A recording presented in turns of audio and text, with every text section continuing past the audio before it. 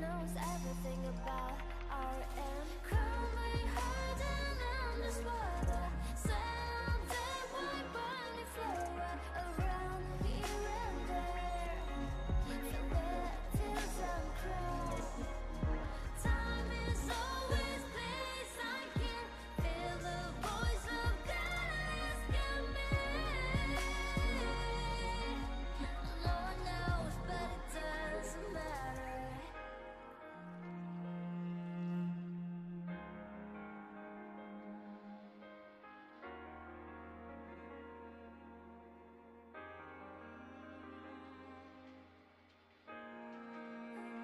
Heartbroken. Yeah, I'm heartbroken, but I leave. And finally, the crown will come to me. Hey friends, how's everybody doing? Happy Saturday. I'm excited to play some Stellar Blade. Should be fun. Agatoki, life is overrated. Kaneki, good to see you guys. Oh, Kaneki, I hope you enjoy your nap. Enjoy that, we take those. Saturday naps can't go wrong, especially if there's a little rain, you know?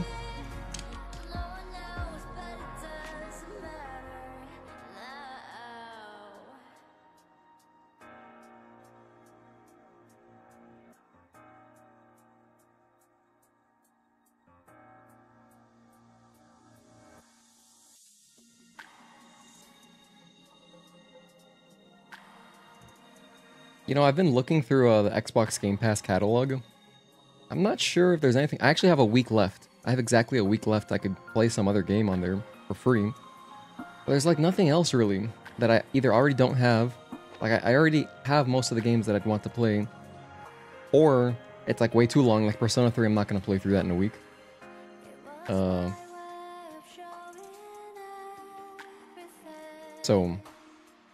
But yeah, but I just have a lot of these PC games already, or they're already, there's like a lot of crossover between Game Pass and the PS Plus catalog. But anyway, it's fine.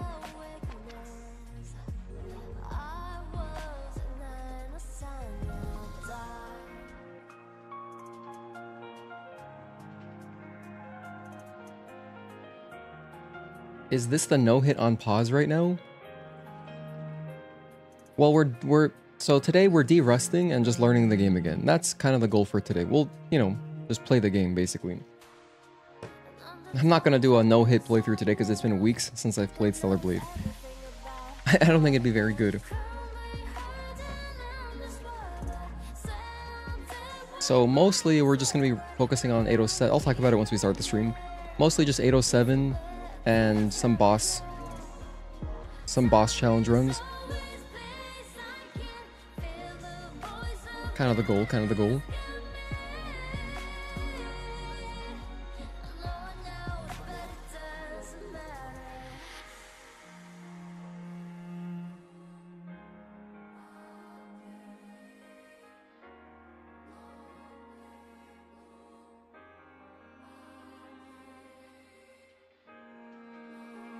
Heartbroken. Yeah, I'm heartbroken, but I leave. And finally, the crown will come to me. Call me hard and underwater. Someday white bunny flow around here and there. Feel the tears uncross. Time is always place I can feel the voice of God asking me. Lord knows, but it doesn't matter now.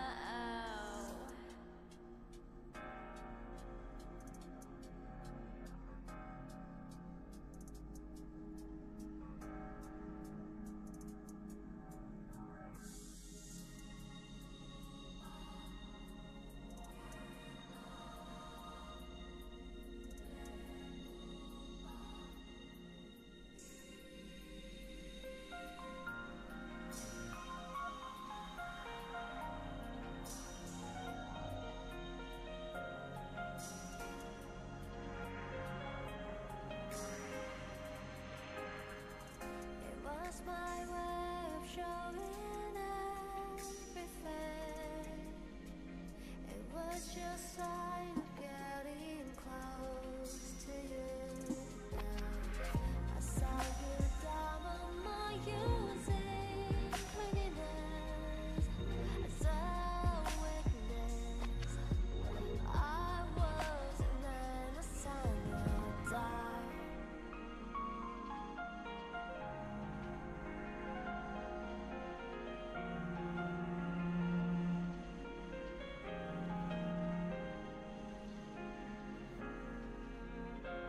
Alright, I think let's go ahead and get started. Let's run the montage.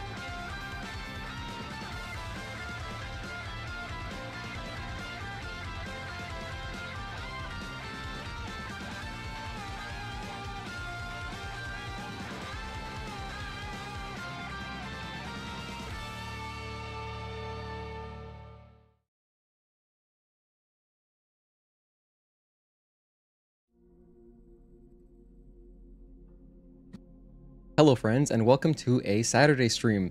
We are playing Stellar Blade today. It's been a while. I'm so excited to play this game again. We did play it yesterday a tiny bit, but we played the demo. It doesn't feel the same. We're playing the full fat, whole milk version of Stellar Blade today. My controller graphic is working, nice. By the way, they just added Ninja Turtles Cowabunga Collection. You guys should, if you're a fan of Ninja Turtles, dude, I was playing the NES game. It's so hard, but it's really fun actually because you get to switch turtles pretty quickly, and they added these kind of improvements that make it so there's no flicker, there's no slowdown. It's really cool. If you've seen the old AVGN video, you might think this game is really bad, the NES one. There's a bunch of games on this collection, but the NES, like, platformer Ninja Turtles game, actually really fun if you play it correctly, like James wasn't really doing, because you're supposed to, like, switch turtles constantly depending on the situation. So, it's a good time. Anyway, what are we doing today? Great question. We're playing Stellar Blade with the goal of derusting. It's been a few weeks since I've played Stellar Blade for real, because we did Lies of P for 2 weeks in a row. We did Ninja Gaiden the last 2 days. We had a super long marathon stream on Thursday, which was fun. We basically one-shot the game, but the VOD got cut off. So yesterday I went back and finished the ending of the game again, so it's all complete. And now we're playing Stellar Blade. So with any luck, I might be able to make some kind of cool video before I go on my vacation, which, if you haven't heard, I am going away for a month. So there will be a month of no streams from next Sunday, basically, from like middle. I'm flying out next Sunday. I'll be gone for exactly a month because I'm going to a concert with my girlfriend. Should be very fun, and yeah, I'm very excited. So I'll be going to Manila. It should be awesome. My third time going there. Thank you guys for tuning in. Life is overrated. Agatoki, Kaneki, Matt Dean, Dr. Oculari. Yeah, what have you guys been up to? How are you enjoying your weekends? Just downloaded Sekiro. That's cool. I hope you enjoy it. That game's awesome. We did a blind playthrough of that, and it was super, super fun. That's also on the channel under my playlists.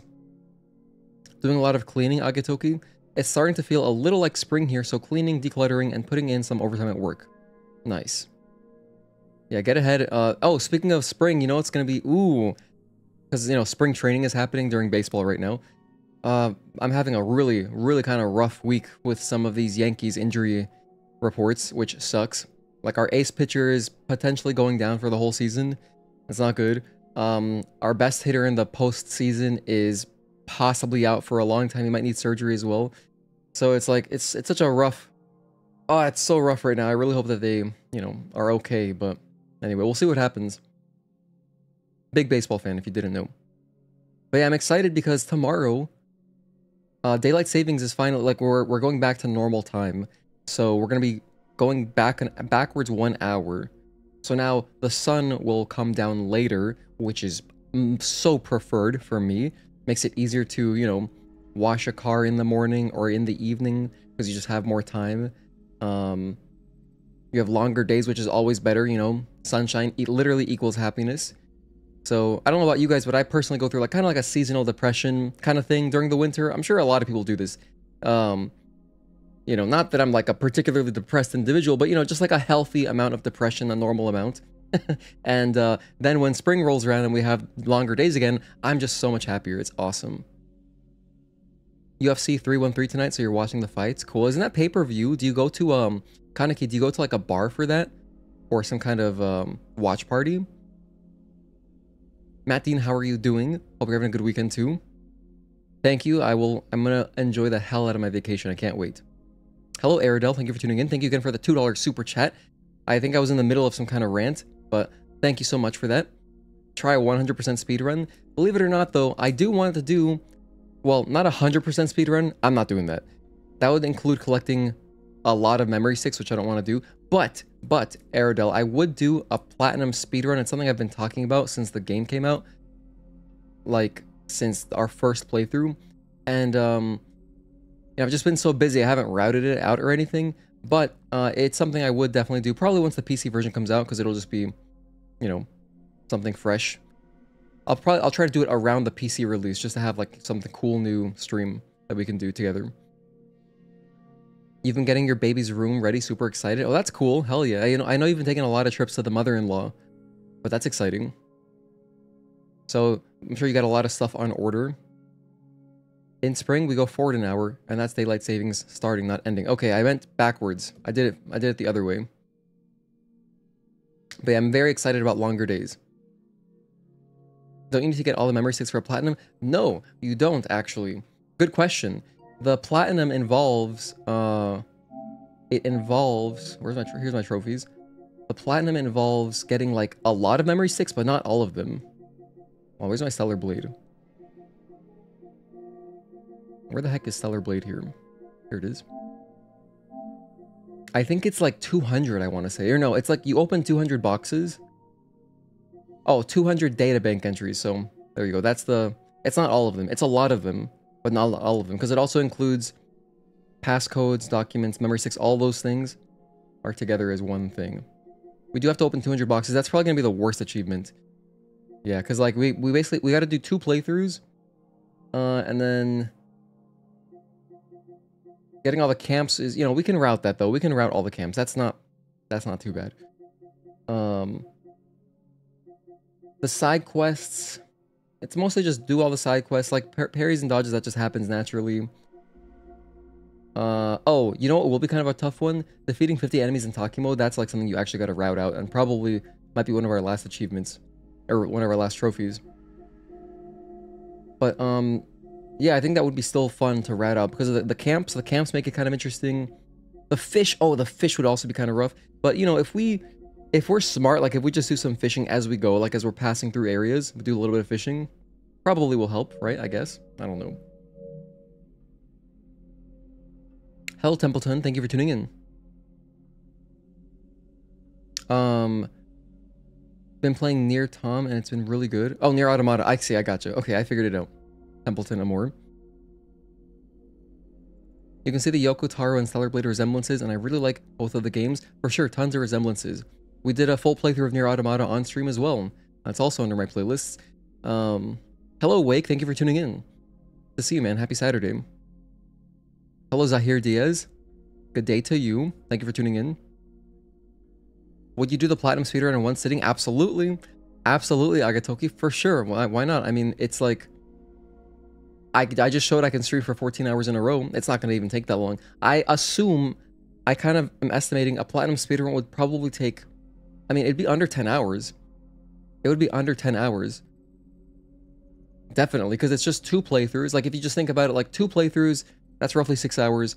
And then you just gotta, like, do a little bit of extra grinding. The fishing could take up to 2 hours maximum if you're really unlucky, I would say. Maximum 2 hours. So now you're at 8 hours, and then whatever miscellaneous stuff, maybe 9 hours. And that's, I'm talking about not even optimizing anything. Just, you know, 2 speedruns in a row, basically, while collecting some stuff. Oh, that's true. Collecting, okay, the playthroughs wouldn't be 3 hours each, because you do have to collect some stuff. So in that case, one of the playthroughs would be a bit longer. But I still think around 10 hours at the most, I would say. Thank you for the chat, of course. Hello, Blankets. Good to see you again. Finished remake on your way to Intergrade? Wait, hold on. You mean, do you mean Intermission? The Intermission DLC? Because Intergrade is what they renamed the PS5 version of Remake. So, like, if you buy the PS5 version, that's just Intergrade. But if you're doing the Yuffie stuff, hell yeah. I hope you enjoyed it. It was really fun. We did a stream of that, too.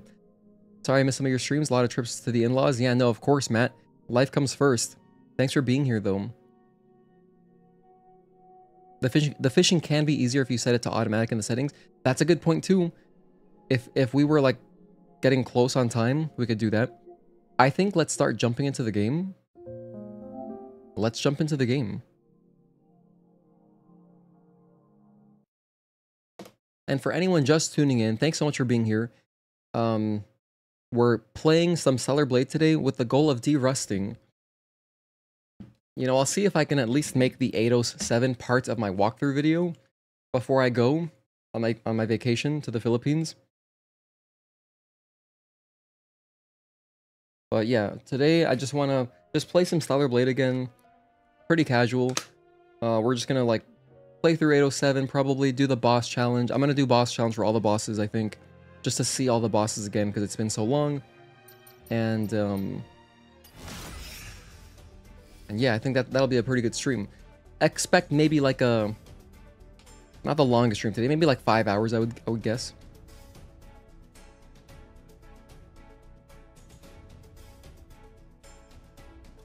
Oh, hang on, whoops. Ooh, I've been playing so many PC games, I plugged into the wrong thing. Okay, hang on. I gotta plug into my monitor. This one. By the way, if you're wondering what headphones I'm using Audio-Technica ATH M50X headphones, which come with, like, it comes with like 3 cables. So I just have one cable going to the monitor that I just play PS5 on, and then I have one connected to my audio interface, which I hear my PC audio through. So when we play PC games, you know, I have separate cables. Jamie, what's up, man? Happy Saturday. I think let's just start with boss challenge. Actually, no, let's start with a playthrough. Let's start with a play. I'm not gonna do a full playthrough, but let's start with just running through 807 at least. We're playing on Japanese. That sounds good to me. Actually, no, let's go Korean. Let's go Korean. We've been playing a lot of Japanese, so just to mix it up. Double check all my settings. HUD small. I was wondering, I do put subtitles on large. I forgot when we did the demo yesterday, you know, I used to have subtitles on like small, I think. And then I changed them to medium and I was like, do I play on medium or large? But it's large. And these are my sound settings if you were curious. I've always played like this since like my first playthrough. Or like since my second playthrough I adjusted them because sound effects are just really loud. Okay. New game. Let's overwrite whatever. Doesn't matter. And you know what? Even though this is just like derusting, I may as well put the hit counter on, right? Let's just put the hit counter on. Because why not? Hit counter, there we go. Okay.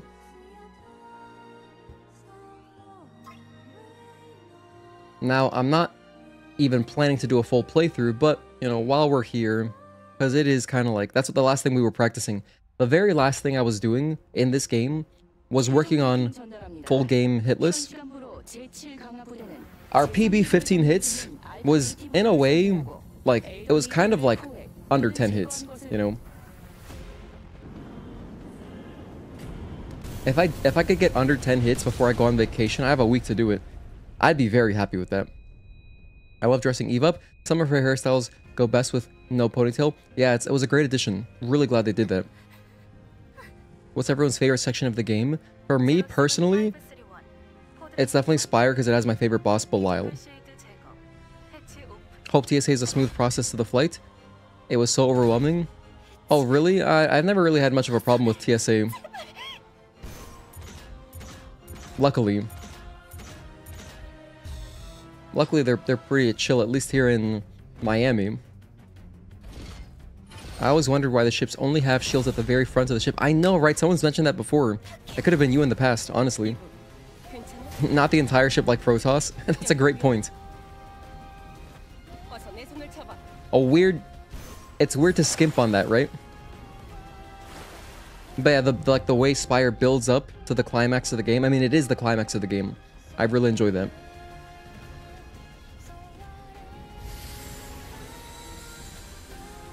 Yeah, Blankets, please enjoy intermission. It's really good. It's so perfect too. They were so smart with intermission. It gets you ready for Rebirth because you can parry stuff. And then you get like some synergy stuff too. Because there's like lots of different party dynamics in Rebirth. So it's awesome. Ah, goodness. I'm not gonna be playing Rebirth for a month, but it's okay.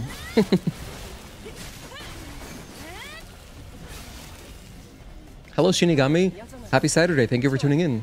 We just got started here, so.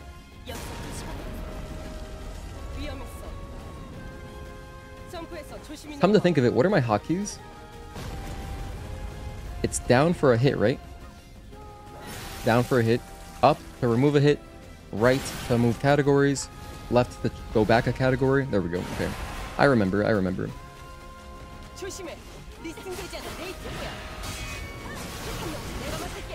Oh, that guy hit me from the side. That was Taki's Beholder. Crazy bastard. Let me add hit there.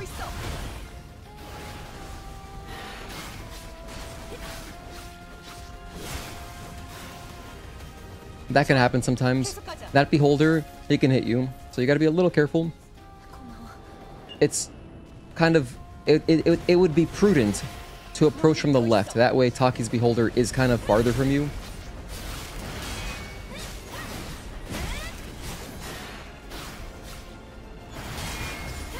I didn't do that though, it's all good. I'm a huge StarCraft fan. Are you a Zerg? Zerg Protoss? Zerg all day. I am a Zerg loyalist, actually, Aerodil. That's so cool you're into StarCraft. Yeah, I'm a diehard StarCraft 2 fan. I played some of the original, but the thing is, the original game is really, really hard. Like, StarCraft 1 is a hard-ass game.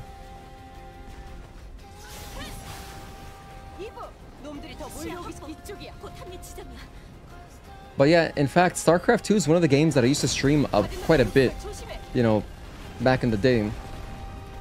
This is like on Twitch. I love streaming StarCraft.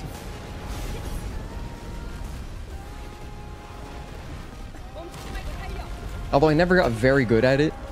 Like, my peak was in Wings of Liberty, you know, I was in Master League as soon as they added Master League to the game.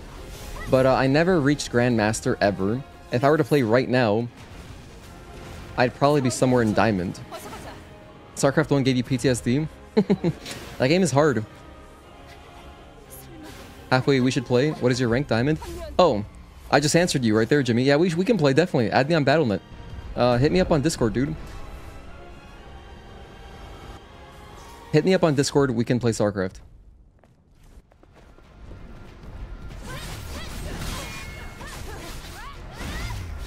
But yeah, I don't like, I love Zerg so much, I don't even like watching streams that are of the other races. Unless I love the player. Like, I used to watch TLO a lot playing, you know, Terran and stuff, but, generally, I only watch Zergs. And my favorite players coming up were, 1, 2, and 3. My favorite players to watch were, like, Nestea, of course. But then in the modern era, it would be Dark. I love Dark. I love his style of play. That kind of defensive, like, perfect answer to everything style. And I remember it was such a joy, like, just getting, like, you know, some of these big StarCraft tournaments would happen, and then, like, if they released a replay pack, it was, like, a big deal. It's like, oh, shit, we can study the pros. And so I would just watch the replay packs. I would study, like, I would try to emulate their play as best I could, and how they navigated everything. Like, dude, I've probably spent so much time back in high school. I probably spent so much time writing and rewriting hotkey ideas. Because, you know, the control groups, you can do anything you want with them, especially because you can set how you even map a control group to whatever you want on your keyboard, and, you know, how you set your camera hotkeys and all that. Like, I have camera hotkeys on my mouse because I have 2 mouse buttons. And, you know, it's just like, I love that process of, you know, trying to improving your process. What actually is StarCraft is a real-time strategy game. If you don't know what it is, it's an RTS, or real-time strategy. And it's like, it's really technical. It's very demanding mechanically, at a high level anyway. At least Zerg is really, Zerg and Terran I think are the most demanding. If you play like Protoss, there's a little bit less, because their macros probably the easiest in the game. However, it is easy to mess up their micro too, so. But without a doubt, Terran has the hardest micro in the entire game. If you watch like Byun, there's this pro Korean player named Byun. If you watch his micro, he's a beast. Or at least he was for a long time. I don't know how good he is right now. I'm sure he's still good, but like if you watch Byun, how much he maximized Terran units with micro, it's crazy. You don't have to do that though. Like, you got the other best, like the best Terran for a long time recently has been Maru. And Maru also has really good micro, but like Byun for a period of time was on another level. It was ridiculous. I forget around what period. It was probably around 2017. He had like just such ridiculous micro. I mean, every single unit he would maximize. And so I think that it's easy to say Terran is the hardest micro for sure, on a like high level. I got hit there. That was a silly hit. Don't get hit by those guys. Bliss spent more time on his StarCraft 2 homework than his actual high school homework. I actually did. Dude, Agetoki, you're joking, but I'm not. You know, I was up every night watching GSL and stuff, like watching the matches. So, you know, these Korean tournament matches were late as hell in America. Like here, I'm in Miami, East Coast. It'd be like 5 a.m. Some of these matches were starting, and then I would just like appear to school. I would appear at school like a zombie. Luckily, all of my my homeroom classes, like my teachers were cool. So I would usually just, you know, if I was late, it wasn't a big deal. Wow, shout out to my parents for just taking me to school late. That was actually crazy, because normally I would take the bus, but my senior year, dude, I was just not there. I think I missed like 40 days my senior year.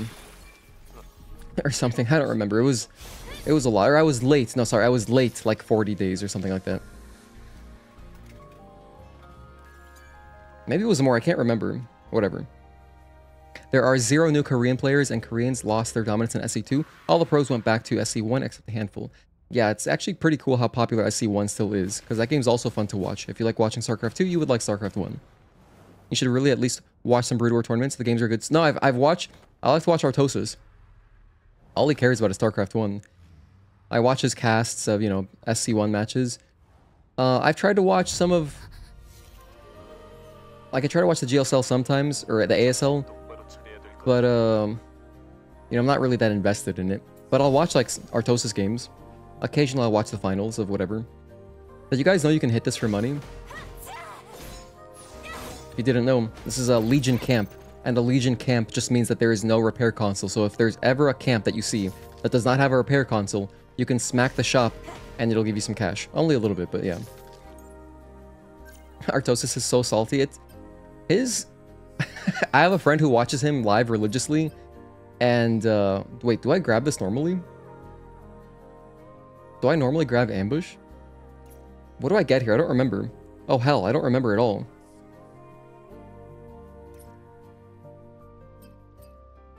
When do I want ambush? All I need ambush for is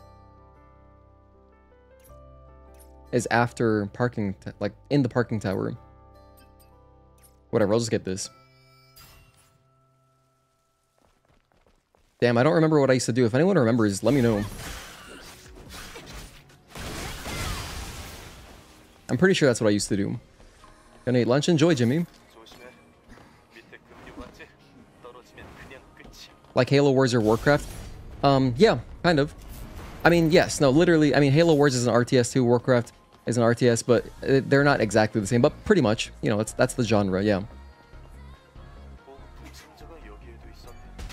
My favorite is Protoss. They're so slow but so strong. They have great, really durable units. I always recommend new players just play Protoss. Can't go wrong. And they're also the prettiest race. Definitely the prettiest race. Like, you can't argue that. They're gorgeous. All the unit designs are nice. Of course, I say that as a Zerg loyalist. You know, I love the Zerg aesthetic, but like, just, I think that objectively you can say like Protoss is just really, you know, it's a really cool architecture, really cool unit designs. So, I like them too. Just not playing them. Just not playing them or watching them. Zerg all day. Anyway, if you guys ever wanted to watch a StarCraft stream, dude, I would do a StarCraft stream happily. that'd be cool. We could have like StarCraft Sundays or StarCraft something, you know. Currently, we're playing Rebirth on Sundays, but once we beat that, we'll need something to do on Sundays. You absolutely loved Halo Wars when you were younger. I played it. I couldn't really get into it. It's kind of hard to play an RTS on a controller. But for what they with the tools that they had, I think it did control fine. But I actually still have my copy. I own a copy of Halo Wars. Just couldn't do it. But yeah, they definitely did a good job. I had friends who were into it. Let me equip my gear that I just got. By the way, if you're just tuning in, I'm trying to derust Stellar Blade right now, so we're kind of just running through 807. I'm not going to do a full game playthrough. And then after we do 807, maybe like once or twice, I'll do all the bosses, just to get a feel for all the bosses again. Walk here, and then run away. Ooh, okay. We didn't quite get the big spider, but close enough.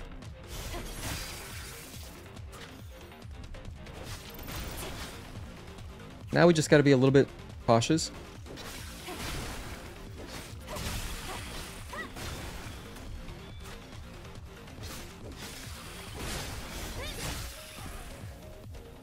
Alright, that was fine. We didn't take a hit. That's all that matters. For here, the strategy is just hit the barrels, wait, walk away. You want him to... The reason you wait near the barrels, by the way, is because you want him to walk towards you. But you can't wait too long, because otherwise the barrels will explode in your face. And also, if you don't time it correctly, he will kind of chase you past the barrels. Like, you need 2 barrels to connect on him. So that's how you kill the Guardian. The Heavy Guardian, I should say. With just the barrels. Oh, and by the way, if you enjoyed watching me speedrun the game in the past, I am gonna speedrun more at some point in the future. The thing is that the last speedrun goal that I had was speedrunning New Game Hard. And we did that a couple times. We did it a few times, and I got under 4 hours, which is what my goal was. And so the next goal would be like under 3 hours, 50 minutes, something like that. Just the next, we'll just go every 10 minutes. We'll just, like every 5 minutes, we'll just keep improving like that. But since I'm working on a walkthrough for PC players, that's on the back burner. It doesn't really, it's not a focus at the moment. But trust me, in the future, we will be speedrunning again. Don't worry, we will get back there at some point. By the way, that's the most consistent setup, I think, on that Hydra. I like to do the aerial string and then do Incursion 4 to finish him off. If you do anything else, and I've experimented, if you do anything else, that Hydra has a habit of kind of either flying away and going invisible, which is obnoxious, because then you gotta, now you gotta chase him, and we're trying to do this hitless, we're trying to do it clean. Or, what can also happen is that he'll actually get an attack out. But for some reason, when I do Incursion 4 right after landing, it seems to work out for me. Anyway, here we're gonna research Blink. This is a forced research. You gotta practice it and all that, blah, blah, blah. However, what's quirky about the upgrade menu is that when you hear the music change, you can buffer... I did it slowly there, but as soon as you hear the music change, you can buffer the input to go left, because the next thing I would research is ambush. That is if this were a speedrun, which it's not. So we don't need ambush at the moment. We need it right after the Abaddon fight.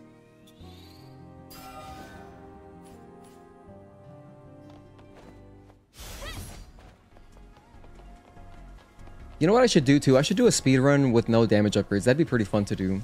It wouldn't be very hard either. If we have a skill tree, you know, that's plenty of damage right there. Make that the only stipulation. Just no damage upgrades. If we did it on normal, it'd be pretty, you know, it'd be a little bit longer than the regular speedrun, but not by much.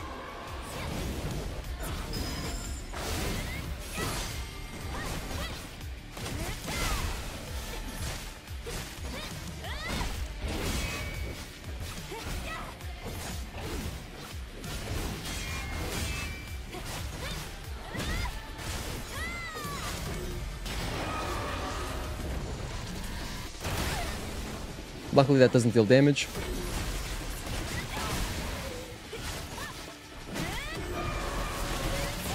Both lightning attacks, you just want to interrupt them for safety.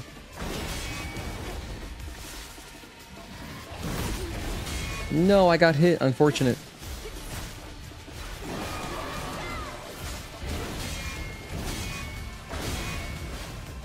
Let me add my hit before I forget. Add my hit there.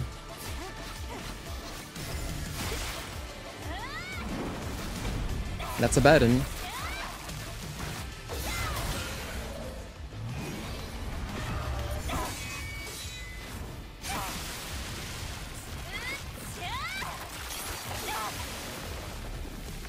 By the way, if you're wondering how does Hitless work, what's the difference between Hitless and no damage, it's a good question because it's not really intuitive. If you've never actually researched about it, you wouldn't really know. But no damage, if we were doing a no damage playthrough, then I would have to avoid fall damage, walking through fire damage, stuff like that.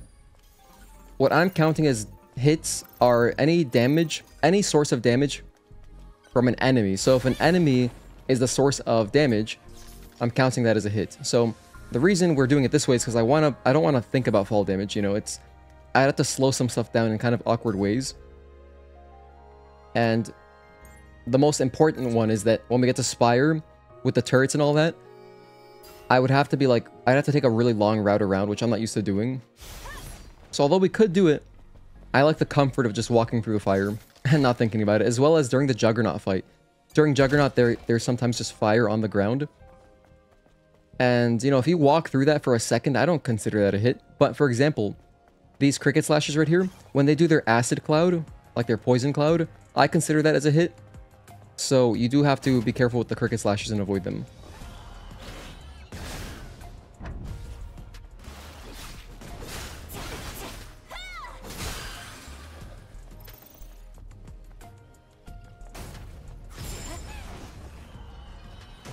I was hoping that would hit the Cricket Slasher. It's okay, though.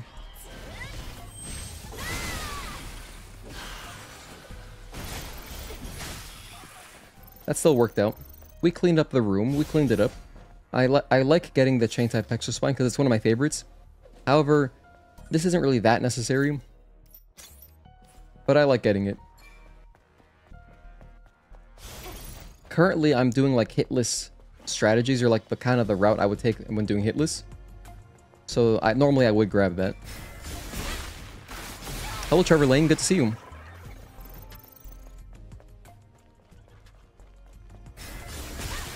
Really good luck that we got a backstab there. That doesn't always happen. And then for this guy, you can use the barrels on him if you want. Wait, wait, wait, wait, wait. Walk away. And then hopefully he keeps going. Keep coming, keep coming. Ah, he wasn't quite close enough. So there's his Poison Cloud. That's the one that you got to really stay away from. Honestly, I didn't really need to spend my slash there. That was a bit unnecessary. We're going to need the slash very soon against the big spider. At least I like using it against the big spider because it's kind of unnecessary risk if you don't use it. Because it's like the mama spider with her two baby spiders. Yeah. But no damage run seemed like you definitely can get it relatively soon. Yeah, our hitless run, I think we could. If I wasn't going on vacation and we grinded it out, I think we could get it within, like, you know, 4 to 6 weeks. Probably, if I was grinding it out. The thing is, though, I don't really like playing this game every single day we stream, you know? I love Stellar Blade. I don't want to get burnt out on it. So that's why we kind of only stream it usually once or twice a week. But I do always want to support it. And I'm preparing mentally for... Trust me, when the PC version comes out, I swear, we're going to be playing it a lot. Like, a lot. Definitely when that happens, we'll be kind of going ham for a while.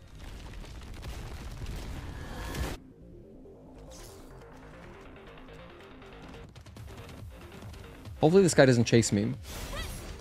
There's a safer route I could take. Oh, that's right. What I used to do is I'd go left first. And then I could assault kill the dozer. But here I'm just going to go in here. And hopefully he doesn't chase me.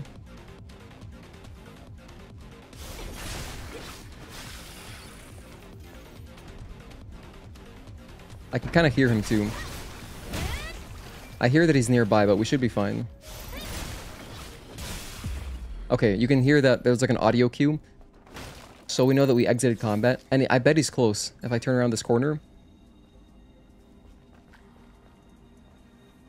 Okay, I guess he wasn't that close. Alright, I thought I heard him. Sometimes the dozer does chase you all the way here. He's even chased me up into this freaking doorway.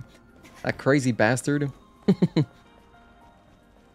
Anyway, for these guys, you can backstab the Guardian if you want. Interesting thing about backstabs is that you don't need to be fully in stealth mode. So, like, actually, I usually approach from the right. But for example, let's say that you see the projectile guy. If that guy notices you, you can still backstab the Guardian if the Guardian hasn't noticed you. So, just be very careful, because we're hunting rabbits. And get your backstab there. Now, I'll be kind of cautious here. That was not cautious. I was going for a shield break there. If you break an enemy shield, of course, it does stun them, no matter what they're doing. I suppose I could have just spent... I probably normally would spend a beta skill on that guy, maybe. I don't remember what I used to do. That's why we're de-rusting. Trying to remember stuff, as well as practice the game again, get a feel for everything again. It's been so long. We haven't played this game in 3 weeks. And Lies of P especially is, you know, the parries are similar enough, but different enough where it's like, it messes with you. So coming back to Stellar Blade and relearning is definitely, for me anyway, it's like a day or two long process. If you guys echo my sentiment on that, like, let me know how you think. Like, are you able to easily jump between games with kind of similar-ish, but not quite the same gameplay?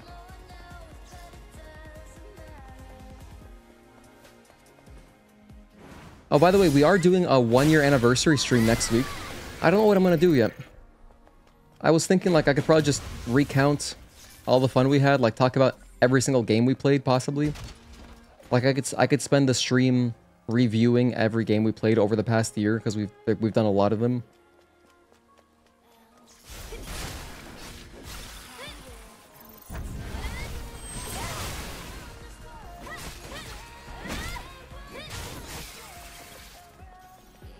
But I don't know. I want to do something cool. You're not easily able to swap between games yet. For me, it's really hard. For me, it's definitely hard. It's better if the games are very different. For example, like when we were still playing Elden Ring, jumping between Elden Ring and Stellar Blade was very easy because, you know, they're so different. You know, in Elden Ring, you're dodging with a roll. You know, it's a different button, all that. Because in Stellar Blade, I dodge with my left back paddle. That's my dodge button. But, you know, Elden Ring, chill, very chill. We're also attacking with R1 and R2. The reason, you know, we attack with R1 and R2 in Lies of P as well. But because of the parries, that's what screws with me. Hello, single player enthusiast. Thank you for tuning in. Usually you can get pretty comfortable playing like 2 to 3 games at once. That's hardcore. Probably because you're younger, maybe. It messes you up between Bloodborne and Elden Ring. Oh yeah, that's another good one. The parries are so different. You know, one's a projectile. The other is like... I mean, depending on the shield you use in Elden Ring 2, the parry's gonna be different. Oh man, shout out to the buckler. The buckler really made that game so much more enjoyable. Or trying to parry stuff. Made it really fun.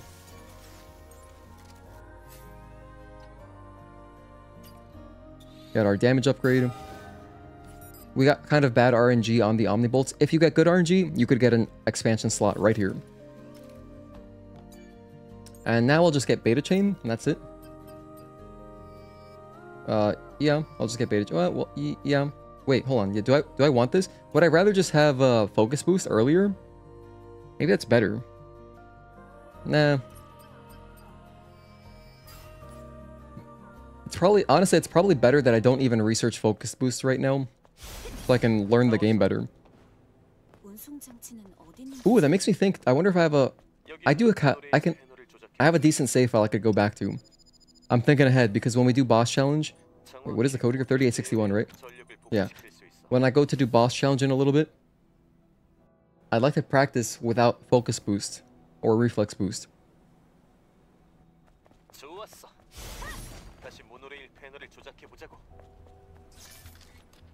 But yeah, speaking of jumping between multiple games, like if you're playing shooters, that must be nice, because definitely, like, if you're just, whether it's a first-person shooter or like Rivals that's a third-person shooter, you know, it's kind of the same thing.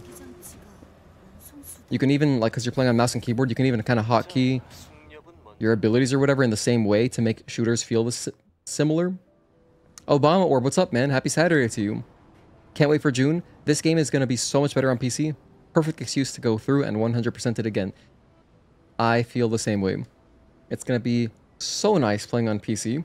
I hope they have good DLSS support. I really hope there's good DLSS support. I want to play with everything looking as pretty as possible at 120 FPS.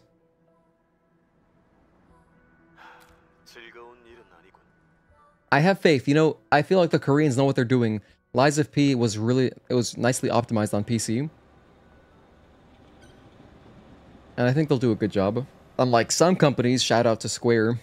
Still waiting on another Rebirth patch. It's gotten better, but yeah, Rebirth could use another patch for sure on PC.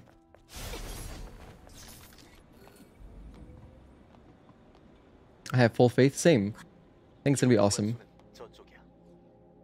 Not to mention, it'll be cool just like having a whole community. You know, the biggest platform in gaming is PC because it's the most accessible.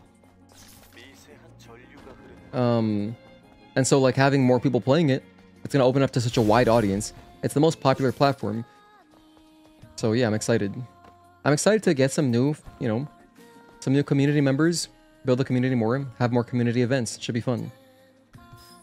I really hope they fix up Rebirth very soon. Hopefully, they did it. They've done one patch already. I'm hoping by the time I get back from my vacation, they've patched it again, at least one more time.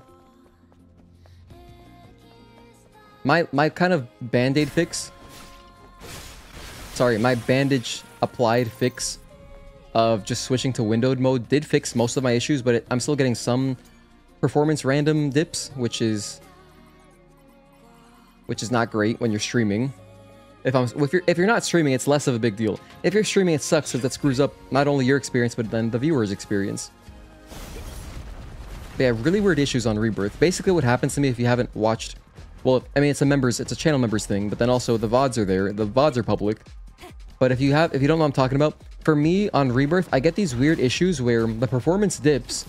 Like if I'm getting 60 FPS somewhere, it cuts in half. It dips to 30. It's very weird. It's usually coming out of like... when you're changing areas, like sometimes coming out of a Queen's Blood match, or like coming out of a store into the open area again. It happens, and then all I do to fix it is I reboot. And that's it, and then it fixes it. So that's why, since the reboot fixes it, for some reason in my head, I keep thinking it's like a memory leak. I mean, but I don't know what it is exactly, what the problem is. If I sat down and like try to figure it out more, maybe I could pinpoint an issue. And there are people on, like, was doing some Googling. You know, Requiem Lich was helping me a little bit. He said that there's, like, updated drivers you can install. You can install the new DLSS if you download it and, like, put in the new version of DLSS. But, yeah, because I do play with DLSS on. People are already creating wonderful work in photo mode. Imagine it in PC. For sure. The game gets so unbelievably beautiful. I hope it gets fixed ASAP. The game's already beautiful just in the first, like...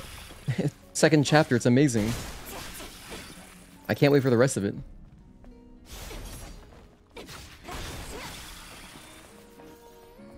Okay, let's go around here. We don't have to fight this heavy guardian. There's no need. Just grab the body. And get a free backstab.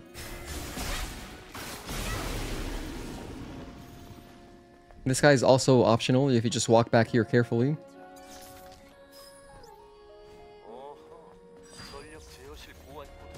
But he woke up anyway, so on the way back we'll kill him.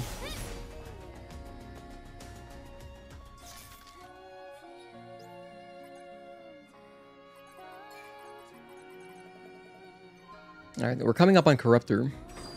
We took one hit already. What did I take a hit on? Oh yeah, I took a hit on the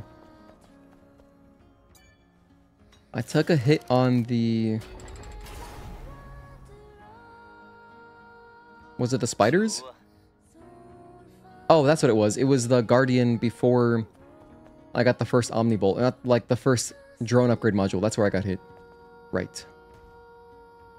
This guy's walking back. He never saw it coming. Poor dude.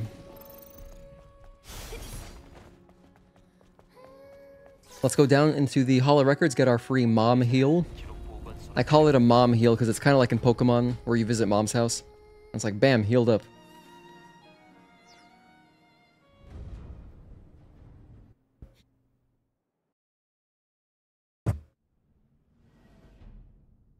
Oh, by the way, I am planning to like improve the stream a little bit more. I haven't like sat down to do it, but by the time I get back from vacation, I'll have everything implemented. Where we're gonna have like cool updates. There's like stream elements, so it's interesting. I didn't realize stream elements supports YouTube. I really thought stream elements was only for Twitch streamers, but actually I do have YouTube stuff. So there's like cool little plugins I can use for chat, so that you guys can kind of interact more. For example, like some of the votes that we do, like when we do the polls, we can do that a little bit better with stream elements, as well as I should be able to get donation messages to pop up. I'll get direct donations through like my Ko-fi. I'll get that on stream, and as well as super chats. I think I can do all that. So I'll be that way. Whenever someone does a super chat or a direct donation, we'll have that up here, and then nicer, I think.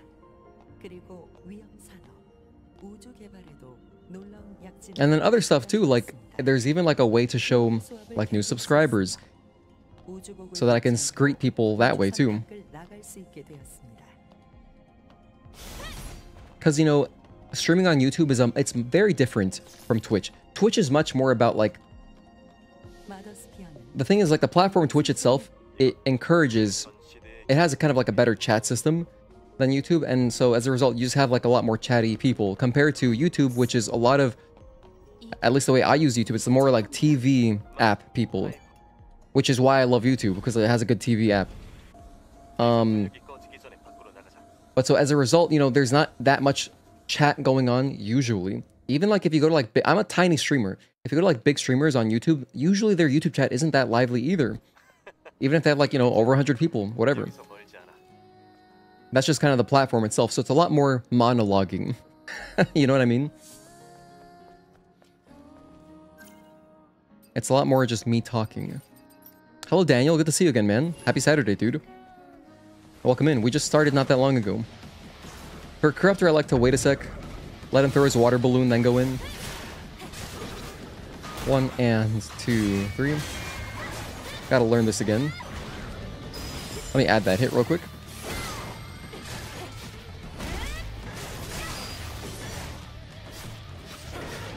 One and 2, 3.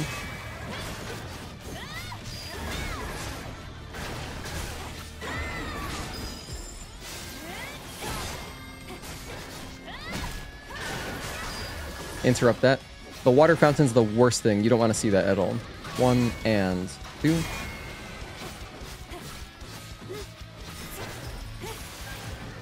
So he took one hit on Corruptor. It's okay. On to Gigas.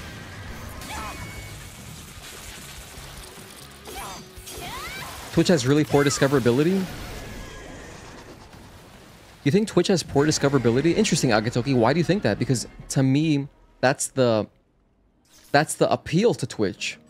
I prefer YouTube in a bajillion ways. That's why I don't stream on Twitch. But like, the way that Twitch helps, like, it's almost like to a fault where the discoverability is so good, it's constantly recommending other people to you, that it's harder to create like an intimate kind of environment where it's just like, you're hanging out with the streamer, because it's like always trying to pull you away. It's just like so greedy. And with the ads and stuff, like I can stream with no ads if I want to. As a YouTube partner, I can choose to fully disable ads. Can't do that on Twitch. You gotta choose some method. Once you're affiliate, you gotta choose some method of ads to blast in people's faces. So like I like running no ads because I don't give a damn. I'm not doing this for the money. I'm doing it for the community. Sometimes I usually just put ads, like one ad, on my VODs after the fact. So just as a little, like, you know, kind of like as a little incentive, like, hey, check out when we're live. Maybe try to join the live stream because then you have no ads. Or if I put an ad on a live stream, if I feel like it's gonna be like a big stream where like maybe I can make like $5 or something on with ads, I like to put them just as one ad when you join in, and then I have it manually, and I just don't put any more ads. I have it so it runs manually, but I just don't run them. So that's how I do ads here.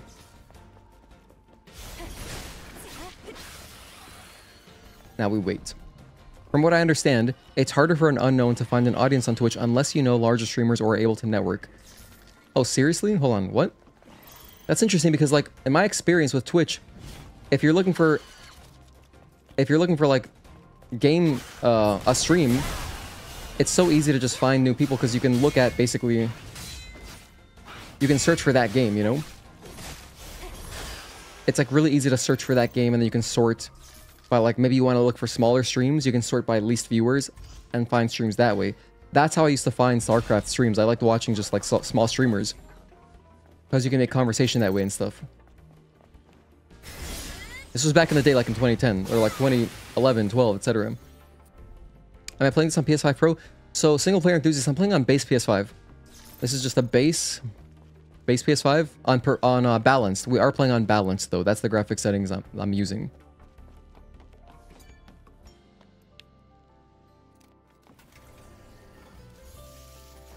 And then, you know, I hear from YouTubers that, like, unless you already have a following on YouTube, like, no one's gonna find your stream. To me, that's kind of a pro. I kind of like that because it means that if someone does find me, if someone finds me on YouTube streaming, like, they're the right audience, you know?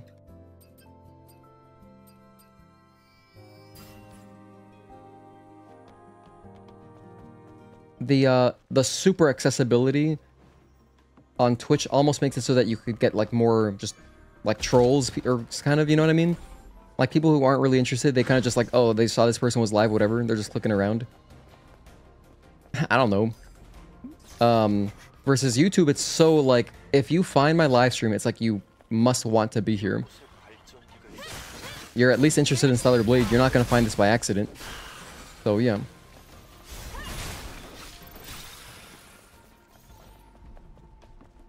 Twitch's reputation is kind of toxic, chat. That's kind of the reputation there. And I think it's pretty accurate. Granted, you can have cool chats on Twitch if it's a small streamer, you know, you can still have cool chats. Depends on the streamer a lot, really depends. Like, I like to watch Lobos, and he generally has just very cool chat, despite it being a Twitch chat, predominantly. But I watch him on YouTube. I love Lobos. Lobos Jr. Shout out to one of the OGs. Because the audience is so much bigger on YouTube, and the size of Twitch is pretty small relative, I think something like 90-something% of viewers just watch the same couple popular streams. Could be wrong, but I'm almost certain I've heard that people don't watch smaller channels like that on Twitch. That's not my experience. I exclusively watch small channels. But League, I mean, League is its own animal. To be honest, I don't even know. That's an extremely that's like probably the most oversaturated possible game on Twitch. Like, definitely, I would guess, because it's an enormously popular game. I mean, like everything else.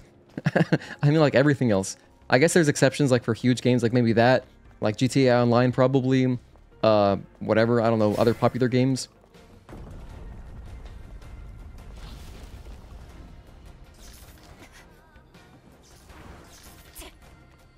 But yeah, certainly there's always exceptions. I'm trying to backstab this guy. Ah, he noticed me. Alright, cheeky bastard.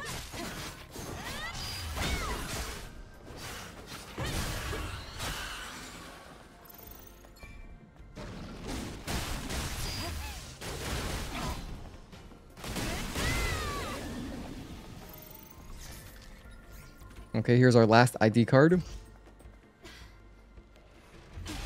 And it's tricky because, like, this is like one kind of awkward thing. I don't know how to do this smoothly. Typically in a speedrun, I would death abuse here. I would just fall to my death, and that would allow me to respawn at the camp. But here, I'm just gonna drop on this guy. Oh, I fall to my death anyway. Don't normally do that. That was my first time trying that. Let's add a hit for that. I think that counts as a hit. Alright, whatever. We're past it. Anyway, I was gonna say it's awkward because going down the slow way there means that there's enemies chasing you. I've had the big spider chase me all the way here to the camp. So I haven't, like, I haven't figured out, like, the perfect route to get back in a smooth way. I haven't figured that out yet.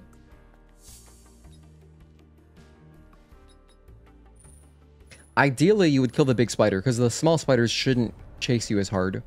It's really just the mama spider. In fact, hold on, let's practice this right now.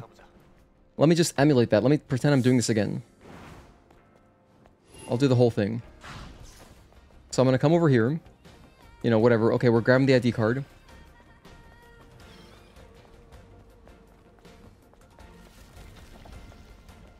And then bam, you would kill the enemies, whatever. I'll just run past them. And then go out the window. Okay, that's the logical exit. And then from here, you could also just take this rope. You could take the rope and then drop down. That would also work. But then it's a matter of dealing with these enemies. So, like, what's the best approach? The mama spider is really the only scary one. Bam, like if you can get a stealth kill on her, that's ideal. Kill the mama spider and then run away. Because no one else is really as fast. And then I think that the best way is just make a beeline straight for the camp. And possibly camp around here. Maybe just to break aggro. Because what I'm worried about, see that bridge? That little construction bridge? I don't want them chasing me over that. So now I can tell we exited combat. So I mean, that was a pretty quick turnaround. Maybe I'll just do it like that every time. Go down a couple platforms, do my best to get a stealth kill on the mama spider, and then run back to the camp. Because I gotta think about it, like, how would I show a new player doing a walkthrough? Like, if they're watching a walkthrough, they're just gonna want to see, like, a consistent way to do something. And yeah, of course. Like, of course, it's your first playthrough. You don't have to do it perfectly. But I feel like there is a lot of appeal in watching a walkthrough where it's very clean gameplay, no damage. What's your favorite hair/earring, outfit, glasses, and drone combo for looks? Good question. Typically, well, my favorite costume is the planet diving suit second, the black costume. So I would say the black suit. And then my favorite glasses are, of course, the oval shaped ones. And then my hairstyle, I always use the cutest because it's my girlfriend's hairstyle. She has the exact same hairstyle with curtain bangs. So I love that they have that in the game. And then for the drone, I really like the Nier Automata one. That's probably my favorite drone. But before that, like before the Nier Automata drone came out, what did I use? I think I honestly just used default. I don't really like the drone skins too much. The Santa Claus one is cute, but I don't want that on 24/7. You know what I mean? Feels a little weird. Unless it's July, because Christmas in July is its own thing. There's a lot of great fits in Stellar Blade. It's crazy how many designs there are. That was one of my things on actually, since you mentioned that, it's crazy because there could be even more fits. Because one of my things on my wish list for Stellar Blade 2 is that I wish we could customize the tops and bottoms. Like, maybe I want to wear jeans with, you know, a different top that normally you can't wear jeans with. I think that'd be really cool. And I can't imagine it would be that hard to implement. But yeah, like maybe I want the punk top with, you know, the, like one of the denim outfits jeans. I would love that.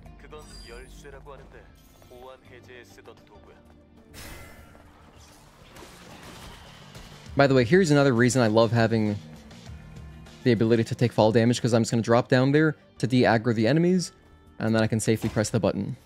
One of your favorite YouTuber abandoning his YouTube channel for Twitch? I used to check him sometimes on Twitch, but I no longer watch him. Yeah, I don't enjoy the platform either. I make very few... Before this past year of streaming, I was never on Twitch. Like, because, you know, I'm not watching that many... Since I'm not playing StarCraft, I'm not watching many pros or anything anymore. You know, I watched Twitch mostly when I could watch pro players because they would stream on there. But nowadays, most people that I care to watch are on YouTube as well. Like if I want to watch some Tekken pros or whatever, they're streaming on YouTube also. And I just like throwing it on my TV, you know. I generally don't interact with chat. If I'm interacting with chat, it's with a small streamer. So I do have some friends who stream on Twitch, and I like watching their streams, but it's very few. I mean, it's like a couple people. Like, literally, it's like less than 5. People that I know personally, you know. And I like to just go watch and support their streams and chat, because it's you know, small streamers, you can have good chats and stuff. That is the appeal of being small. But the thing is, if this channel ever does get bigger, you know, through YouTube, we're always gonna have a pretty manageable chat. I can always also just limit the chat to channel members. You know, we've got like over 30 channel members at the moment, but like one day that could be more, to the point where we have like a good chunk of people talking where we can still have conversations and it's not so spammy. What do I think of Kick? Like the application, like the chatting app? Isn't that basically a dating app? I'm in a very happy, committed relationship. I love that so many people are on YouTube now streaming. Yeah, it's awesome. The streaming? Oh, I don't know about that. I don't even know what that is, to be honest. What is that? Is that like a TikTok or something? Because if it's like a vertical stream platform, it's interesting because YouTube does support vertical streams, but I don't. Are you gonna watch me vertically on your phone? Like, I don't think I know we got people watching on their phones, but like, are you gonna watch a vertical stream on your phone? I don't want to. That you can't put that on your TV. I feel like YouTube is so nice because you can throw it on your TV because the TV apps are so good for YouTube. That like, I wouldn't do vertical streams personally. It's a competitor to Twitch. Interesting. Yeah, I don't know about Kick. Kick is really bad, dude. It has literal crimes being committed and they don't ban people. What the hell? Are you kidding me? What do you mean? Like, are people out there like vlogging in real life, like stealing, like robbing stores? Kick is where many degenerates stream. It's unbelievable. Dude, this is news to me. What the heck? Let's expand this. I'm doing kind of a weird skill tree. Normally what I would do is I would research focus boost and, you know, reflex boost earlier. If we were doing like a proper like hitless attempt, whatever. But I'm just trying to derust. We're derusting today, you know. I just want to get a feel for like the most, like the closest parry and dodge timings. Just for practice. But I put the hit counter on basically just for fun.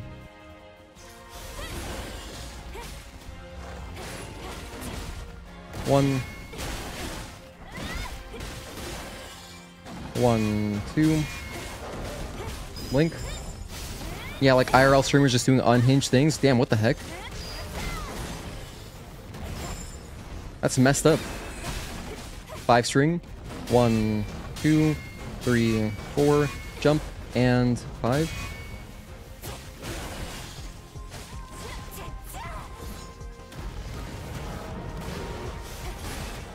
Phase 2. We did a good job saving our retribution, so I can use it immediately. 1, 2, delay, and 3. That's like the one scary thing he does. 5 string again, nice. 1, 2. When you get Gigas in a groggy state right there, I like to jump and then wait a sec, because the way his head is, if you start doing your aerial combo right away, you will miss some of the attacks. It doesn't all connect. So you gotta wait a little bit.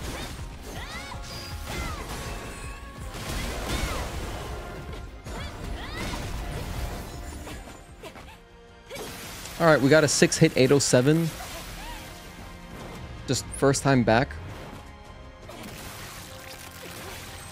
Kick isn't like that in my experience. You go there to get away from the predatory Twitch. Yeah, dude, I have strong feelings about Twitch. There's a reason I don't stream there. I have very strong feelings against, like, the platform. You guys want me to go on this rant? We haven't had this rant in a while. Should I talk about it? I remember I thought about it so much when I just started streaming, like, in my first month on YouTube, that I was like talking to my friend about it. Like, wrote like a whole page about it. absolutely some great streams on there. Always up for a Twitch rant.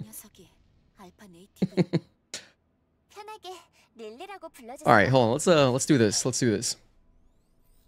Let's do a poll. Would you like to hear my Twitch rant? If we get like a few votes, sure. Would you like to hear my Twitch rant? Because I don't know, I'm trying to... The goal of my streams is really to make it like about the game, not about me too much. But it's impossible to do that. That was the goal in the beginning, to grow the game, grow the community, whatever. But like, if streaming so much, we've streamed like almost 1,000 hours this past year. You know, you're just gonna learn about me. It's gonna be a lot of like, just personally like watching me, and not just whatever I'm playing. So, Bill is going to write out his rants in essay format. Oh, Bliss, you called me Bill. I love that. It's like the perfect typo. Because Agatoki, what I thought of was Bill from Pokemon. Did you guys know there's a category in the Let's Go games, which is Gen 1? So in Kanto, there's like a category where it's called Ditch Bill. It's a speedrun category. It's Ditch Bill, and you just gotta get to Bill and put him in his machine, and then leave. And that's the completion. That's the speedrun. It's a pretty short one. But I love that typo, Bill. Hello, Lucifer. Bonsoir to you. It's perfect for me to watch people on YouTube through your TV. Yeah. I'm gonna not cooperate. Get out of my face, Adam.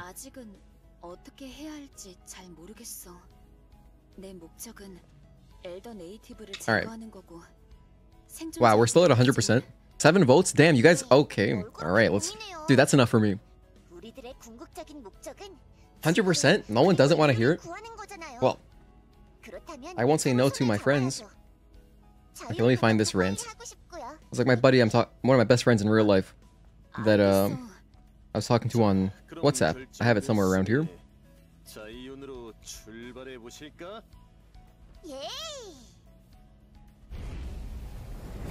Okay, here we go. I found it. It's this whole ass like long text message. Look at this. Look at how long that is. It looks like I'm breaking up with him. But no, it's just it looks big because it's on, you know, my phone. My feelings have not changed. It's been the same for a year. Let's just end the poll. We're at 100% votes. Alrighty. So, here's the deal with Twitch. Here's my Twitch rant, if you will.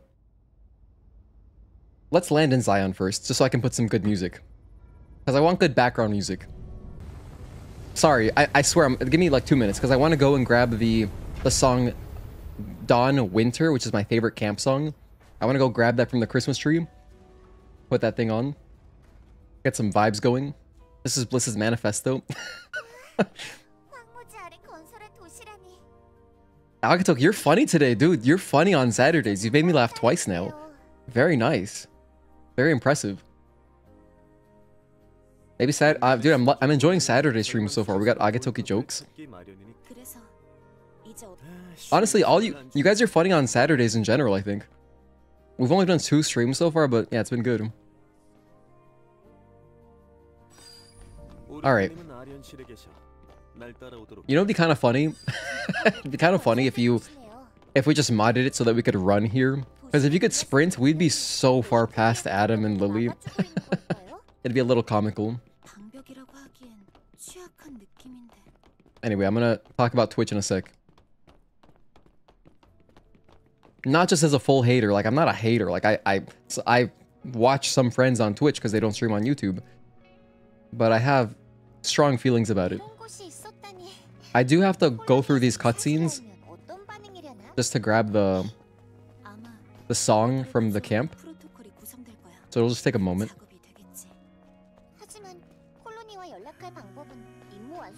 I believe I can pick it up right here after this one.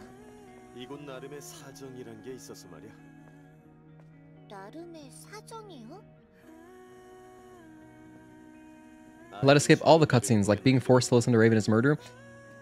Yeah, I wish we could skip all the cutscenes. That'd be awesome. It would make the speedrun a bit shorter. However... Ah, damn it, I can't go back. Okay. Adam was not happy about that.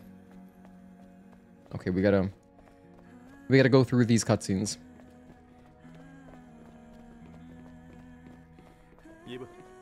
It's interesting though, since you mentioned that, Aerodel, because on the patch 1.000 version, like on the disc version of the game, unpatched, I should say, you can skip more cutscenes.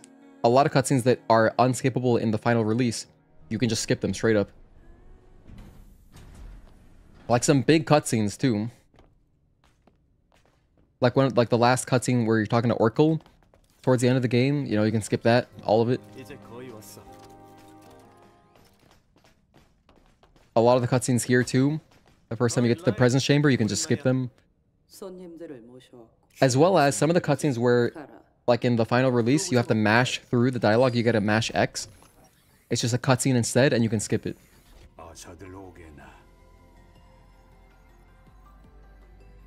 And let us skip dialogue, like when talking to merchants. Yeah, I would love that. Or at least they can keep it how it is, where you have to like press X, but just let me hold down X. Come on, that feels like such an easy change. Why is it mash? Like if someone wants to skip dialogue, hold down X and that should be enough. Or like do it like, make it another input. Like, you know, like in Yakuza games, you can hold down R1, hold down X, and then you're just you're going through dialogue so fast. Kind of like that, that would also work for me. I'd be good with that.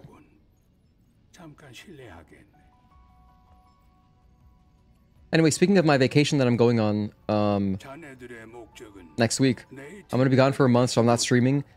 However, I could still do a couple streams just from console, like with my headset. If anyone, like, you know, I'll post in the Discord and ask if anyone's down to like watch, because it's going to be weird hours. I'm going to be in the Philippines. That's 12 hours ahead of what I'm normally streaming at. And so it's going to be some weird ass hours. But like instead of afternoon in East Coast here, it could be like late night in America, like really late night. I'm talking like, you know, midnight and stuff. But the game that I really want to play while I'm just like hanging out is Returnal. I really want to play some Returnal, dude. I was so interested in that game when I first got on PS5, and I never really got that far into it. But I want to play more.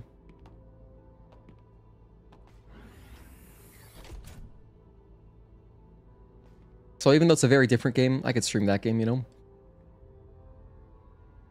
Other games I could possibly stream would be like, you know, I could still stream Stellar Blade, but it would just be worse quality. Because there'd be no webcam, headset. So, but we could still do Stellar Blade. Just whatever, casual playthroughs. By casual playthroughs, I mean like, we would like speedrun the game. Rather, we'd be like, I could do like hitless practice, but with no hit counter. That's the thing. If I'm streaming from console, I don't have access to all my stuff. However, interestingly, there is some kind of service. I heard about this. I've never looked it up myself, but like reading through like Reddit threads about streaming, I saw someone mention that there is a service you can get. It's like a monthly service or something crazy, or maybe it's like a one-time fee. And if you're streaming through console, like through PS5, it somehow picks up your stream, and you can add overlays, even though you're not like streaming to a PC. So that's kind of interesting. I wonder how that actually works, but I'm not gonna do that. That's just no. It's such a temporary thing. Besides, if I'm on vacation and I don't have access to my PC, I'll never be streaming from console.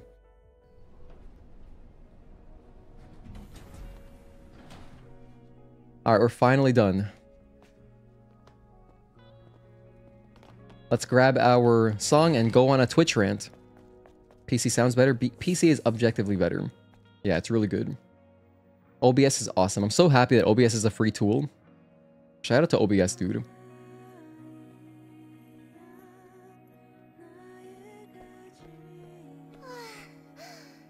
I'm gonna make a timestamp about the Twitch rant too.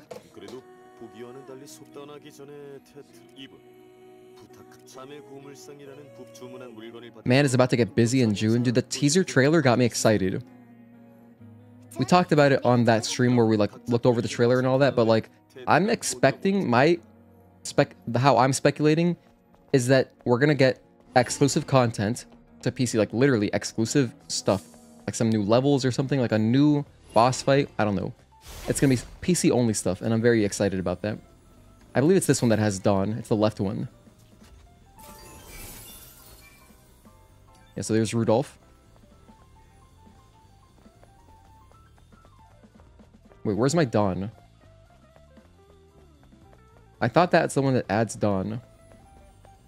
Let's pick up this one too. There's the costume. There's Take Me Away. Oh, Dawn Winter. Okay, so the costume adds both songs. The costume adds both. Okay. No, I'm not. I'm going straight back to the presence chamber so I can use that camp.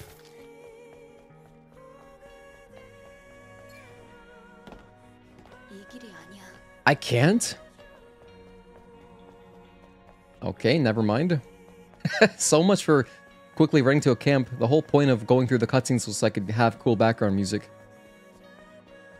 No one can make me take down your Christmas tree in Zion. No one can. You can leave it on 24/7, 365, baby. Actually, hey, Wake. How long does the Christmas tree in, like, Times Square stay there? How long is that up for? Because I remember seeing an Instagram reel of, like, after New Year's, they clean up so fast. Like, the next morning, it's already cleaned up. But do they leave the Christmas tree at all? Wait, where am I going? Sorry, I swear I played this game before. I know where Sister's Junk is.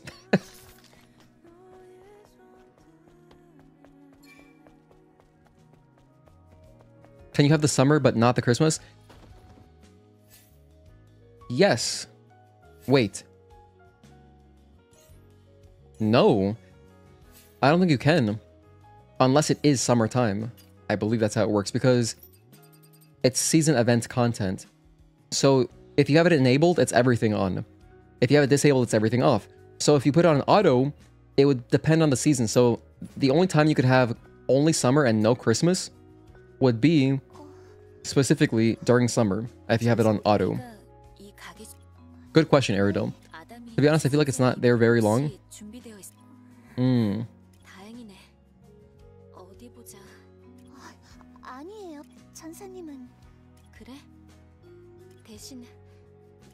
Dude, honestly, I was really busy this year, but next year I would love to go up to Tampa and try to go catch some Yankees spring training games. It'd be a really, like, Tampa, from Miami to Tampa, it's like 2.5 hours. It's a pretty easy drive. It's maybe 3 hours if you're chilling. So I could reasonably go up to the Tampa facility and go to spring training games, but they're expensive. Even freaking spring training games, dude. The Yankee brand is just so expensive. Deservedly, I mean, deservedly so, because, yeah, a lot of prestige there, a lot of history. Although we haven't been great recently, we've just been okay.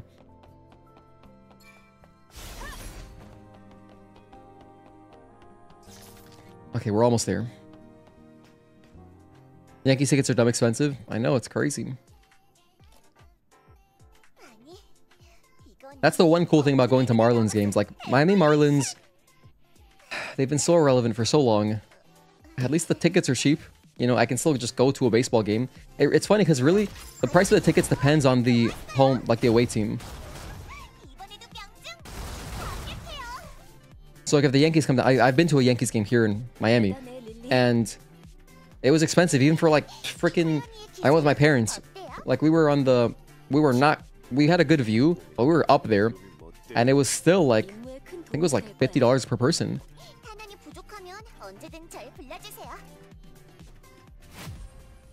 But just being in the crowd is so much fun. Okay, here we go, finally. So let's put on... This is what I've been waiting for. Dawn Winter. Beautiful. Alright. Can I sit down? Let's sit down and everything. Let's have a chat. Let's talk about Twitch.tv.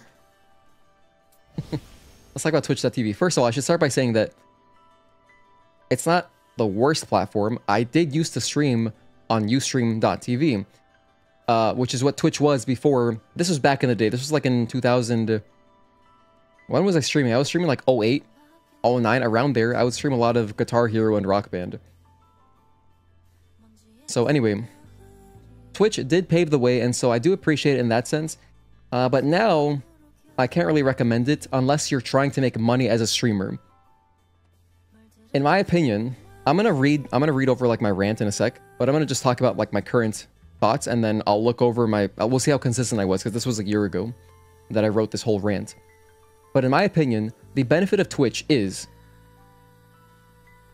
it's easy for people to find you.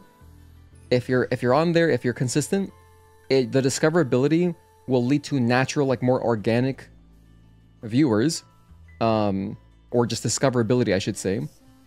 And with how they set up their... Because the thing is, compared to YouTube, YouTube does not have like a landing page for streams. They don't have that. It's not a thing. I wish they had that. They could call it like youtube.live or whatever. They should really have a landing page. But if you want to find live streams on YouTube, it's borderline impossible. It's like the clumsiest thing ever. If you're not already following a creator, you're not going to find their stream. On Twitch, if you want to watch, let's say I want to watch StarCraft streams, I can go type in StarCraft 2, bam, click on the game, and I can see all those people that are live streaming it. And I can, you know, sort by viewers if I want to find a small stream, so I can get into a small community, make conversation. Because, you know, if you jump into a big stream, it's pretty easy to just get... You can't really talk much there, you know? It's unlikely the streamer even notices your messages. Maybe you'll have a chat with some people in chat. But, you know, it's fun to be part of a small community, right? And I'm really grateful for our community here because everyone is so cool. We have great conversations. You know, everyone in the Discord is super nice. Join the Discord, by the way. So Twitch has that aspect of discoverability. Also, hello, Edgar. Thanks for tuning in. Good to see you, man. I'm going on a Twitch rant right now. Twitch has that discoverability aspect. If you are trying to make a career out of streaming, I think that Twitch is really good because the thing is, since it is hosted by Amazon Web Services, there's that partnership with Amazon, right? A lot of people just have Amazon Prime, and it's kind of like expected. Like, people understand Twitch subs. It's understood. You know, people just give away, like, you can just use your Amazon Prime sub and support someone that way. So many people just have Amazon Prime subs laying around, and so you can just use those. So you can make money that way. Also, Twitch, unless you like get the Twitch Turbo, which is kind of like YouTube Premium, which I have a lot to talk about on that as well. You are just gonna get ads no matter what. Like, unless you subscribe to the streamer, you're gonna get ads. And so ads are kind of more accepted because it's just part of the platform. It's like it's a much greedier platform. Not only with the ads, if you become a Twitch affiliate, there's no way to not have any ads. You have to either you gotta front load your ads. It's like, it's either like you put ads like in chunks of like 3 minutes every so often, every like hour or half an hour, or you have shorter ads every like quicker intervals. Whatever. The point is that there's no way to avoid ads. I cannot put ads on my stream on YouTube. Right now we have no ads. So there's that. It's much better for the viewer in my opinion. But because the ads are kind of built into the platform, if you want to make money, it's better to, you know, focus on your Twitch stream, I guess. And along with these subs being more of like a common, it's more understood. It's more like, you know, oh, I support Twitch streamers, whatever.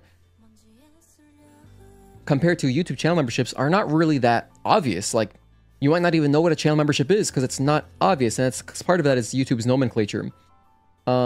Which is just basically like, because they call followers on YouTube subscribers. And just the names, just the word subscribers almost like makes it harder for people to just follow. Like, if you think about, like, if you go on Instagram, if you go on whatever, like Twitch, you don't even think twice about following someone, at least in my opinion. Like, if I see something on Instagram, like if I see a cool like food channel, like a cool like pets page, I just follow it because it's like, okay, yeah, I want to see more of that. You just follow without even thinking. And because on Twitch it's called follows, it's just, you don't even think about it. Just click follow, whatever. I'll click follow, and if you don't want to see the content, it's easy to turn off notifications. But on YouTube it's called subscribers, which sounds like so, I don't know, it's like, it's just harder to like just get, it's not as easy to get follows because they're called subscribers in my opinion.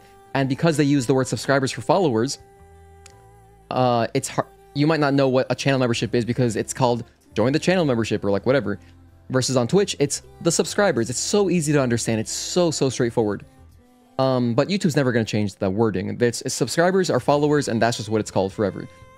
But, you know, that's why I just like to say, you know, follow along, or stay tuned to the channel, because I just hate asking. I don't ever, you'll never hear me ask, like, hey, please subscribe. It's so obnoxious. I don't like doing that.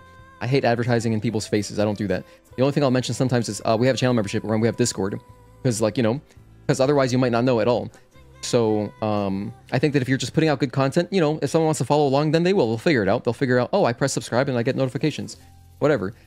So that's why I only mention the channel membership sometimes, and I'll mention the Discord, because, Like, hey, please subscribe, like the video. I don't like doing that stuff. I don't like doing that, right?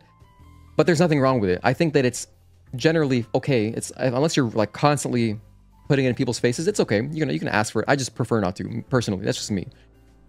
But so the thing is, on Twitch, it's really easy to just like, oh, you understand follows. It's so simple because it's like every social media platform, everywhere, whether it's on Twitter, Instagram, I think, I don't know how Facebook does it, but Twitch, it's a follow. So that kind of goes into building a career better if you're trying to make money. If your goal is to make money, I think Twitch is better. Mostly because of the discoverability, and because a lot of people just have free Amazon Prime subs that they can support you with. Furthermore, the whole thing with Twitch is really just, it focuses more on user like interaction, like live interaction. If you look at YouTube, for example, you can rewind a VOD. If you're watching a live VOD on YouTube, you can just go back. If you missed something, you want to hear what I said, you can just go back a little bit. It's really easy, and then you can click on live again. On Twitch, you do not have that. It's really cumbersome. If you like miss what someone said, you'd have to like open up their page, go into the VOD, the current VOD that's happening, and like go to the very end of the VOD to where they are, and then like find it. Compared to YouTube, you can just go back like, go back 30 seconds. And the reason they do that is because Twitch just wants you to focus on the live. It's all about the live.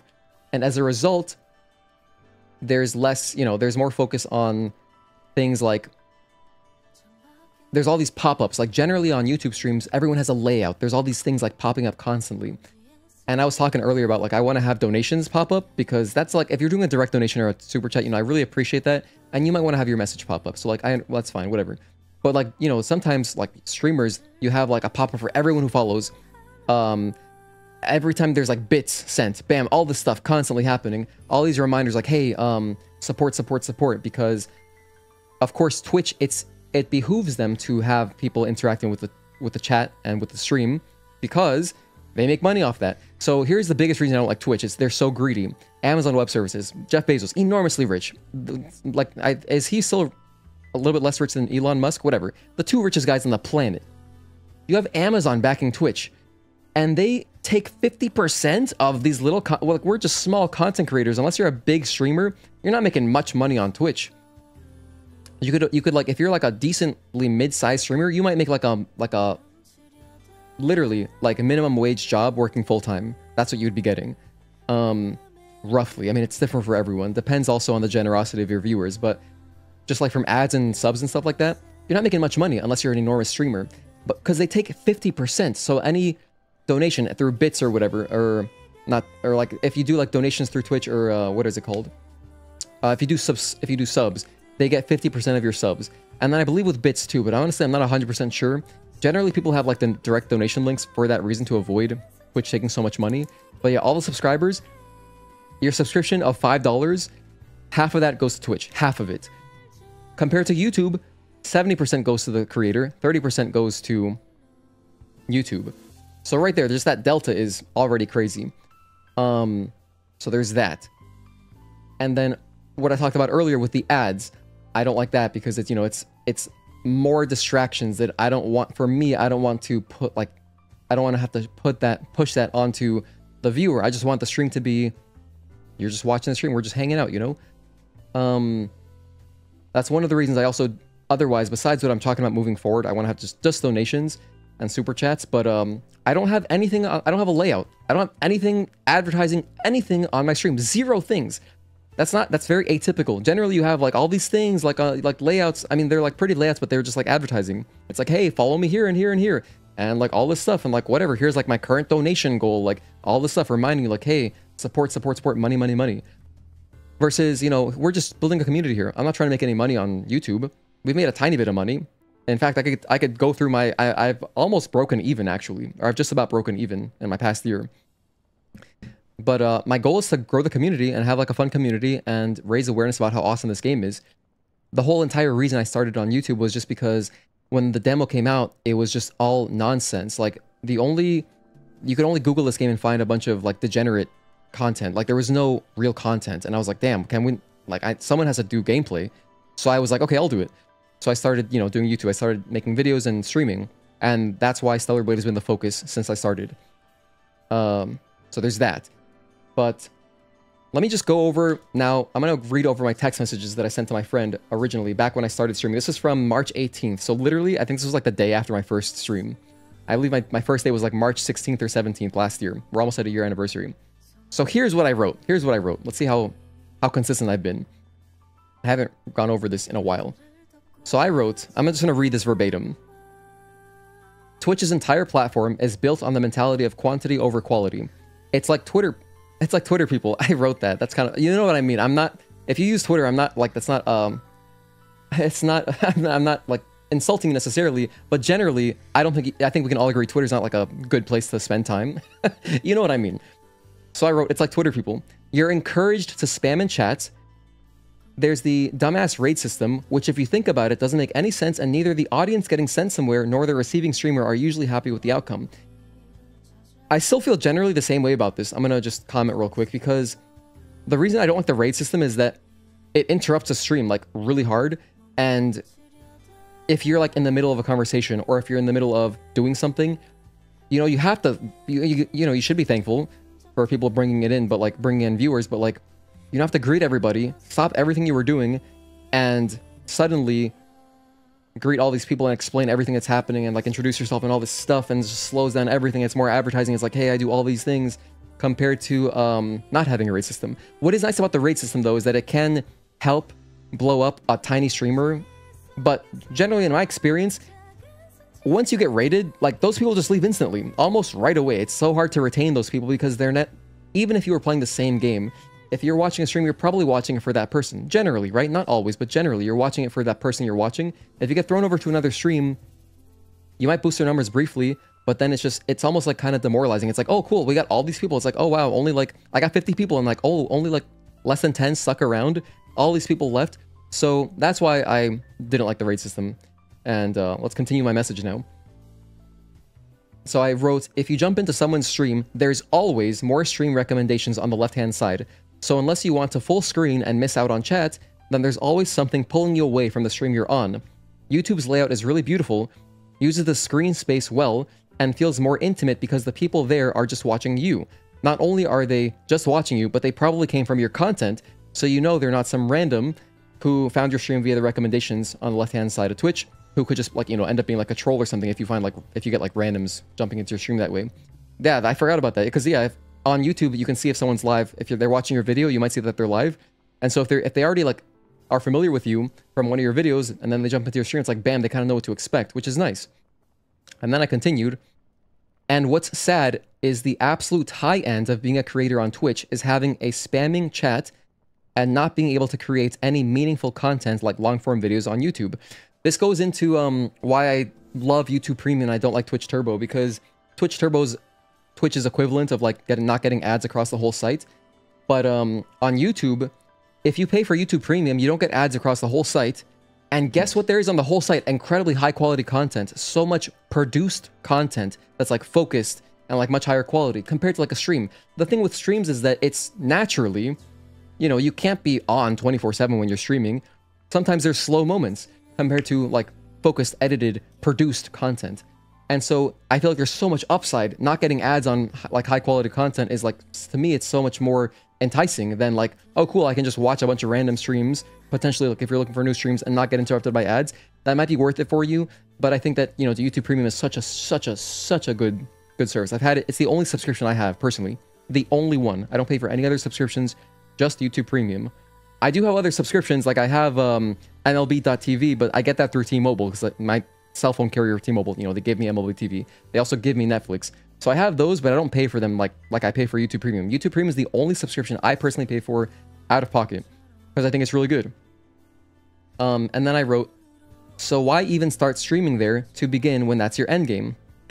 Twitch can suck its dick. That's kind of funny that I wrote that.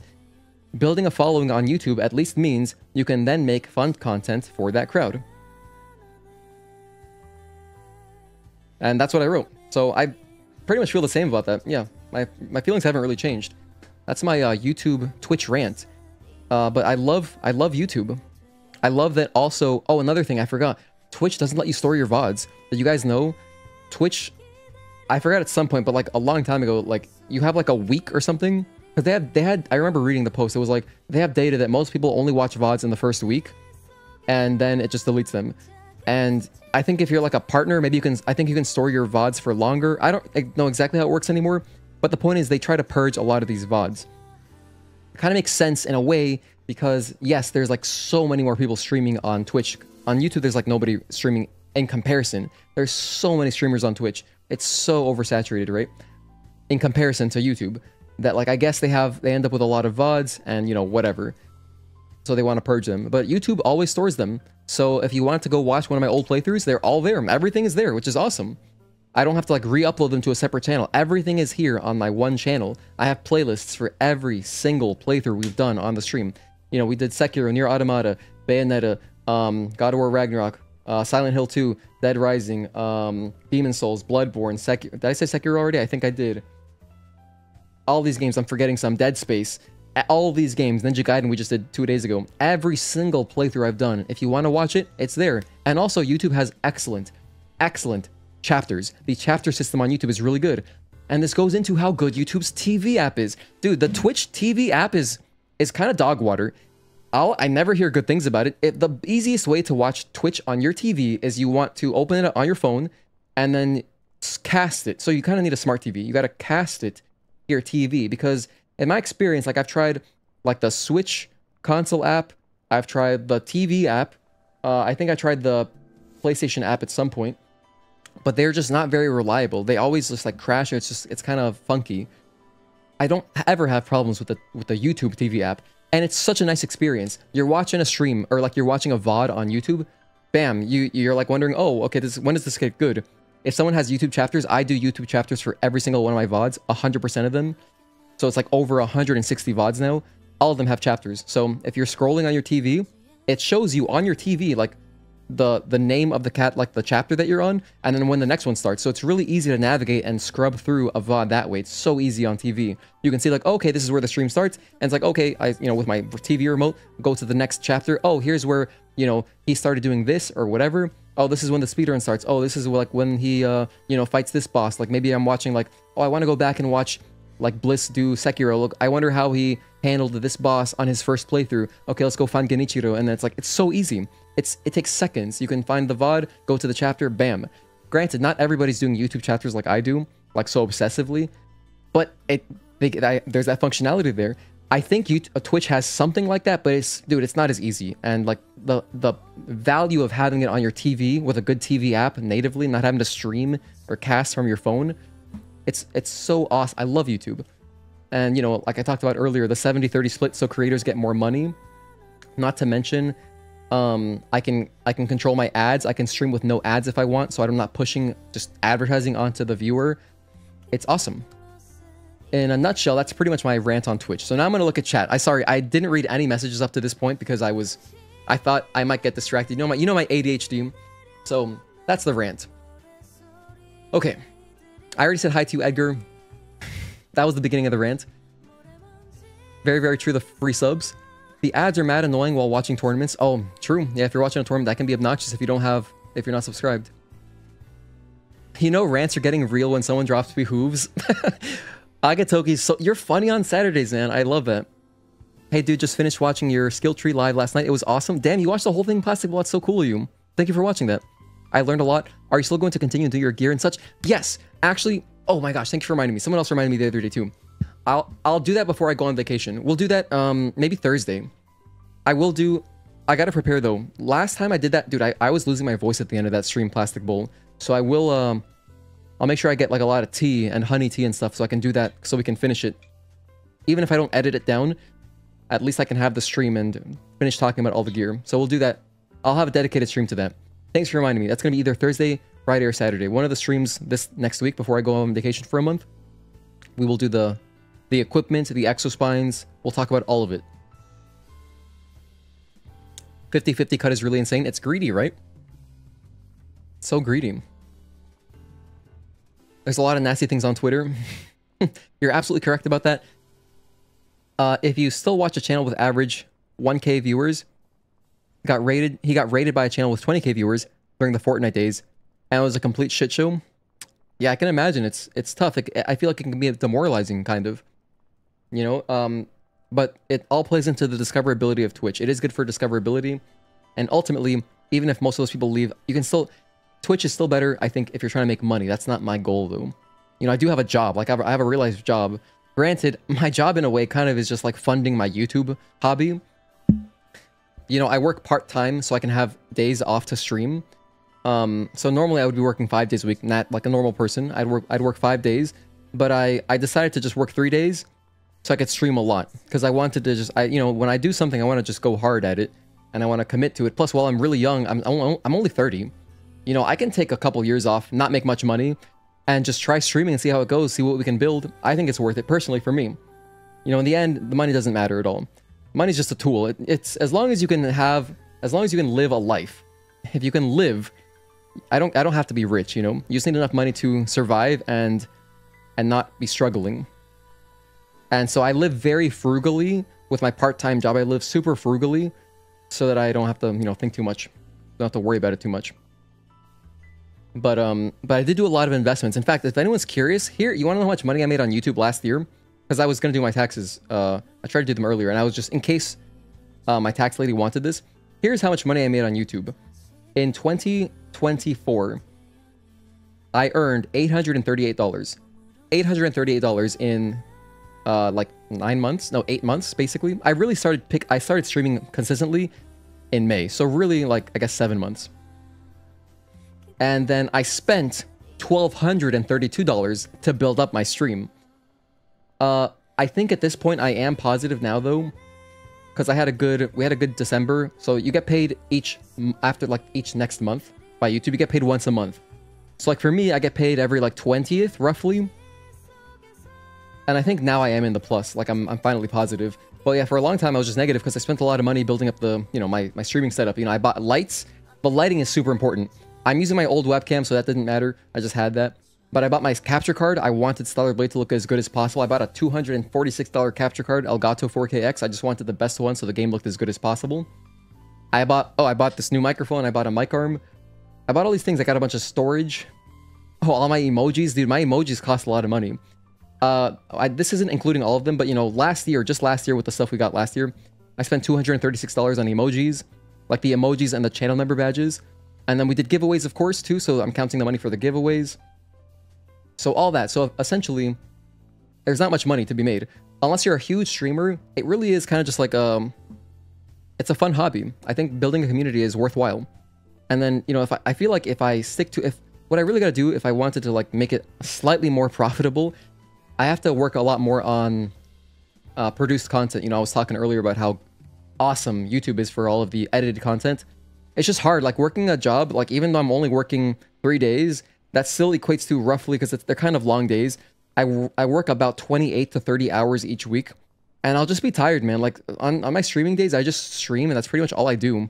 So for that reason, I end up kind of I just have energy to stream. Like you don't really see it when I'm streaming. I feel like I'm good at not really showing that I'm tired or whatever. Like maybe I had a bad day. I try not to show that because I don't want to inconvenience other people. I would like to create a positive environment, but you know, sometimes I have a few streams where I'm like, damn, I hope someone got something out of that. Like, I really hope that was like enjoyable for someone, because I wasn't feeling it. Like I was tired that day or whatever it is, you know? Or like I feel like, oh man, I was playing kind of bad. Like I was playing really badly that day. Like I hope that was entertaining to anyone. But it's one of my favorite mantras in life is you have to slow down to speed up. I forgot where I heard that originally. Actually, no, it was Matt Mormon. Shout out to Matt Mormon, Obsessed Garage. I remember him saying, and I don't know where he heard it. He heard it from someone else, but I was watching one of his like wash and talks, which is like kind of like his podcast that he does, sort of. He just washes his car and talks about YouTube and life and stuff. And he said, you know, you have to slow down to speed up. And the idea is that sometimes you're already doing enough. You don't have to take on more stuff to do. If you just focus on what you're doing already and just focus on it more, slow down and focus on those things to get better at them, you can make a lot of progress in that way. So in a way, like if I took 1 day off streaming a week, if I didn't stream like one less day, I could spend that day editing. And if I'm editing at least 1 day a week, I can make some videos at least like once a month or something. And those videos are really what make you money on YouTube. They make you money when you're not live. I I don't run ads, so I'm not making basically any money ads. I'm not big enough to even run ads. It's not justifiable in my opinion. It's not worth it for the viewer. So I don't put ads, but I put ads on the VODs. Those make like no money. I just have them there because I don't want to have 0 ads across my whole channel. And then if I ever do get bigger one day, to then start putting ads, I feel like that'd be kind of mean. So I put light ads. I put like, you know, 1 ad when you join the video, and that's it. Because YouTube gives you this crazy option. You can like put ads throughout the whole video. If your video is like really long, it'll just automatically put ads throughout the whole thing, which is really annoying. So I don't have it do that because that's obnoxious. Besides, like, I think for one video I put it manually. So I put like, it's crazy because by default, if you do the automatic in video ads for like a really long video, it'll put like 30 of them. But I put it down to like 5 or like 4 or 5, just like little chapters, like, because it's kind of a nice reminder, like, hey, take a break, get some water, whatever. And so I think that as a break between big areas, you know, some of these little ads in between are okay. It's not that big of a deal in my opinion. A lot of you guys have YouTube Premium anyway. Also, hello CNewt, thank you for tuning in. But yeah, that's pretty much YouTube versus Twitch. Why I love YouTube. Sorry if you can hear a dog barking in the background. I talked about the financials, all that stuff. Just got back from mass. Welcome back. Life is overrated. Sorry, I kind of saw that kind of late. YouTube streaming is good if you want to reach a very broad audience, to be honest. If you have videos that go viral, it does help you reach audiences in that sense. But then, even if someone is already subscribed to you, they kind of have to know about your lives. They kind of have to know that you do go live. Because sometimes I hear from you guys that the YouTube notifications are not really that consistent, 100%. You might be signed up for them through YouTube, and you won't see that I'm live. I think it depends on like how many different, like for me personally, if I subscribe to a channel, like I turn off notifications for everything except for the channels I really want to hear about. So then when I go into my YouTube, like the bell, it's all relevant stuff. It's like, if it's like a friend going live, or if it's like my Yankees podcasts that I listen to, like my baseball podcasts, I want to know when those are up immediately. I want to listen to them right away. Like my YouTube is mostly baseball stuff. And then like a lot of car stuff as well. And then like some small streamers that are on YouTube. So, but yeah. Hey Pope, what's up, man? Good to see you. I just finished my Twitch YouTube rant. Slow is smooth, smooth is fast. I remember when YouTube started doing ad stuff, some channels were putting ads every couple of minutes, just a bit obnoxious. Yeah, that's crazy. I just want more creators to have 2 ads at the start of the video and an ad break in the middle, but I understand the need for monetization. Yeah, I would never... In reality, making money as a content creator, unless you hit like big sponsorships, like if you get sponsored, that's ideal. If a YouTube channel can get sponsored and then like they do like an in-video sponsor, you know, then you might get paid like $500 per video or something like that. I don't know what the number is, but that's ideal. The actual ads aren't going to make you too much. Unless you have like millions. They're going to make you decent money if you have like hundreds of thousands and millions of views. But otherwise, it's mostly the generosity of the viewers, to be honest. You know, through donations and like you guys joining the channel membership. You know, that helps keep me afloat because, well, starting a few months ago, I bought a new internet. Like, normally I was using Comcast, but Comcast is so, like, Xfinity is so, it's so inconsistent. I'm paying now for AT&T monthly. It's like $55 a month. I pay for it monthly so that we can have consistent streams where I'm not dropping any frames. There's never any interruptions because I was tired of worrying about the internet. That's the only big expense that I still have, like, monthly.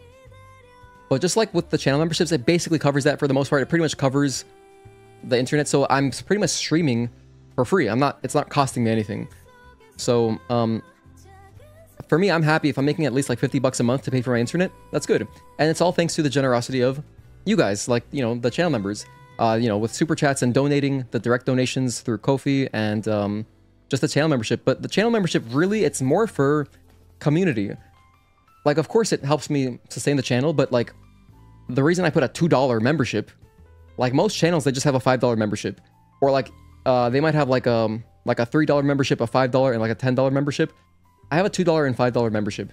And my thinking was that I want a really, really cheap one, $2 a month. You know, if you think about how cheap that is, it's like nothing, especially with inflation. $2 a month, and depending on the country you're in, did you know, depending on your country, that could be less, like, depending on the currency, how it converts it. If you're watching from somewhere else, the channel membership might cost a little less. That's really just so that people can use the cool emojis and have the badges, because it makes it feel like more of a community. I love that stuff. I love that stuff on YouTube. The channel member badges, I love it. Like, they upgrade like every few months. and the emojis are so cool. I recently added the emojis to Discord just so that more people could see them because they're so pretty. I got so many of them. I wanted more people to use them, so they're on our Discord too. But that's really just so that we could do community stuff, because sometimes I do channel streams, like channel members streams that are exclusive for the supporters who, want to just hang out. It's less, when I'm streaming publicly, I feel more inclined to always be talking or always be trying to, put on a show in a way where I'm like I'm not wasting time. I don't want to waste anyone's time. So that's why generally when I'm streaming, you don't see me take breaks very often. I try to just power through stuff.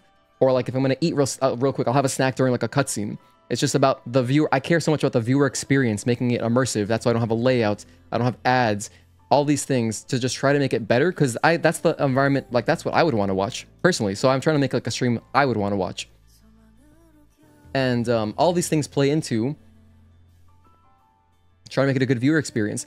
But sometimes that can be a little tiring. And so then we have the channel member streams where I'm just like, we're just hanging out. It's really, really lax. So we've just done that for Final Fantasy, but like, it's just like, we're just watching the cutscenes together, just chatting. I'm not constantly commentating. Sometimes I am, but like, I'm not thinking about it as hard. Cause yeah, I do try to chat a lot, cause I feel like that's the point of watching a streamer, is that it's the monologue, like the podcast aspect of it, of just listening to someone hanging out or like talking about whatever they're doing, talking through a game, whatever it is, interacting with chat, having conversations. And so the channel member streams are for more like chill, just like the supporters direct. $2 is really good. Keep forgetting you added those. Oh yeah, on the Discord, yeah. I just want more creators. Oh, I read that already. But yeah, no, the spam of ads in the middle of videos can be crazy. So, but you can disable it easily. It's pretty easy to disable. And you can just set them manually. So that concludes the entire Twitch rant. Holy hell, that was over half an hour. Thank you guys for listening.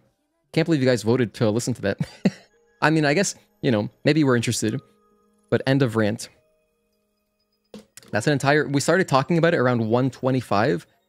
And that's it. Also, I was recording it. Maybe I'll splice together a video about that. I thought maybe I'll edit it down into something. Now that we're done with that, I think let's go through and do some boss challenge, shall we? I'm gonna go through all the bosses. How should I make this fair? Oh, I know what I'll do. I'm gonna go to load game. I'll go to this save file. These are my speedrun setups, like my speedrun save setups. Like back when I would practice more. And this is the save I have right before going to Spire. So I chose this one because I have a decent amount of damage upgrades. I at least have some damage upgrades. I think I'm at like probably 800 here. Let me see. I'm at level 10.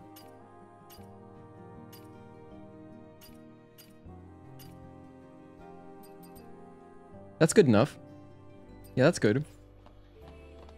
Let me check out the skill shop. So I wanted to use a save file like this so I could turn off these upgrades here. Reflex boost and focus boost. I want to reset them. And then I'll just get the other stuff though. I'll get like this. I'll get this, whatever. I'll get repulse. Yeah, whatever. I'll get repulse. I'm not too worried about practicing the dodges, but I'd like to just practice good parries and sometimes dodges. Reflection, I'll get that. Wait, will I get that? Yeah, I'll get reflection. Burst energy recharge, that sounds good to me. And let me reset this one too. I don't need ambush. I will get beta chain. I'm gonna run through every boss. I think we'll do it on hard. Just hard mode. Lightning rush, yeah, grab that. I do want this for sure. I have overdrive at least. That's all I really need. 1, 2, 3, 4, 5. Damn it, I'm one short. Oh, I'm so close to getting counter chain too. I would love to have that. But that's okay. I guess we're not going to have that.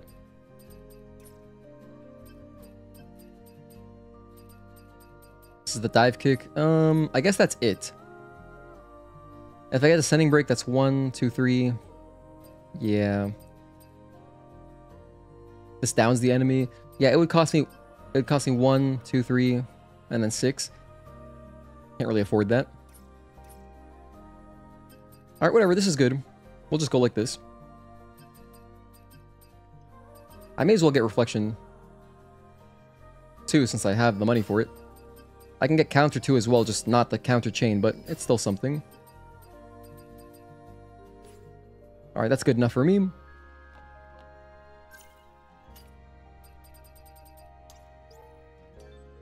Let's go back to boss challenge.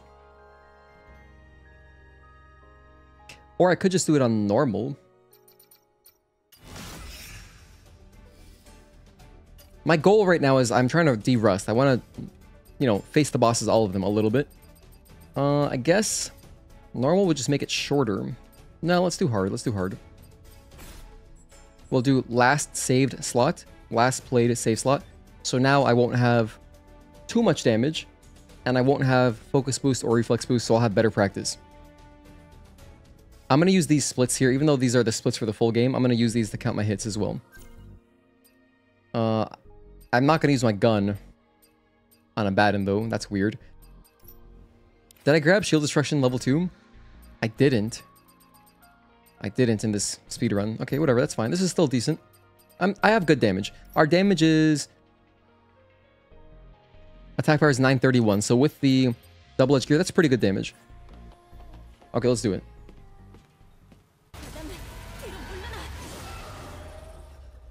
I do have Blink, so I'll open up the usual way.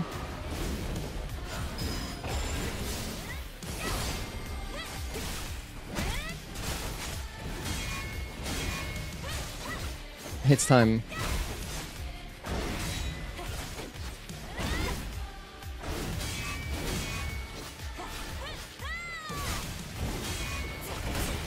I was a bit late on that one. I could feel it though. Let me add a hit.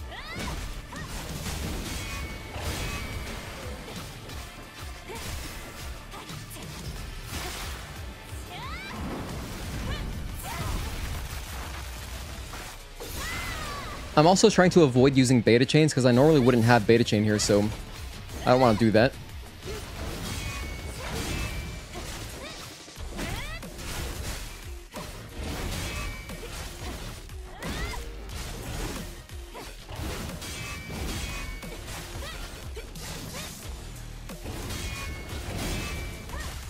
We're almost at phase 2. I'll just spend one triplet to get him to phase 2.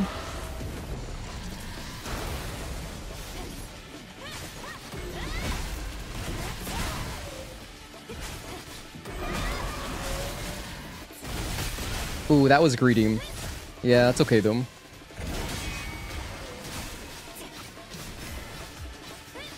I added my hit there. When triplet is not upgraded, only the last hit interrupts, so I was very late. I just thought maybe let's try it, but I was not able to interrupt that lightning attack. It's okay though.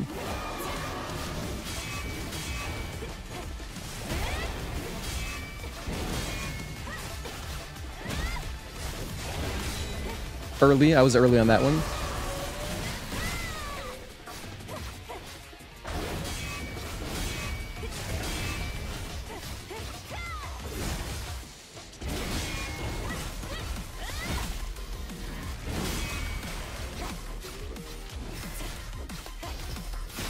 Alright, just about done here.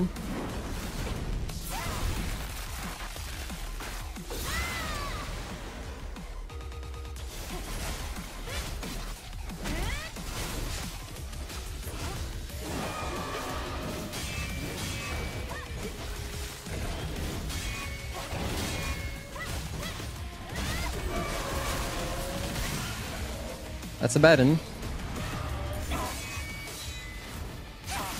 Moving on, let's go to... Oh, sorry, I was counting the hits on Brute.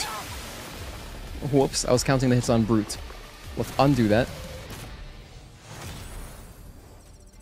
A bad, and we took 2 hits. Corruptor's next. That felt fine. That felt very fine. I feel like I still remember how to play the game. It's just, you know, there's a lot of bosses where it's good to derust, you know? It's good to just face them again, get into the rhythm of things again. There's so many strings to remember. I have to forget all of the lies of P strings. I'll go back to the Stellar Blade timings. So for this boss, I will use Beta Chain. I'll use it because we would have it here. I would have it here.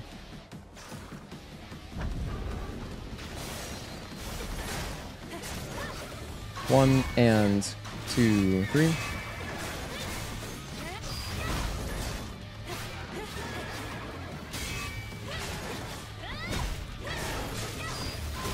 That was barely too slow at a hit.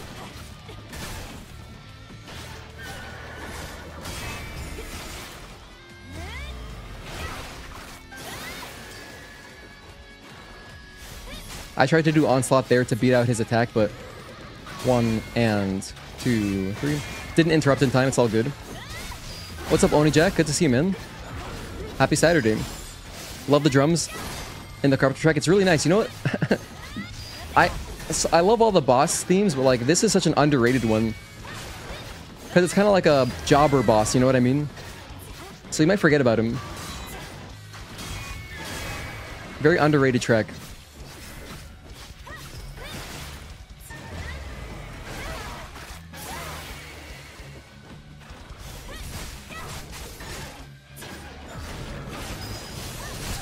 Ooh, I was trying to break his shield there. That was getting a little bit cute.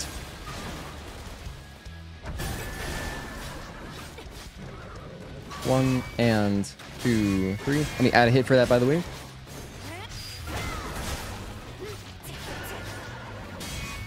I'm surprised his shield did not break because I was like right there. If I were to go back and watch that, I'm sure it's super close.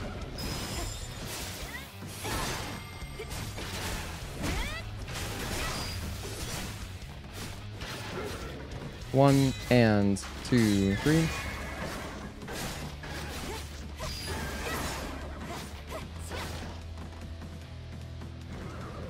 One.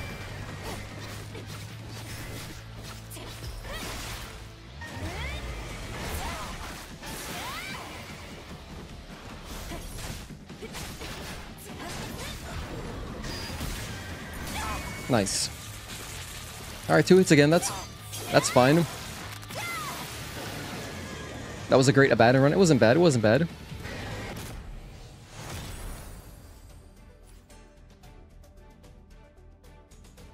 Let's keep going. This is always fun practice. Okay, Gigas. Settings from last save slot. Last played slot.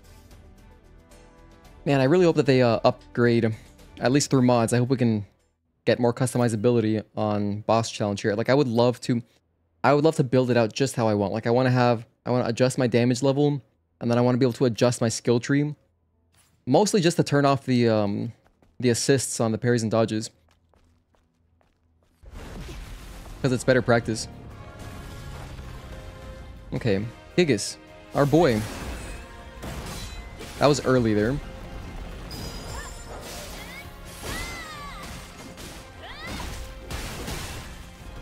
He's so athletic with it. That was early again. 1, 2, and 3.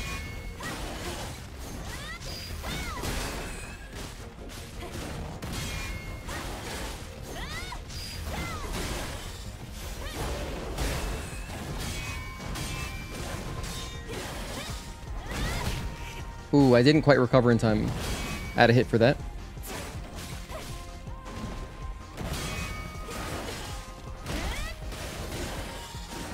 One, 2.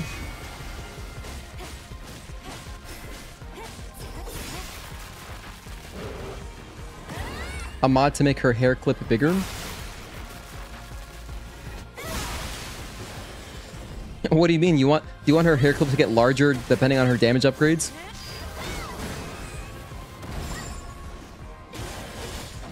Five string. 1, 2, 3, 4. Jump. And 5. Ooh, there I went too far forward. Oh, I just died straight up at a hit, I guess. Let's just add a hit if we die. Need to play more. Your issue is need to close everything else when you play it. You know what'd be fun though? Since you mentioned bigger clip, hair clip, it'd be cool if there was a big head mode. You know, I'd love stuff like that in video games.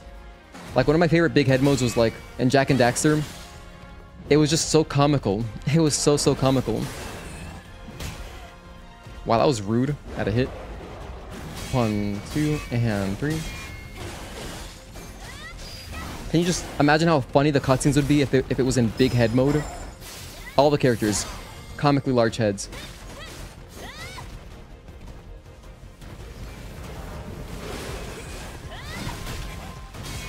It's another hit.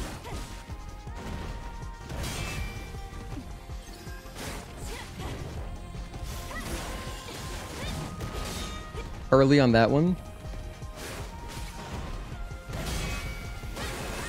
Yeah, and Ratchet and Clank, exactly.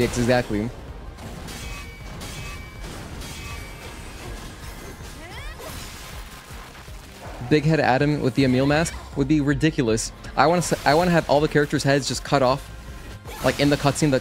The camera, like the frame, it's all out of frame. That'd be so funny.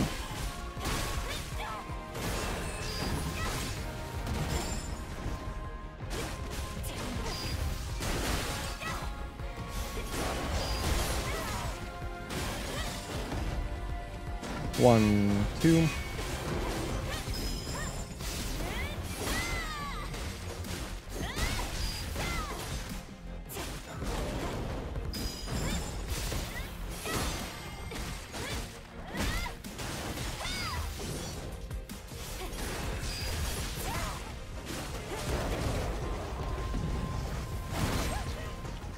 You want a mod with mini enemy pets that just follow you around?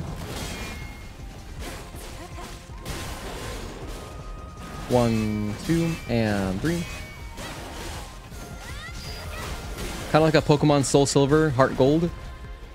1, 2, 3, 4.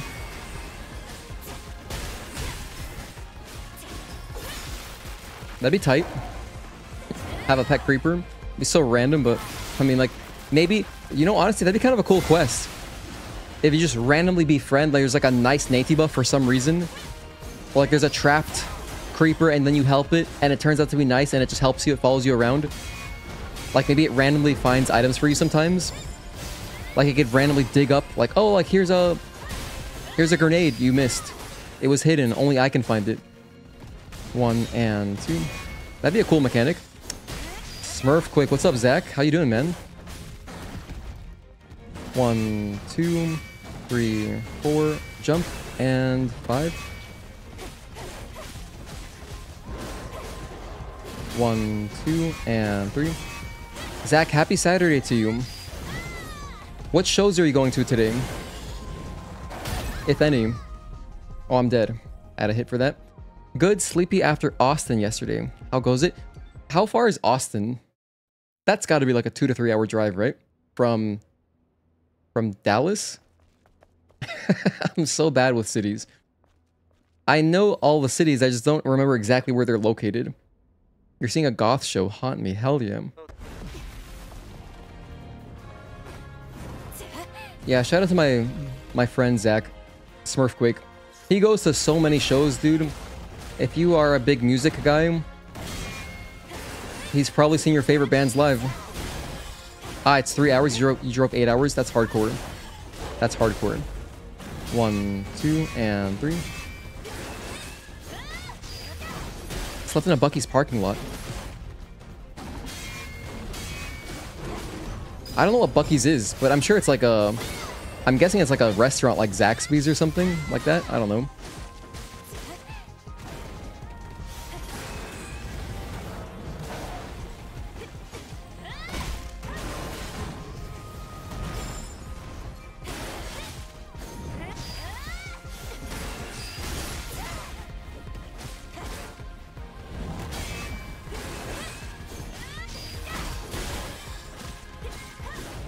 One. Ooh, that was close. I barely recovered in time from that. That was good.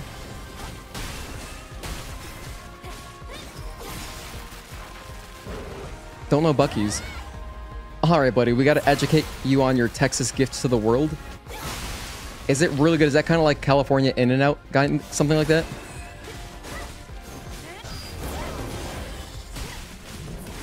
Well, if it's a Texas place, it must be barbecue. 1, 2, 3, 4, jump, and 5.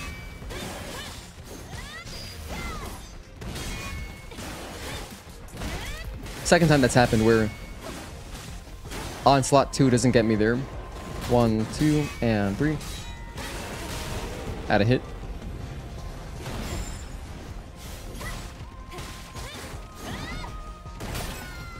I died.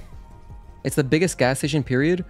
Like 50 plus pumps. Basically a giant ass convenience store with a ton of home goods too.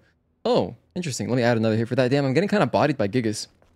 I think I might have made the challenge too much for like my Derust. I think what I'll do, let me just start using overdrive. That'll speed up the fight a lot. At least I pretty much got to see all of his attacks, so that's good enough practice really. We can move on, but I do want to kill him. 1, 2, and 3.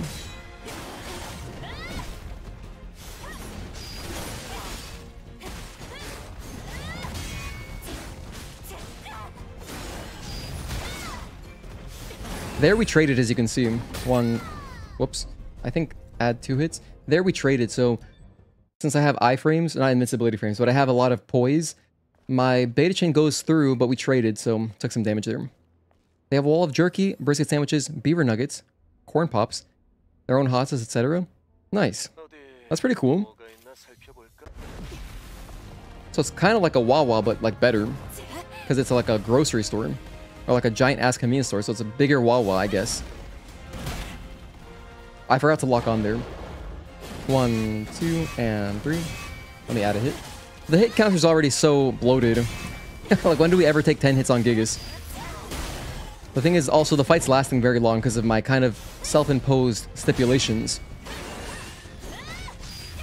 Way bigger than Wawa, but never been to one of those. How have you not been to one? They should have had them around Tampa, but I guess it's been a while since you were in Tampa. Because we have it down here in South Florida, near Miami.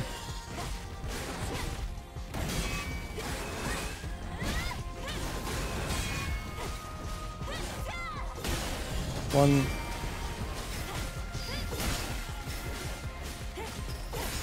There I went for some beta charge, or some burst energy, I mean. Extremely regional, only been to Tampa once. Oh, dude, I'm a dumbass. For some reason, I thought that you came from Tampa, but you were just talking about wanting to go there. Sorry, I forgot you're like from some random flyover state. I can't even remember which one it is.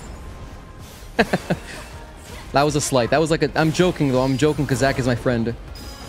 But he is from a flyover state. I can't remember which one it is.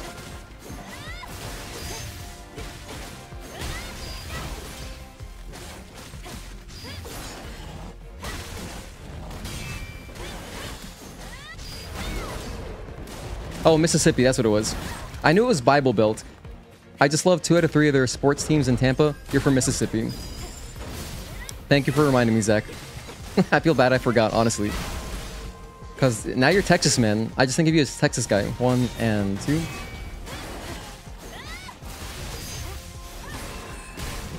What did you used to call it? You used to call it something hilarious. It was like Bumblefuck Mississippi is what you used to call your hometown. The amount of people that think you're from Missouri is demonic. They both start with M.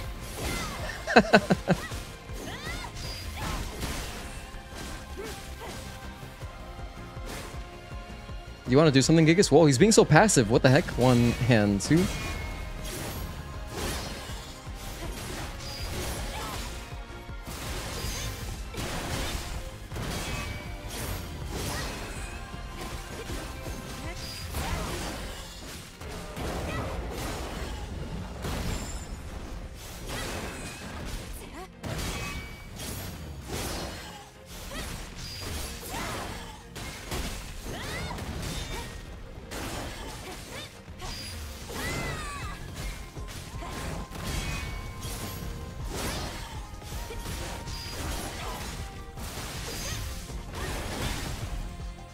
1, 2, 3, 4.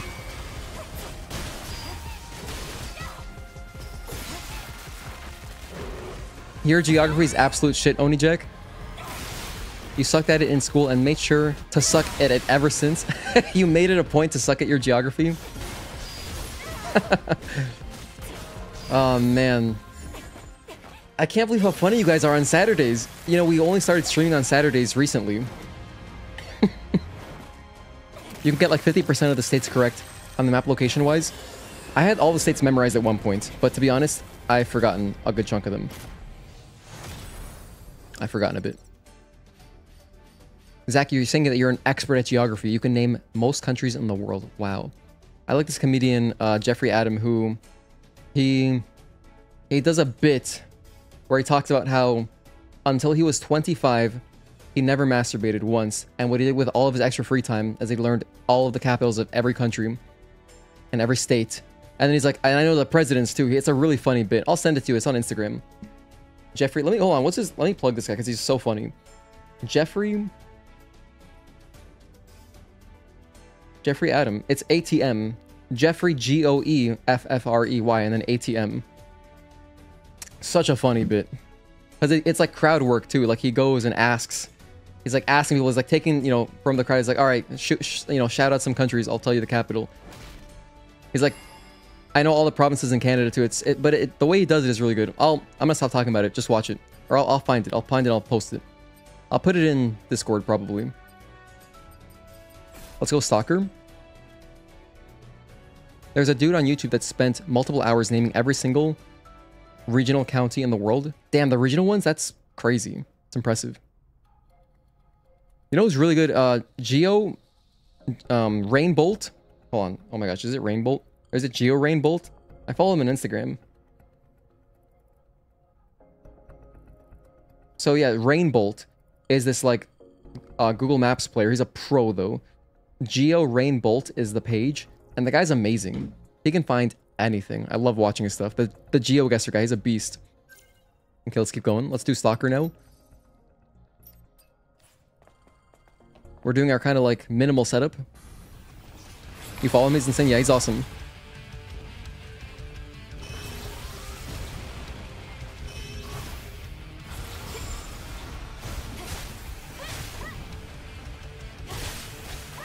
One and two. A little bit early on that one. 1.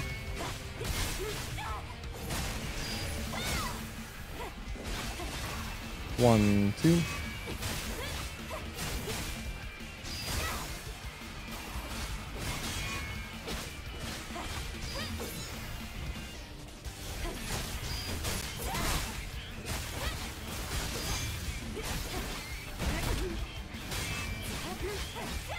That's our first hit. 1, 2, 3, and 4. Oh, we took 2 hits. I also forgot to change categories. Add. Wait, that's not Queel.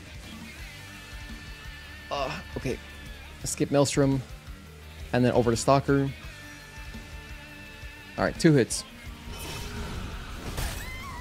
Alright, 3rd hit. We're dead. Try it again. The dude that you mentioned made Rainbolt seem like a nobody. Really amazing. It's impressive, you know, if someone puts their mind to something, dude, you can literally do anything. Like the memorization, that's really impressive memorization. I feel like if you have that kind of memorization ability to remember so much about the planet, I don't know, I feel like you'd be really good at fighting games for some reason. I feel like that recall ability would be like useful for just knowing frame timings, you know?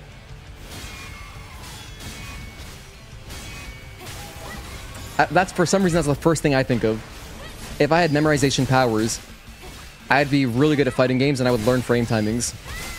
So.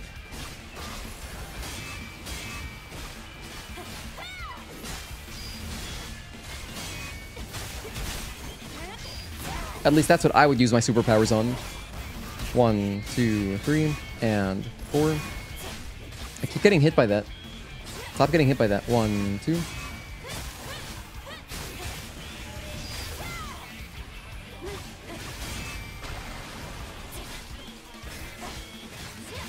If you had those superpowers, you would play poker or blackjack. Blackjack would be good too, so you can count in your head easier. I mean, you can do card counting. It's hard because if they have like multiple decks in the shoe, it's harder to card count, but you can still card count just, you know, without paper. But it would help for sure.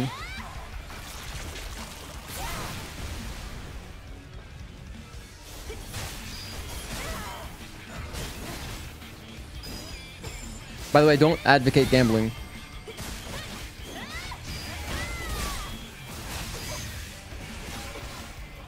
One, two, three, and 4.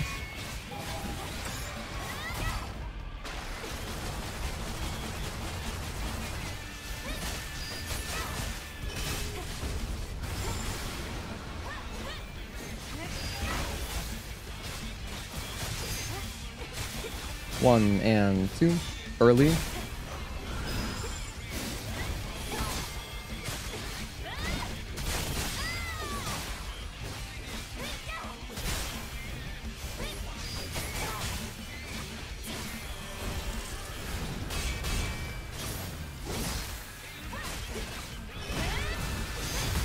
Oh, that didn't work.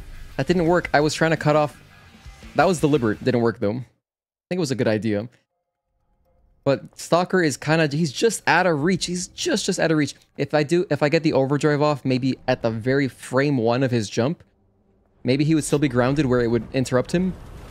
But you can interrupt that attack when he jumps up like that. That would have been cool.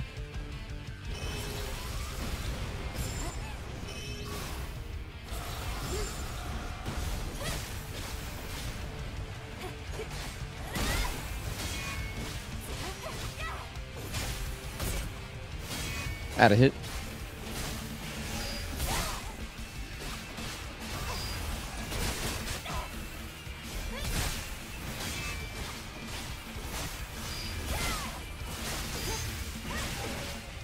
One, two, 3, and 4.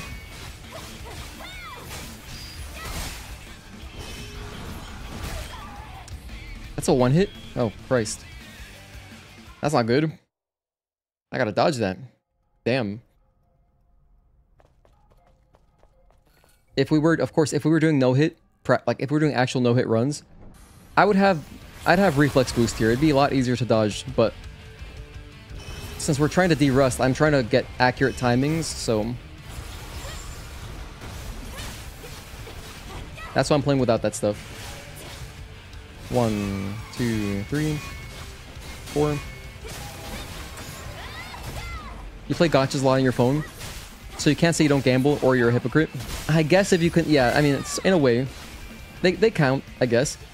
If you're buying a lot of loot boxes, right? It's basically gambling.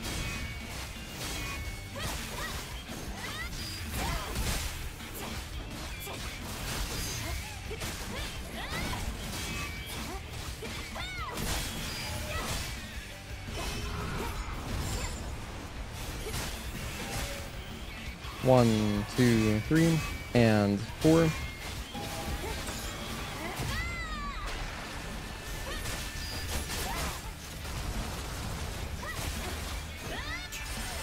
Clash. Good timing on his clash because I was about to go for like a longer combo since we were gonna get the shield break, so add a hit.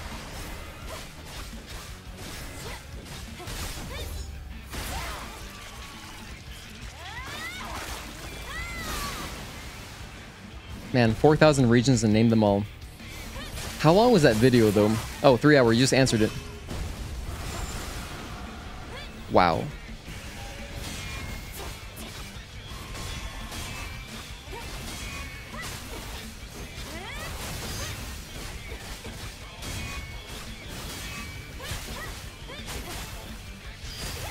Ooh, he was gonna do rocks. Oh well. 1, 2, 3, and 4.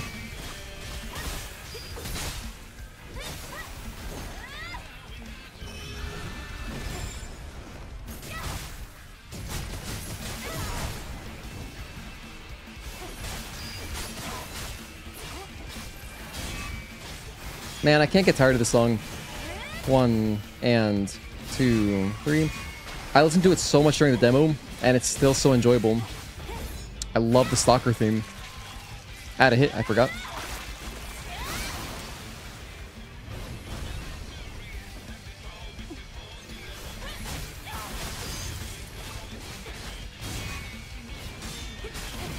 Blink.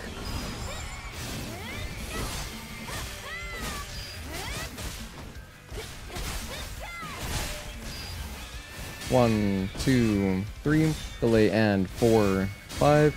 Delay and dodge. That's his one invincible, pretty much his only invincible string. So there's no interrupting that. If you see it happening and you're in a combo, just stop your combo. Let me add a hit.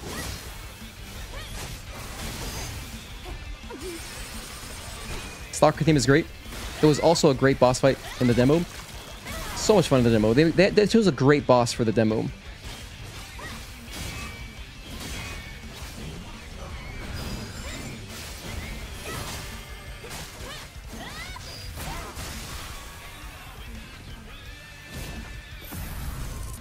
What's nice about Stalker as a boss fight for the demo is just the good variety of attacks that he does. Like, you know what would have been a bad boss fight for the demo? Corruptor. Wouldn't have been anywhere near as exciting because he's got like 4 strings. He's got like 4 or 5 things that he does. You know, Stalker's a good 2-phase boss that when you're messing around a lot, replaying it over and over in the demo, you get to, you know, see a lot of stuff. And it's like, oh wow, this game is sick.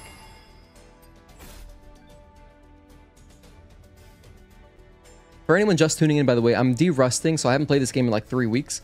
So we're going through all the bosses right now. I'm playing on, like, we're playing on hard mode with, like, just some damage.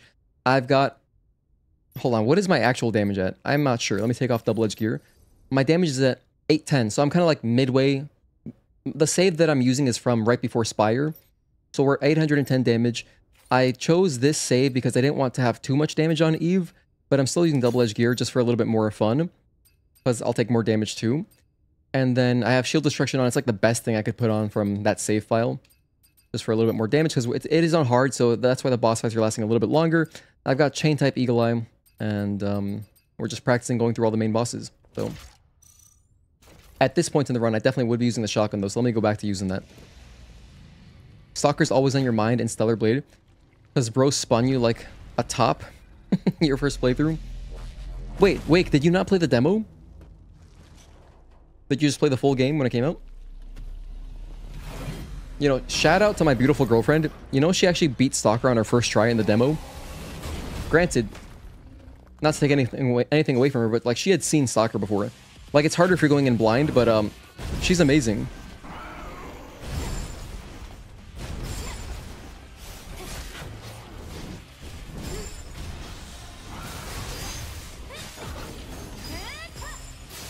Her first try, I was so proud of her. And actually, I have that video. We could watch it together. Possibly, if you guys wanted. Maybe someday. 1 repulse. Damn, I don't have a feeling for that. Juggernaut's a boss I don't usually have to parry much, because like typically in no-hit or speedrunning or whatever, we just kind of murder him. The only time we really practiced all of Juggernaut's parries were during our no camps challenge run. Since then though, it's been a while, dude. I don't remember his parry strings. Hell. Oh, you did play the demo, but you don't remember fighting him? Wait for his foot and dodge. Oh, hell, I waited too long. Better than I am. Stalker farmed you for so many deaths. It was so exciting. I was so proud of her. But yeah, I do have that clip of her first time facing Stalker. I was really proud of her too, because like, you know, she had seen me fight Stalker so many times, and she really picked up on a lot, you know? The first time I fought Stalker, I also got bodied. I got obliterated.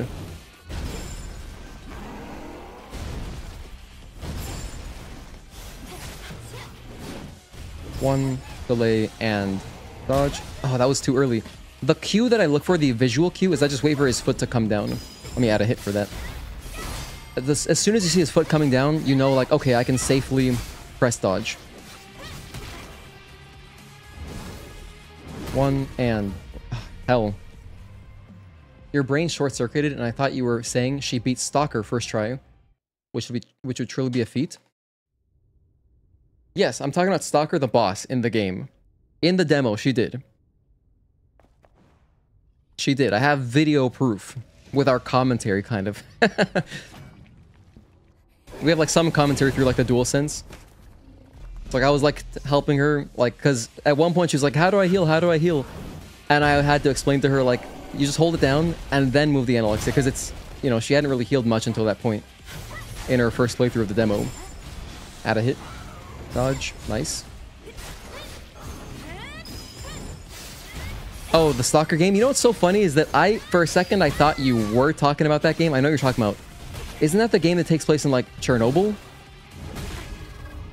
I'm getting bodied. I'm pretty sure that's the game I'm thinking of. But I thought, like, you know, I figured maybe you just misheard me say a different boss. You got strung up like a puppet. No lies of P. Bye, Stalker. No lies of P. On hard mode, you have a 75% chance to get hit with bullets. Damn.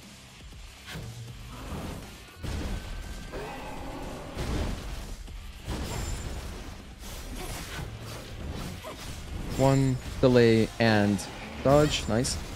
You made it the first little encampment city. You made it to the first city and then put the game down. That's rough. That's hardcore.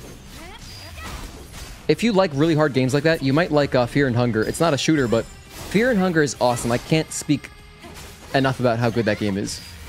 And I have never even played it. Just watching it is so... The game is so cool. Has really cool lore, really cool art.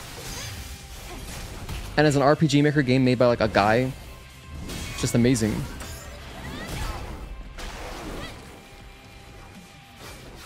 Normal mode is like 50%, so there's an incentive to play on the harder difficulty. Ah, I gotcha.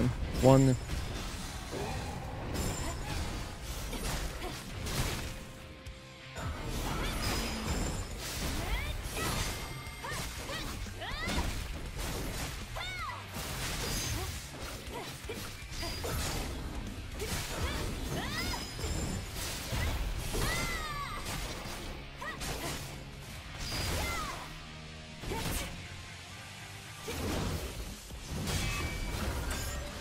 Alright, I'm gonna try to kill him now.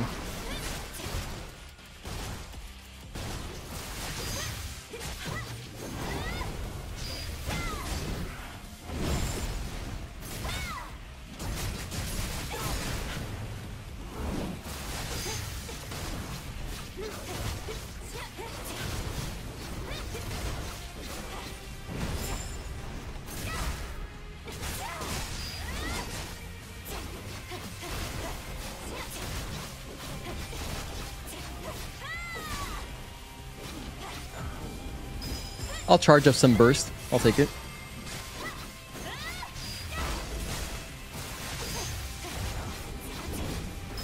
More burst?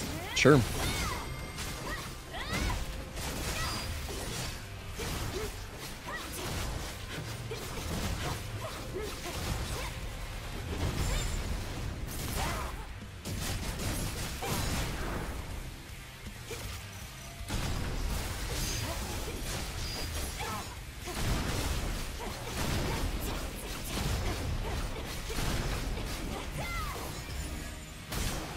Alright. This was the first big wall of your first playthrough? I can't remember too much. You know what might be fun to do? Would you guys be interested at all in possibly... Because I was taking ideas. Like, I'll take ideas for our 1-year anniversary of streaming.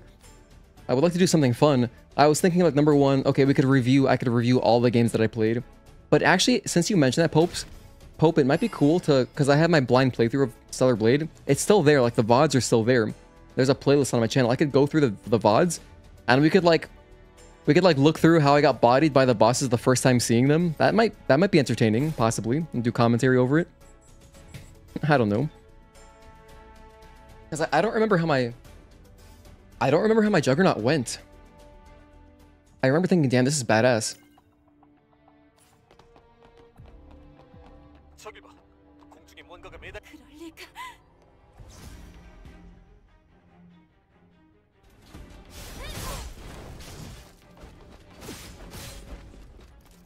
One and two, three.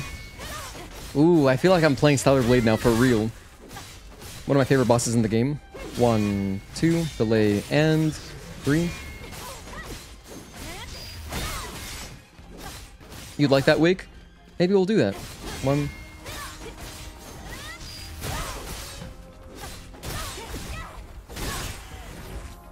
2, 3, 4, delay, and blink. I gotta add a hit for that.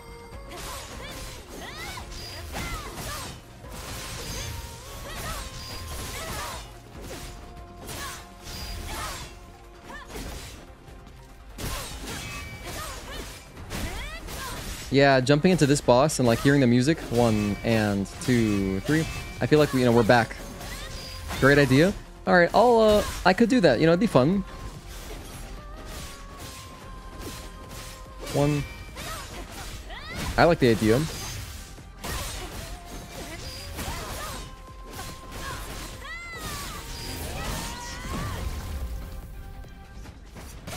Because unless you've been here since the very beginning, you haven't seen my blind playthrough.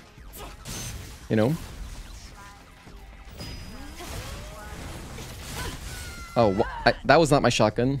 I was like, huh, she didn't get interrupted. I had slug equipped. Equip the shotgun.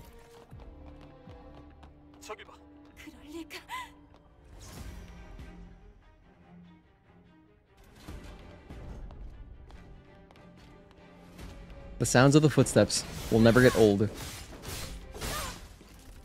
1 and 2, 3. 1, back up. 2, 3, 4, delay, and blink.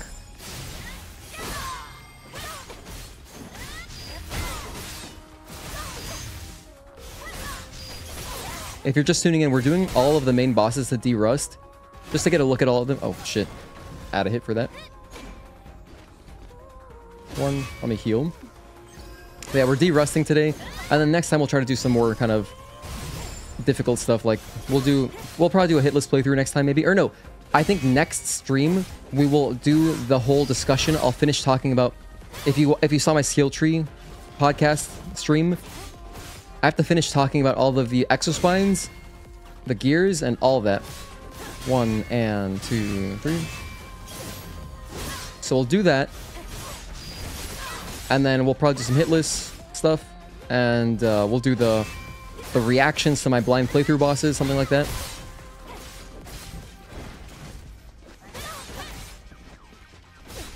One.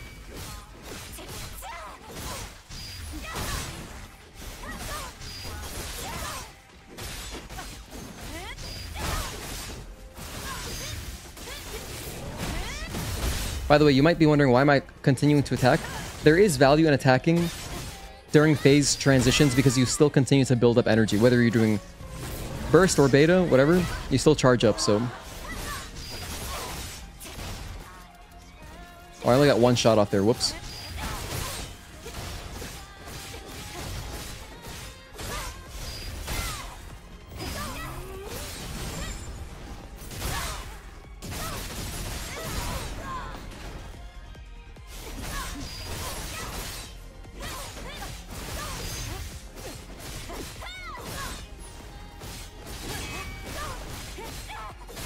Should be phase 3 right here.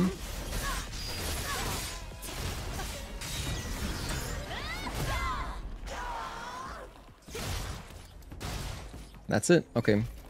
On to the next phase. Could go back and look, but reviewing it would be fun. Like reviewing my boss fights. I think we'll do that. I really like this idea now. I remember getting just bodied by the penultimate boss for took forever. That was a good one. And also, dude, I was so excited. We literally played. We did like back-to-back like 3 7-hour streams. My first playthrough. So that was awesome.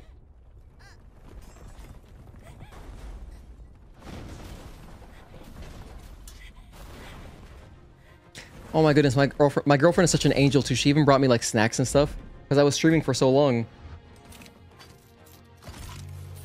Remember she brought me noodles at one point? Okay.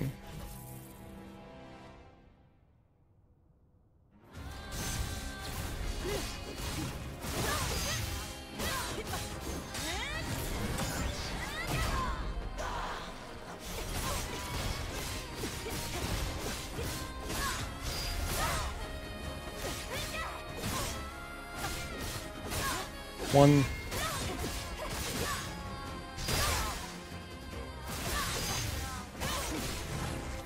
One.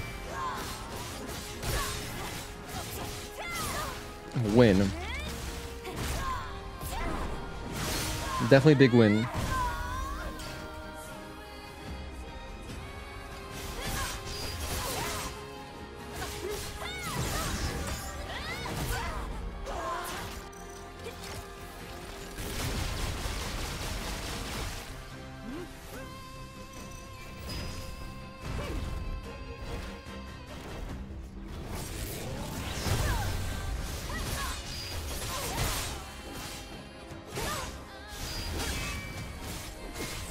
That was a really close 1, 2, 3, delay, and 4.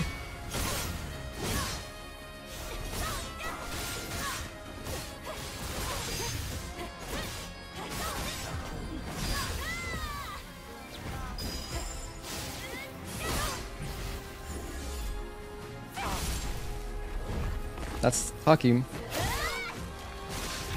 Anyway, we definitely could have practiced phase 3 more, but that's okay. It's okay.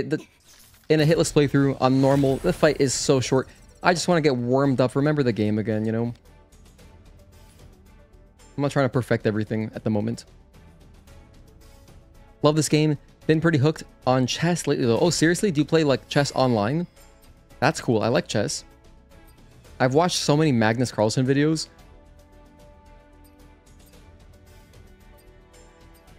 As well as the Japanese guy. Oh my gosh, I feel bad. I forgot his name. What is his name? But yeah, I like watching their matches. So we're on to, not Shael, we're on to, not Maelstrom, Belial. Okay. I'm gonna lose it. Hold on, what's this guy's name?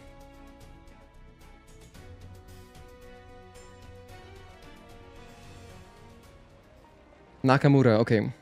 That was his name.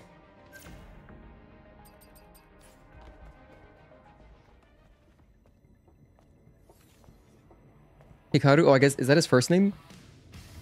It is, okay.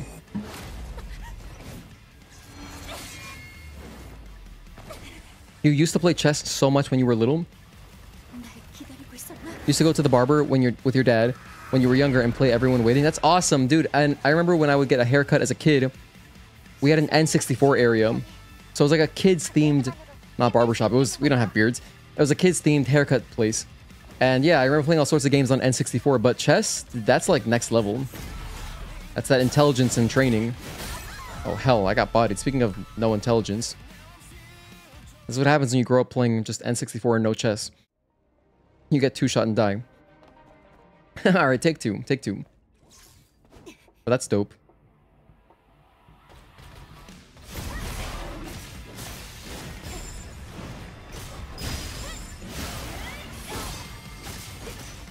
You go to sleep with a lot of Gotham chess videos? That sounds familiar. I feel like there was a period of time where I was just watching a lot of chess stuff on YouTube. 1, 2. I might know what channel you're talking about. Wait, I took a hit there. Whoops. 1, delay, and dodge. Oh, hell.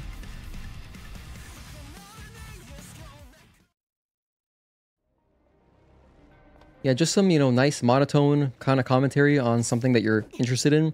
It's always good to fall asleep to.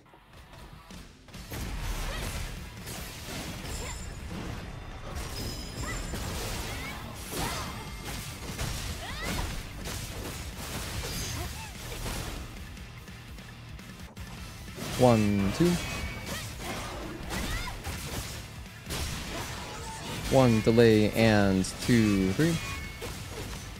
You would play with the adults in New York, so obviously no one knew how to play for the most part, but I vividly remember one dude, you literally played to like 4 pieces left. It was crazy. Oh damn, hold on, I got bodied there. I saw he was doing his blocking animation, so I knew I had to do something to interrupt. I tried pressing overdrive, but I didn't have energy. So then I was like, okay, backup plan. Triplet. Didn't work out for me.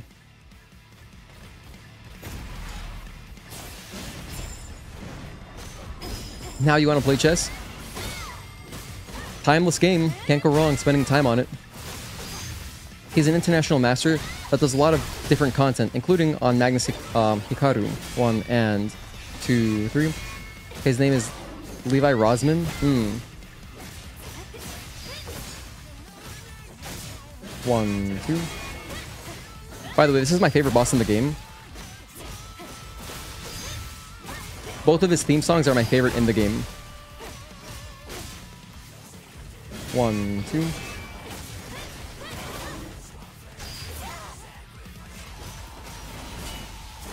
That was a block. I'll count that as a hit. Add that on.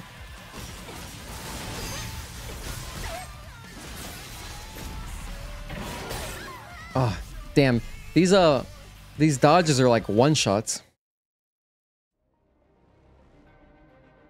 These dodges are one-shots.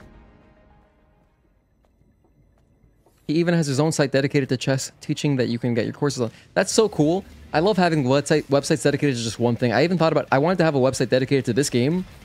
Just talking about like literally everything. Like speedrun stuff, you know, hitless strategies, all sorts of things. I would love to do that. I think it'd be cool. But you know, it's more money and like, can't really justify building a website and stuff. It's not expensive to have a domain. Well, to build a website is, yeah, it's like not free. I could probably come up with like a cheap website, but I've never built a website before, so I have no experience even. 1, delay, and dodge. So if anyone out there has experience and we could like make a website somehow really inexpensively, and you'd like to help, that'd be cool. 1, 2, 3, 4, and 5.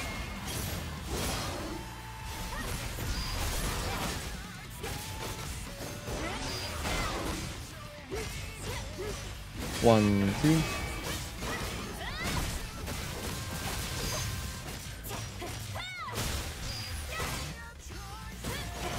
One, 2.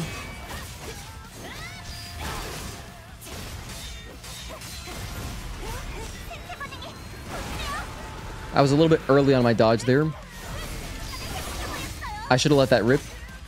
1, 2. You always want to do the blinks because you get so much burst energy. It's just awesome.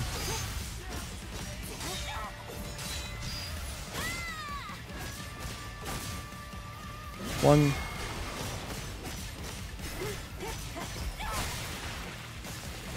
Honestly, that was not ideal. You do charge some burst, but I could have charged even more burst if I wanted to. Because what I could have done is, when he's groggy, you could do an aerial beta chain. 1, 2. I'll do it next time. I'll show you what I'm talking about. Next retribution we get. 1, 2, 3, 4, and 5. 1, 2.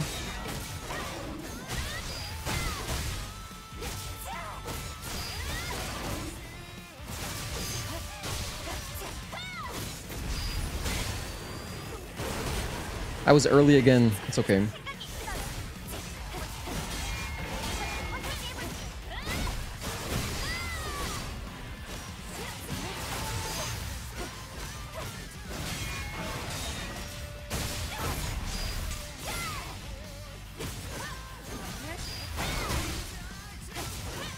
One, 2. 1, 2, 3, 4, and 5. So as you can see, you can land, you can do the aerial beta chain, land, and still have time to do your retribution during that groggy state. So you have plenty of time. In fact, I believe I can even get in like an extra 1 or 2 light attacks. I don't remember, but you can.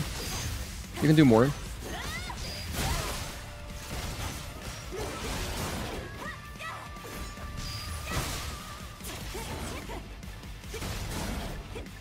Get over here.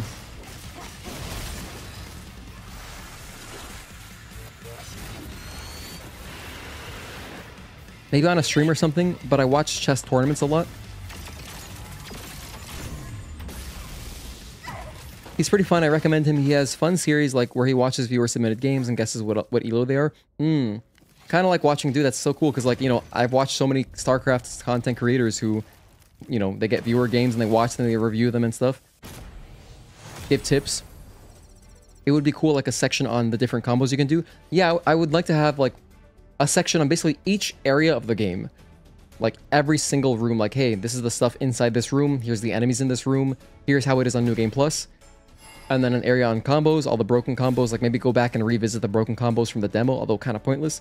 Unless they can get like, unless you can re-break the combo system on PC. Kind of pointless. However, I could show off, like I could show offset combos.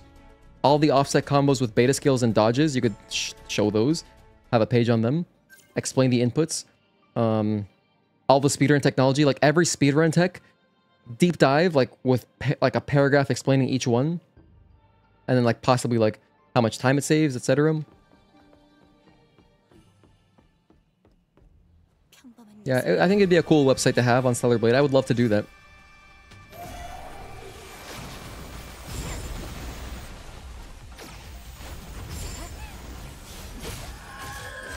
One, two, and three.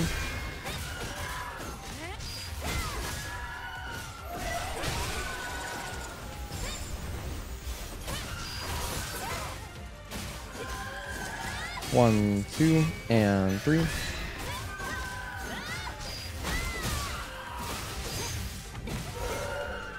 One, two, three, delay, and four. Oh, I did it way early, but at least I remember the general timing.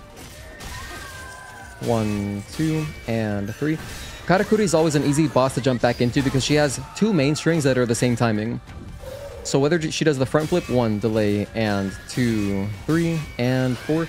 Whether she does the front flip or the front hand backhand like this one, it's always one, two, and three. It's the same thing. Here it is. One, two, and three. As you can see, the same exact timing. So.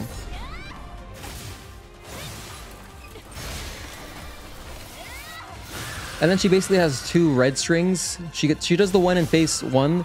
That's the one and two, and three. She does, whoops, my bad. She does the red string that's like one delay and two, three, and four. And then later in phase two, she has a second red string that goes like, it's like one, two, and, or one, two, delay, and three, four. Or I think it's like one and two, three, delay, and four. It's like that, yeah. Two, three are really close together. It's like almost like, it's like bang, bang. We'll see it during phase two. This area makes you want to replay the game? Do it. Do it. What's stopping you?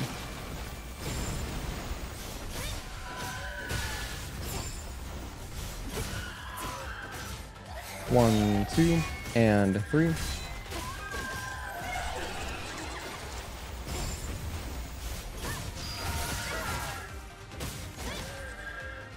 One, two, and three. Oh, you want to play it on PC instead? Okay, fair enough. The wait's not going to be too much longer, so...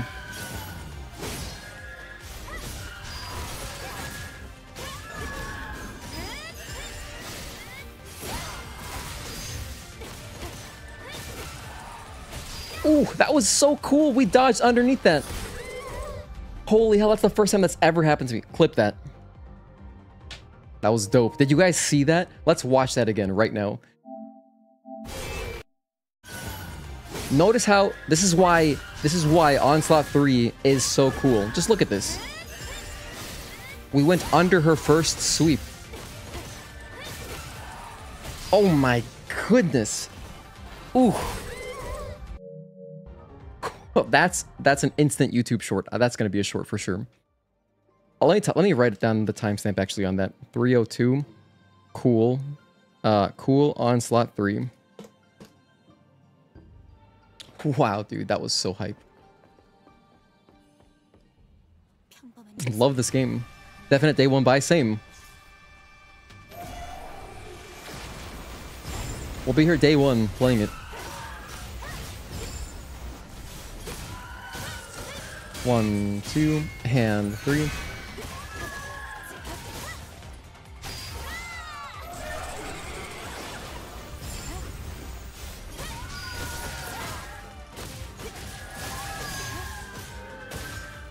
One, two, and three.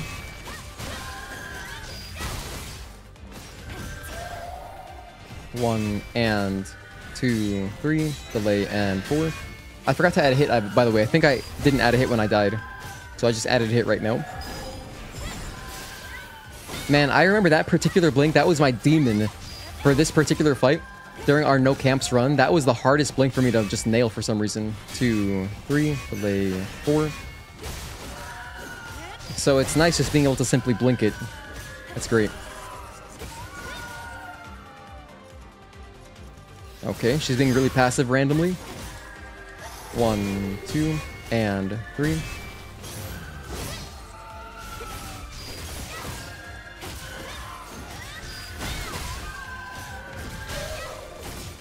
One and 2, 3, delay 4.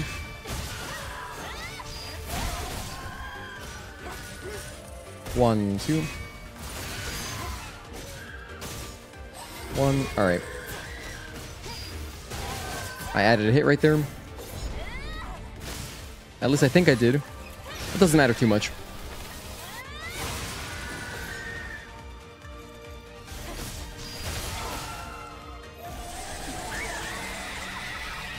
Now we wait.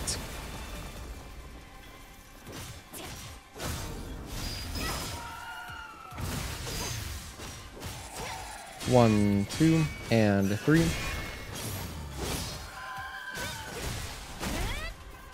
One, 2, and 3. Oh, way too early. I wanted to do a cute reflection, chain reflection 2. That was way too early. Or chain reflection 1. Because I just remembered that I do have it researched.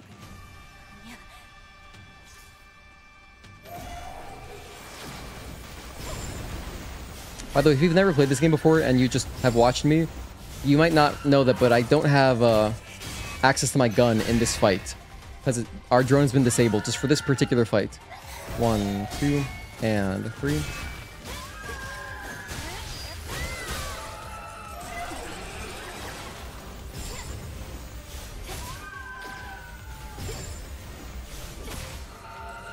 One, 2, and 3.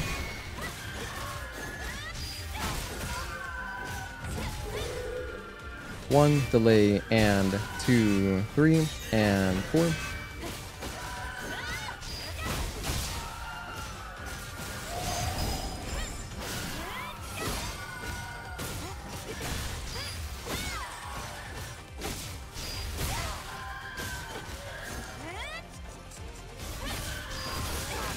That was a close interrupt.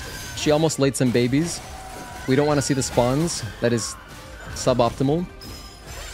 You're never happy to see spawns in this fight. One. Oh. That's a downside to being behind her. Didn't even really see that coming. I think if I were practiced, you could tell like that she's starting to wind up, even if you're behind her. But she turns around quickly. Ideally, you stay in front of a Karakuri. You want to stay in front of her as close as possible the entire fight.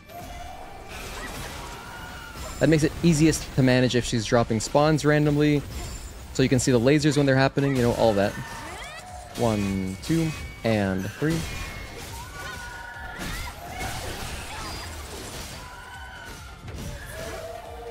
One and 2, 3, delay, and 4. 1, 2, and 3.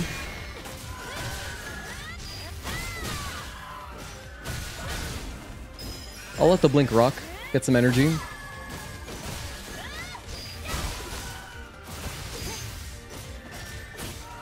One, 2, and 3.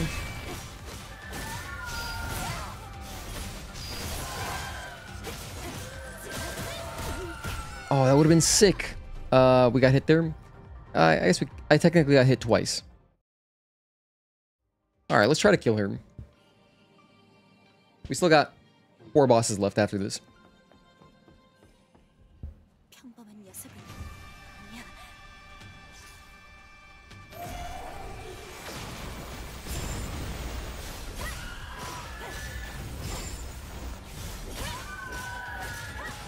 One, 2, and 3.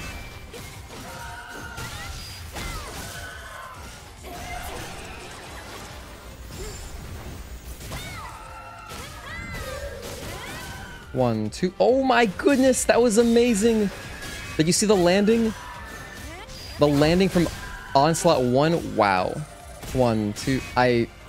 Twice now stuff, like hype stuff has happened during this fight. It's amazing. 1, 2, and 3. I gotta clip that, hold on. I have to write that down too. We're at 309.30. Oh my goodness. Hype. Onslaught 1. Sick. 1 and 2, 3. Delay 4. Gosh, that was so cool.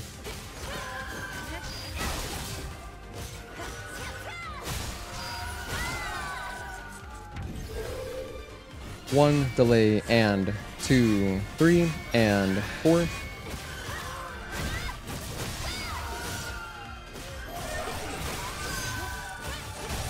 One, 2 and 3.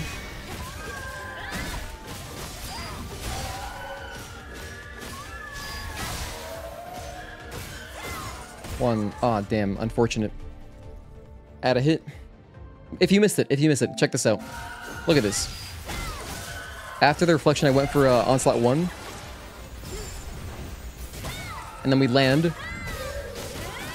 Bam. Look at that. That was just... Oh my goodness. I can't believe that. That makes me so happy. That makes me so happy.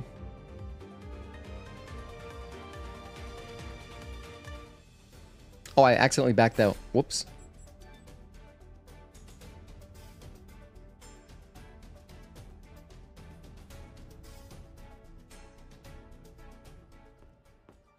Okay, so what am I doing here? There's nothing to really change. Yeah.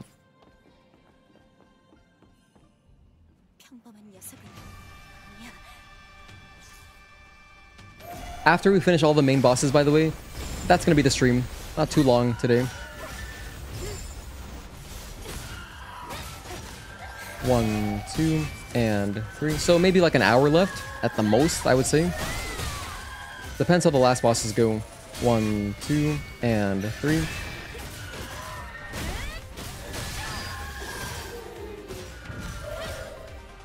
One and 2, 3, and 4.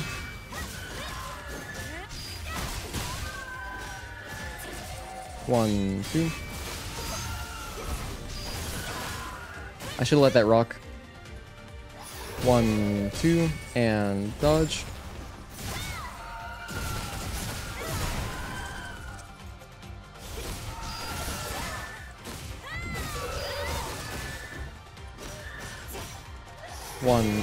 Oh wait, 1, 2, and 3.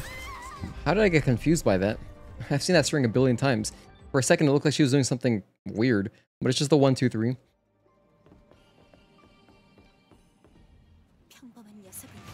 We're de-rusting and retraining our eyes.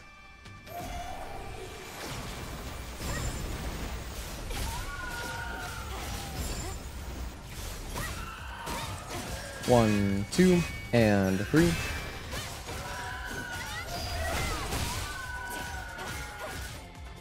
One, 2, and 3. The moves this run are monumental. We've gotten 2 sick clips. 2, 3, and 4. Absolutely awesome clips, Wake. 1, 2, and 3.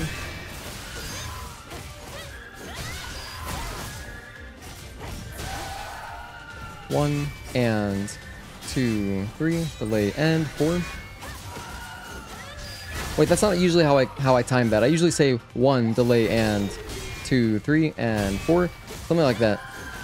The bigger delay is between 1 and 2 for that 4 string. I'll show it again when we get there.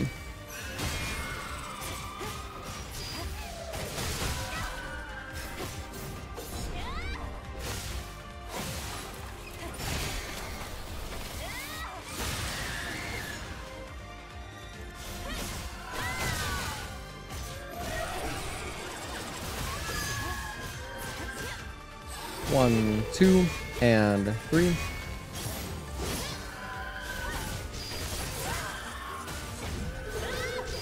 Oh, that was the string, but it's okay, whatever. We'll see it again. 1, 2, and 3.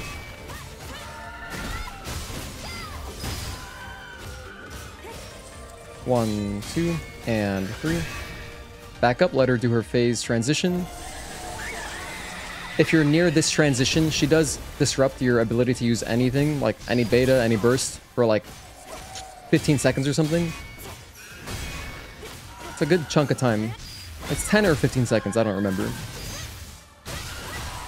1, 2, and 3. 1, 2, and 3.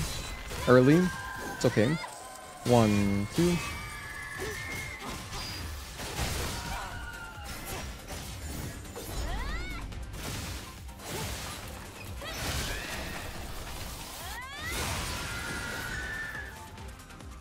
Once you're in phase 2, by the way, the OST is... It just goes so hard. I love it. I love this song, too.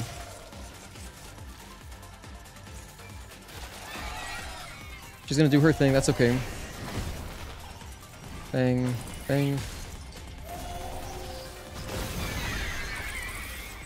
Oh no, they're shooting at us. They're doing Star Wars noises.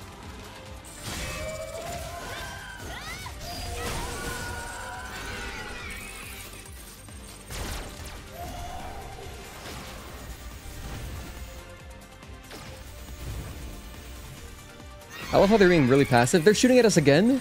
That's unusual. What the heck?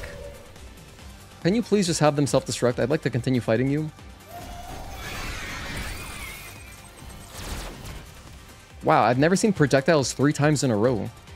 I have never seen it. We've done this boss fight a lot. You know, in our challenge runs, this is always like basically the hardest fight. Or one of. It's just so weird. They're not doing anything.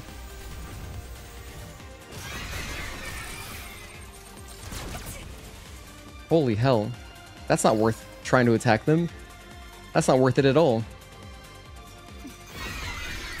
They're still not self-destructing? Why is it taking them so long?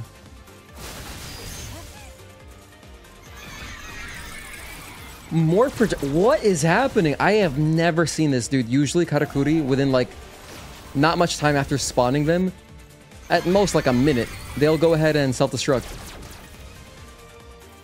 I'm gonna keep attacking her then.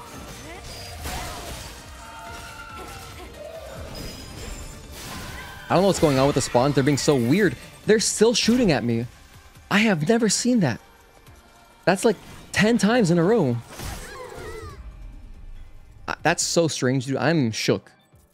You know what's funny? She gave you like no trouble your first run compared to other bosses, but then you started dying to her in later runs.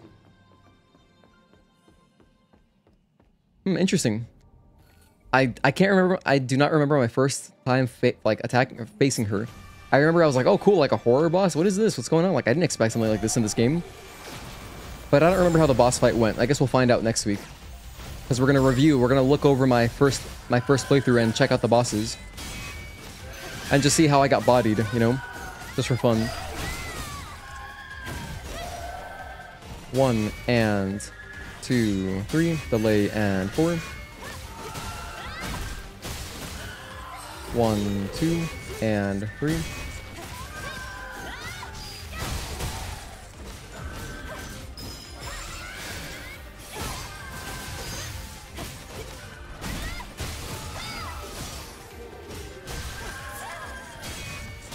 And 3.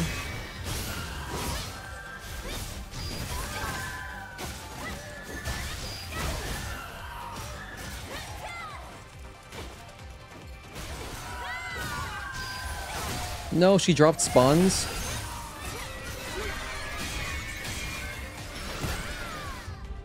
If that happens to you, you're kind of screwed. Like, what do you even do there? You need to get a perfect dodge.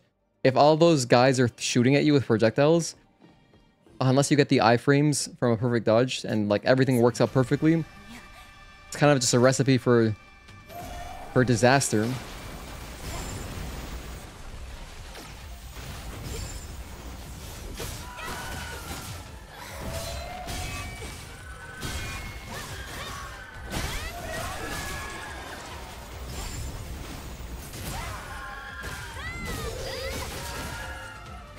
Of course, if I had Descending Break, I normally would have Descending Break for this fight. That makes it easier to clean up the spawns. But, yeah. 1, 2, and 3. You know, the reason this was so challenging during the no camps run was because, you know, we didn't have a skill tree, so we had no way to deal with the spawns, and as a result, we just had to run around. And without damage upgrades, the fight took forever. And so there ended up being a lot of running around, like a lot of running around. That was a long boss fight. It was close to 20 minutes. And if you don't know what I'm talking about, you can check out the no camps. I have a video on my channel called like no camps challenge run or something. It's like a 2.5 hour long video. It's compiling every boss fight from that challenge run. So if you've never seen that, check it out. I think it's pretty entertaining because the boss fights were extremely hard. But this was one of the most memorable, like, when we finally got it done, oh my goodness. When we finally got this one done, wow, that was a weight lifted off my shoulders.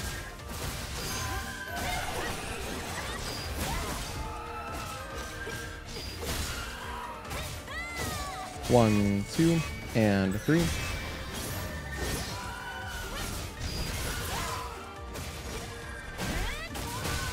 One, 2, and 3. Transition, phase 2. There we go.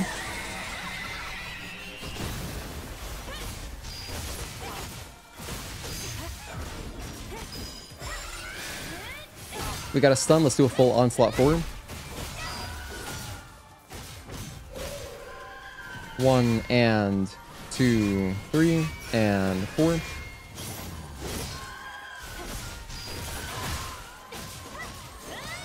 One, 2, and 3. That's the other 4 string she does. I interrupted it, unfortunately, but it's okay.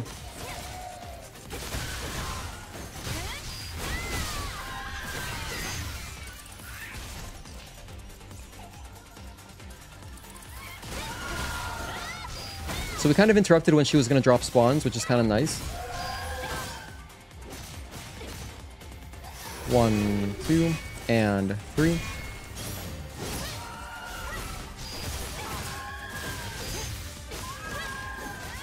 One, 2.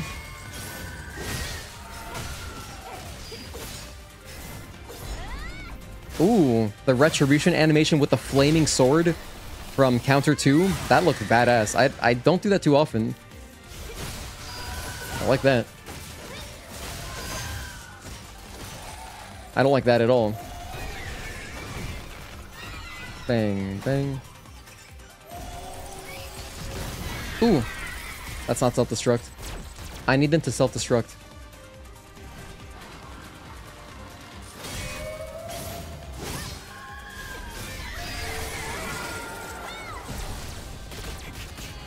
I am tired of dying to the spawns. 2, 3. I'm hoping that, like, she'll make them self-destruct. I guess not. It's not just not gonna happen. 1, 2, and 3. We didn't get hit, at least, by the projectiles. Could it possibly be that in boss challenge, they're more likely to just do the projectiles? Is that what's happening? I don't know, maybe. I guess we never fight her in boss challenge. It's always during the actual game. 1 and 2. Delay 3, 4.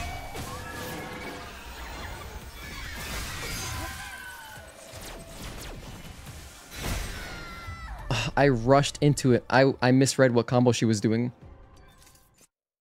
The fight was pretty much over. I just had to do, like, you know, a couple more attacks.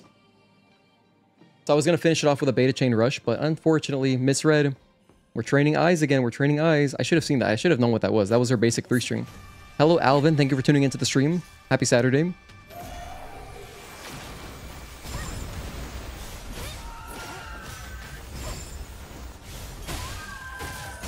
One, 2, and 3. Add a hit.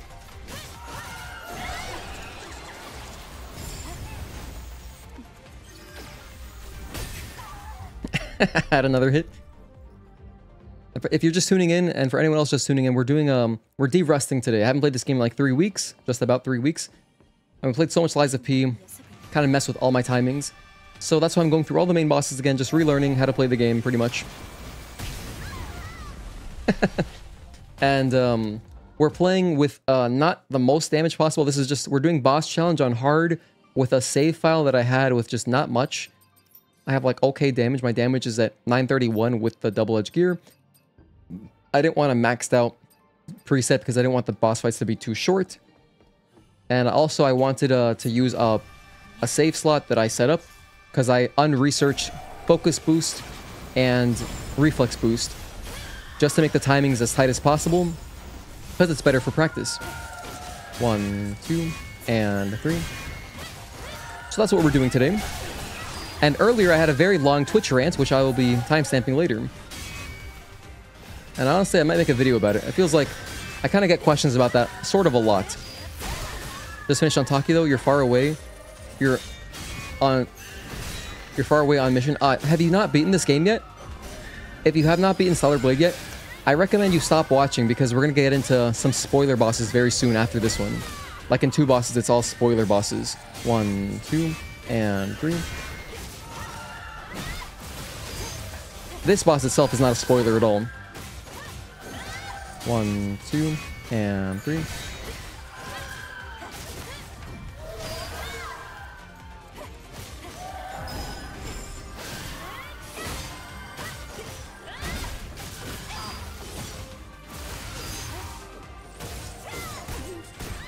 Ouch.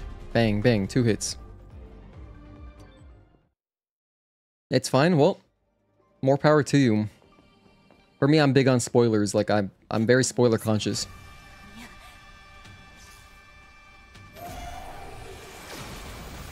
Just borrowed your friend's PS5 for the Stellar Blade experience. Nice. That's awesome. That's nice of them to lend you their PS5. Hey, Requiem Lich. Happy Saturday, my man. What's up, dude? Hey, Requiem Lich, have you played the Cowabunga collection? They just added it to PS Plus.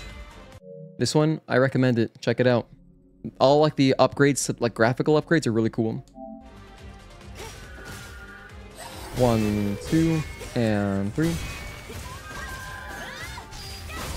That's a really nice PS Plus extra game. I'm really hyped about that. And I just bought it recently on PC, but it's nice to get it again, I guess, on console.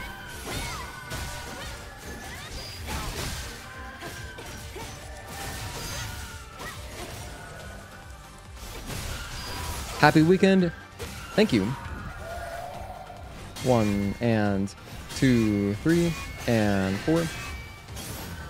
Should we get Tazel and get on that? Is there multiplayer? There is actually multiplayer. Yeah, no, Wake, there is multiplayer. On not all of the games, but on some of the games. We could play them online. Yeah, so Requiem, which is really interesting. I'll show you in a sec if you want.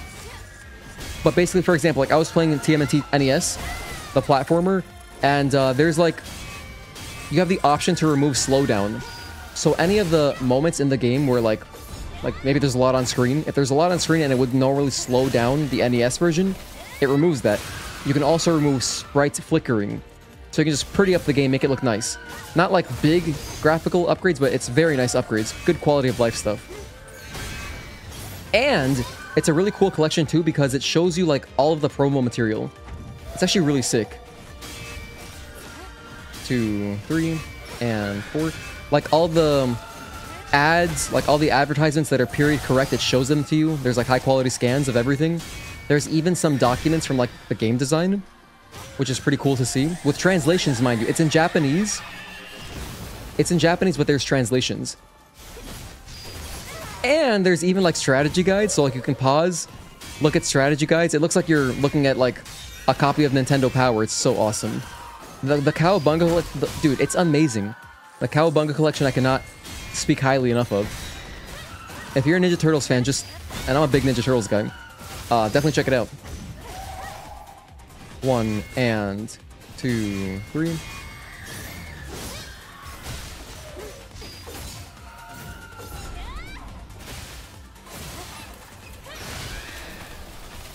But the games that they added online multiplayer to are just like a few of them. Like the popular beat 'em ups, those are there in multiplayer online. But not all of them, which is fine. I'm pretty sure even Tournament Fighters has online.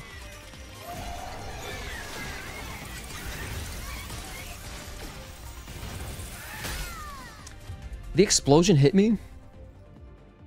The explosion from the spawns hit me? Damn, that sucks. Yeah, if you guys want to get together and play, I'd be down. We could run through one of the classic beat 'em ups. Not a good start. You know what's cool, by the way? She starts off by knocking down a tree. If you've seen this boss for like a billion times, you might forget about that little detail, but check out the tree on the left. Just look at it. Look at these two trees. Both of them down. Isn't that a cool detail? 1, 2, and 3. Because like normal, if you're just playing normally and you go straight to fight her, it's easy to forget about that. 1, delay, and 2, 3, and 4. 1, 2, and 3. Oh, wilds. By the way, if you guys are not using the LFG, the looking for game text channel, feel free to use that in the Discord so you can get together and organize play sessions. It's cool that you guys are all enjoying wild, so that's awesome. 1, 2, and 3. It's so funny. Me and my girlfriend, we were like, all right, we're gonna play World. Earlier this year, we were like, we're gonna do it.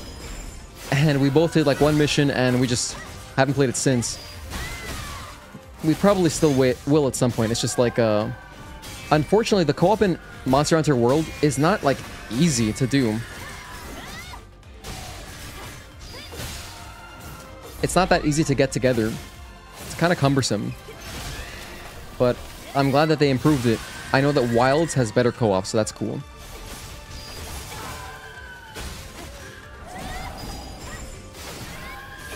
And it's cross-platform. You can't ask for much more than that. You know, that's great. Everybody wins. 1, 2, and 3. Every single hunt can be done in multiplayer, especially if you're in the same lobby. Oh, she hit me. Whoops, I wasn't far enough.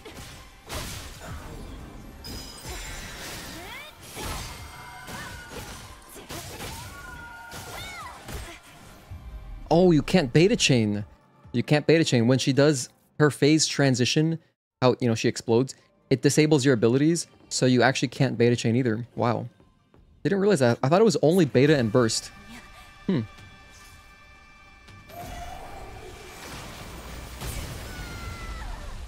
We had clutch moments, like when Shredder clutched and grabbed you by the neck. That was wild, yeah. He lifted you up with one hand, like some kind of action figure, like.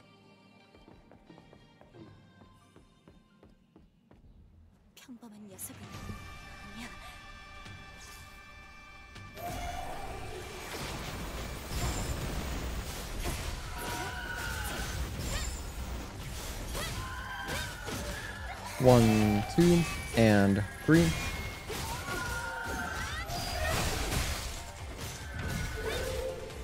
One, delay, and 2, 3, and 4. Oh, you guys have clans? Interesting. Any plans to retry World? Yeah, I think that me and my girlfriend will give it another try at some point. 1, and 2, 3, and 4.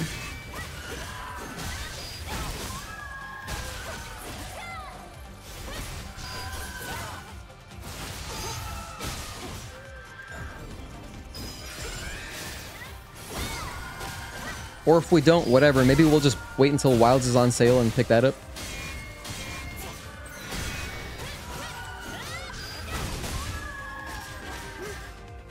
One, 2, and 3.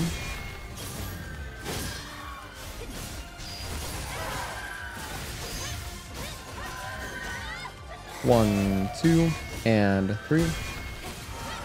Being in the same clan will allow us to see each other in the villages, in the hubs.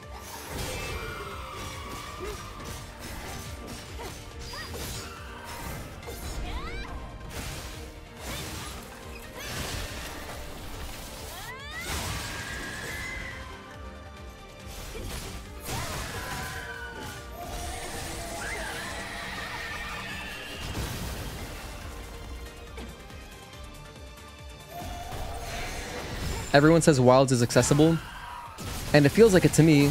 It's a lot of learning, but not that much. You can also join each other's hunts more easily if you're in the same clan. Cool. That's a new feature, right? That wasn't in World, right?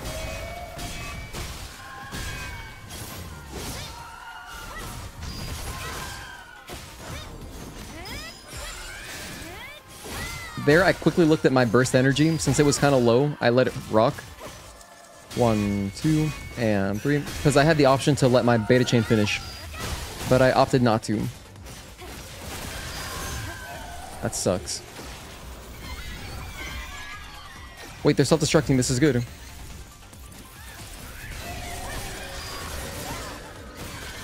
Oh, hell. Is one alive?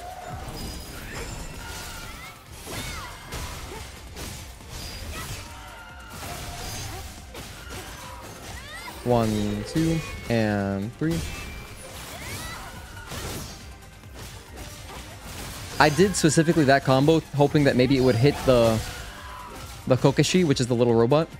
1, 2, and 3, just to kill it because it's been pretty obnoxious.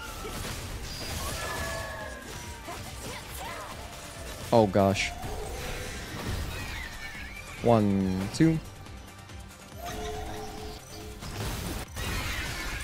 And there come the projectiles. Can you guys please just play nice? 1. All of you. Projectiles again. There they go, there they go. Perfect. This is what I wanted. Okay, we're back. We're finally facing her again. Nice. 1 and 2. Delay and 3, 4.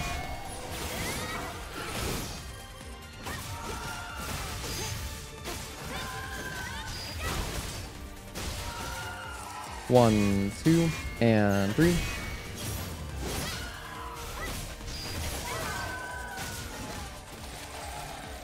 One away? We were one retribution away? You know what? You know what I think about that, Karakuri?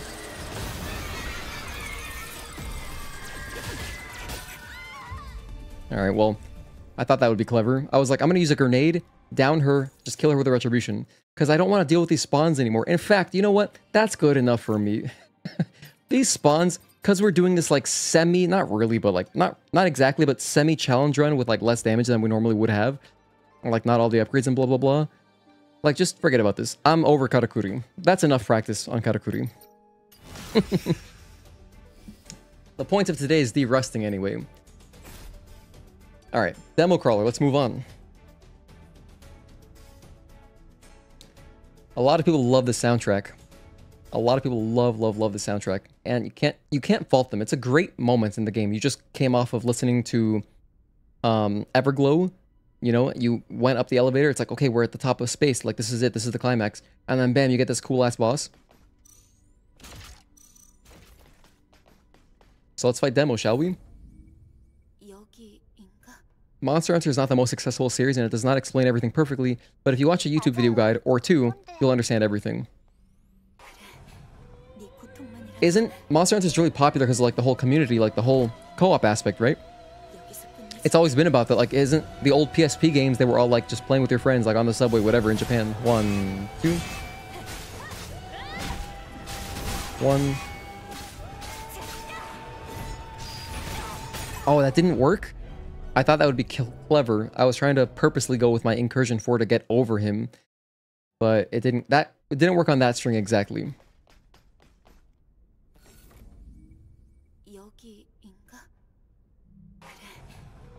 Generally, on demo crawler, it's good to just be airborne. If you're like struggling with the boss, just being airborne will avoid it'll avoid most things. I'll show you what I mean. See? 1, 2, just being airborne, you dodge so much naturally. Not everything, but a lot of things. 1, like that would hit me if you were airborne. 1 and 2. Well, that's not and 2, that's just 1, 2. So it's an interesting point on demo crawler. It's unique in that sense. Whoops. I meant to do my beta chain, messed it up. I messed up the input. Once you reach the end game, half of your matches were with randoms, it seemed like.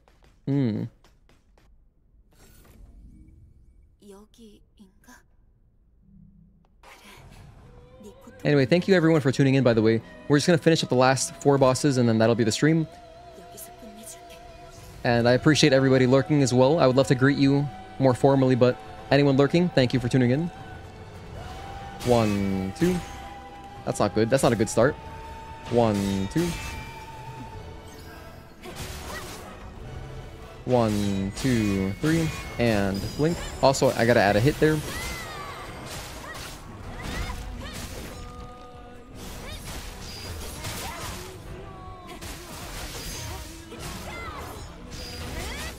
Close. That was really close to interrupt. 1.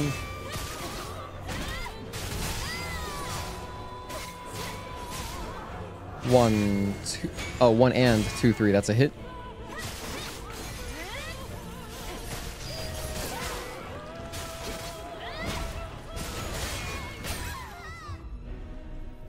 A quick one. I'm thinking of phase 2. Well, or even in phase 1, he does where it's like 1 and 2. But you know he's going to do that if there's a little pause. I think. Demo Crawler is interesting. He inverts one of his basic combos in phase 2. So, like, in phase 1, it'll be 1 and 2, 3. In phase 2, it's 1, 2, and 3. So there's that, but then he has other combos as well that are exclusive to each phase. Oh, that's the one I was talking about. I got confused again. Add a hit. I've forgotten some of these, but once I see them a few times, we'll be back.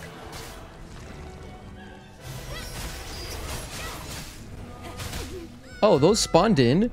I didn't realize that worked like that.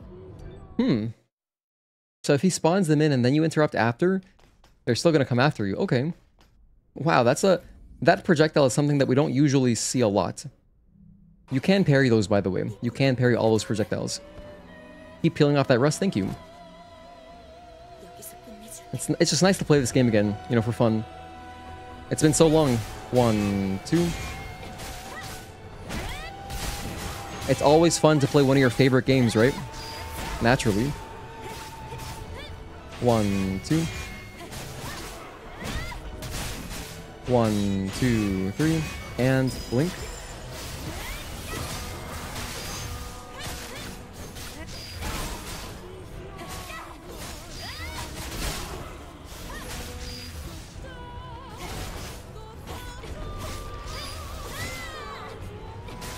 One, 1, 2, 3, and blink.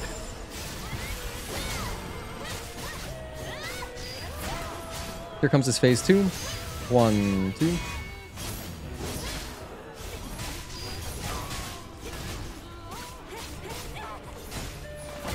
I'm gonna keep attacking him just to build up more energy.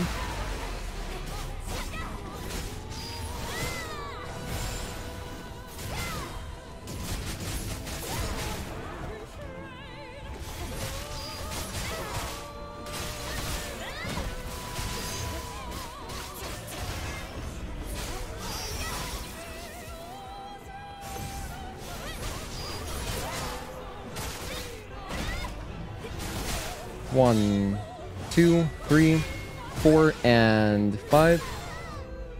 That one has a really awkward delay. I'm gonna add 2 hits for that one. That 5 string, he goes like 1, 2, 3, 4, delay. Like you can see his hand's kind of like, it's like, hesitate, hesitate, 5. And then it follows up with a blink, I believe. It's some kind of unblockable.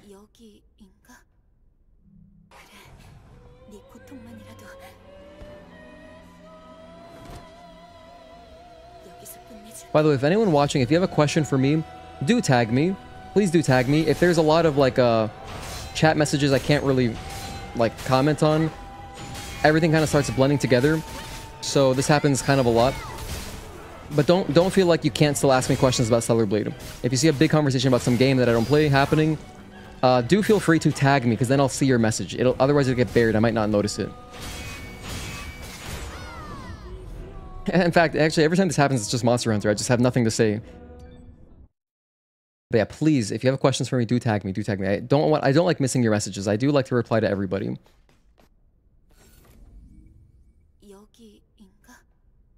And join the Discord. If you're new around here, even if you're watching on your TV, you can join I just put the link in chat. If you want to open up on your phone, you can join the Discord. It's free to join, safe for work, and we have a nice little community there. 1, 2. I believe the Discord is something like 250 people now. But you know, it's a good way to meet people who are also into the game. Make friends, play other games like Monster Hunter, whatever.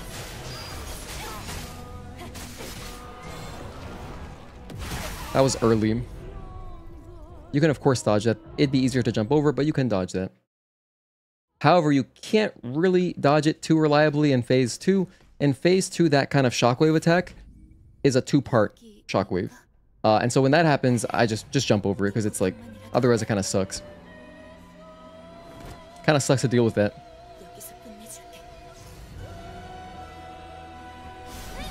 One, 2. Also, it doesn't seem like Nightbot is working. The command should work. It might be slow, but eventually it'll get there. How do I think Natibas will react to Super Eve? If there were Natibas left?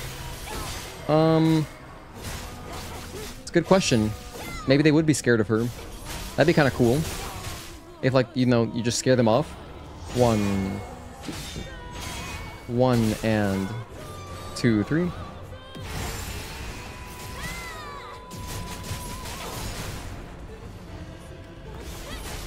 My Nightbot is still not working? Crazy.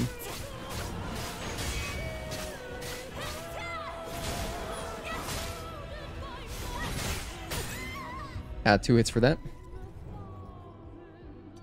Anyway, I'm curious though if Fusion State Eve will be in the next game.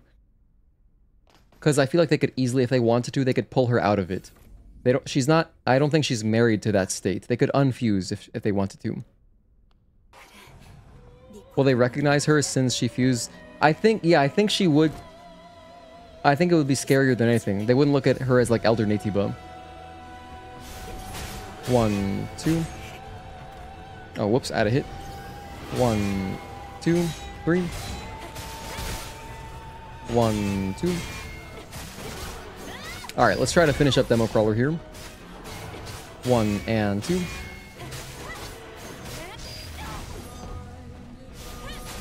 At least visually, you can see she looks like a good guy. 1, 2, 3. 1, 2, 3.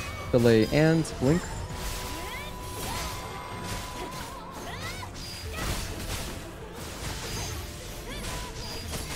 But the link to the Discord is also just in the description. It's always there. 1, 2, 3, 4, 5, 6. Oh, we died. I'm gonna add like, I don't know, 3 hits for that. Whatever, the hit counters are more for just like to know what boss we're doing. But yeah, if anyone's just tuning in, we're doing some derusting. We're doing all the main bosses, just going through them sort of with like less damage than usual. Not many abilities. Just like so I can learn the best timings. 1, 2. Wait, hold on. What? That's 1 and 2, 3. Right. Gosh, I keep thinking of Phase 2. I really want to get to the Phase 2 timings. It's funny because like even when I'm just like playing this game regularly, it can still trip me up, honestly. Sometimes demo can still trip me up. 1, 2. With those inverted timings from Phase 1 and 2.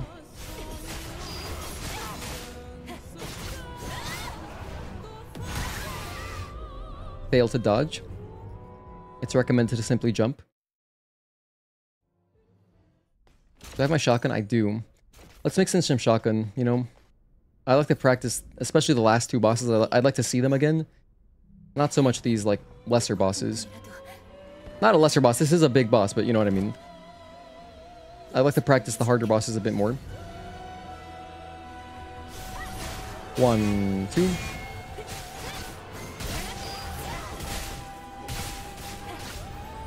1 and 2, 3. I was late on that second hit. I was late on it. 1, 2.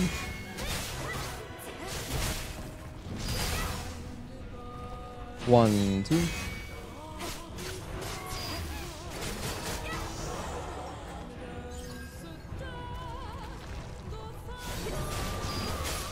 Good interrupt.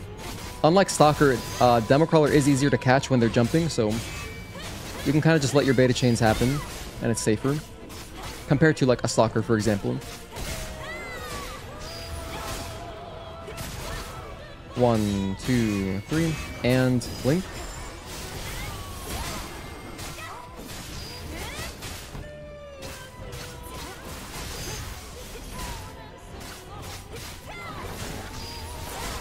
Charge up some more energy.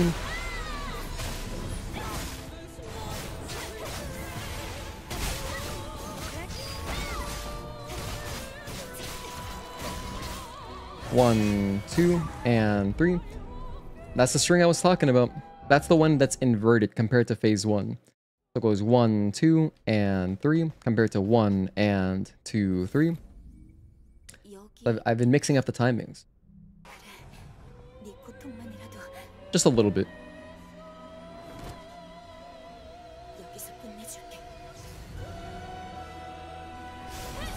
One, 2.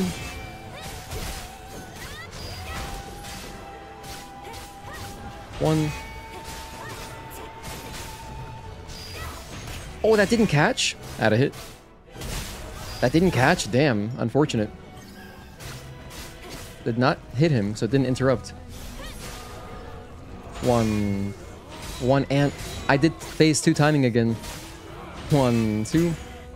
It's funny because like I'm even talking about it, I'm like consciously thinking about it. It's just not there yet, it hasn't processed. But it only takes like a day or two, and then we're kind of back. I played this game so much, it's hard to forget completely, so 3 weeks off, 1 to 2 days practicing, and then we can kind of play like normally again, which is great. 1, 2. 1. 1, 2. 1, 2.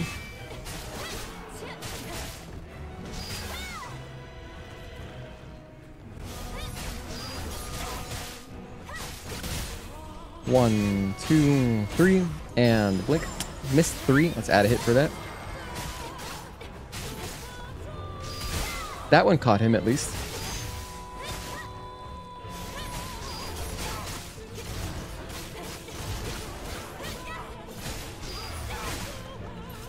Oh, whoops, that was a mistake.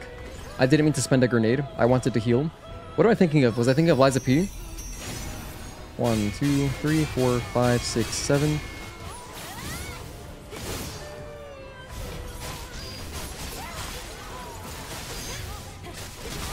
One. Keep charging.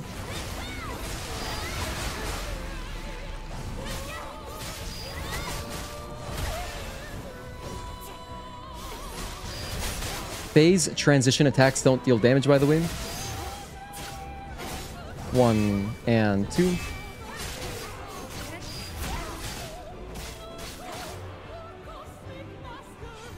1, 2. There was the 3 string. I wanted to see that actually. 1, 2, 3, and 4. Oh, it's not and, it's just 4 and 5. The delays before 5. Add a hit for that. Gosh, that's a harder one to remember for sure. Because the timing is already a little bit weird.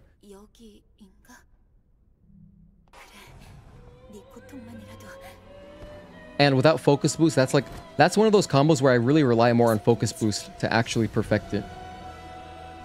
Oh, by the way, did you guys ever notice this? This map over here shows you the location of where we're at. So you can see Spire 4 is like Australia. And you can see Spire 1 is like North America. Spire 2 is... well, whatever, you can see them. That map shows you kind of what Spire would be closest to you. Which is cool. And it shows you that Spire 4 is Australia.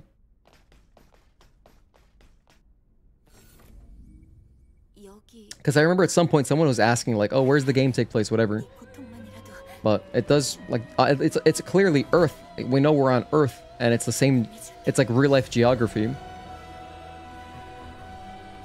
I mean, it looks pretty accurate. 1, 2. 1.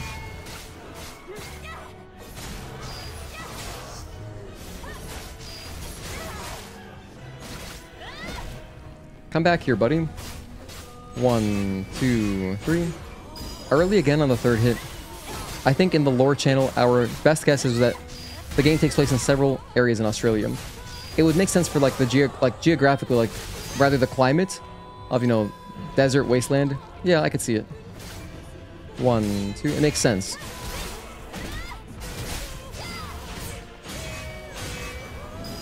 Add a hit for that. It'd be really cool if I had some kind of like pedal, like a pedal board, so I could use my foot to add hits instead of awkwardly going over to my keyboard.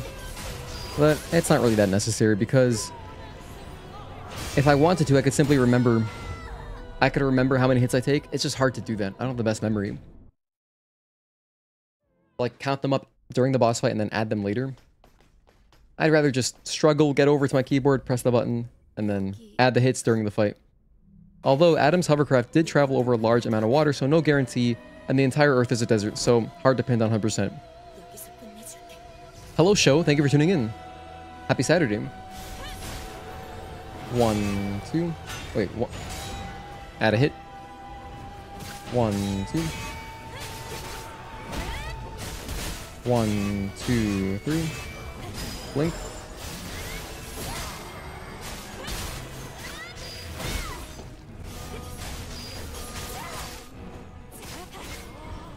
One. Oh gosh, I'm thinking of phase 2 still. 1, 2.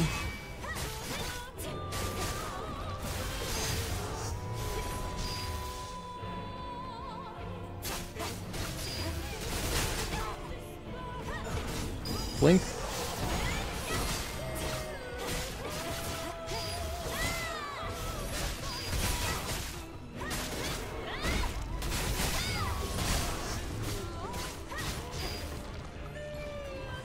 One, 2. A lot of elements in Stellar Blade are brought over from Nikkei. Wait, so does that game have clearly, you know, precise locations that it mentions that the game takes place in? 1 and 2. 1, 2, and 3.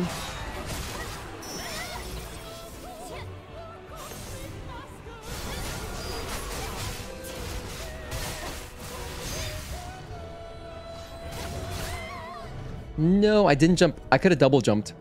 It is safe to jump over that string, but I didn't double jump. That would have been... Or maybe I did, but I didn't do it properly. I should have double jumped and then started my string right away. Yeah, we should have been fine there. Mark, what's up, man? Got your PS5 Pro? Hell yeah, congrats. It's a shame you can't move over the old plates. Are there red plates for the PS5 Pro, or are you just gonna... Are you gonna rock the white for a little while? 1, 2...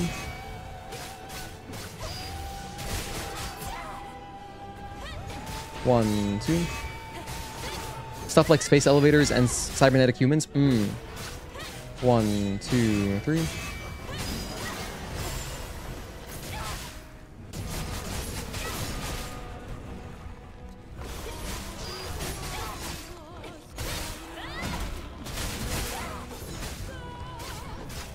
One and 2, 3. Add a hit.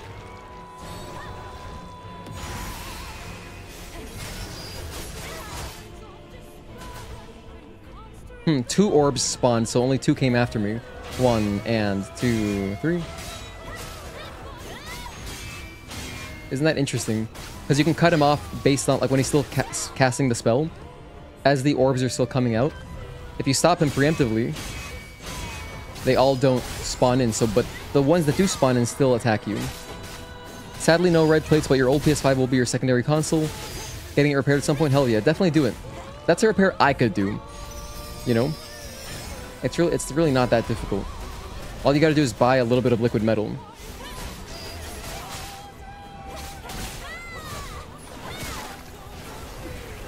Just a lot of screws, you open it up carefully, add liquid metal, spread it around, and that's it. That's the whole repair. And then you're not gonna have cooling issues. 1, 2, and 3. Because that's like, that should be really the only thing wrong with it. Do that, you'll have a brand new console. There's a company called Tetra and Stellar Blade and Nikkei. Oh yeah, Yeah, some of these like some of the lore, some of the flavor text carries over. That's awesome. Like Tetrastar. Well, maybe I don't know if it's Tetra in Nikkei, and then we have Tetrastar here, and it's like part of the same. It's like subsidiary, maybe. I don't know. I know nothing about Nikkei.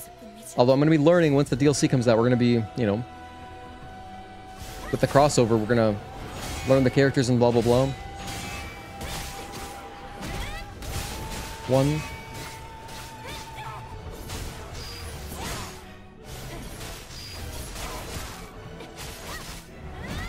One, two.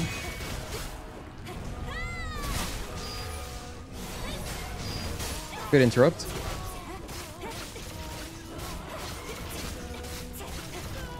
One and two, three.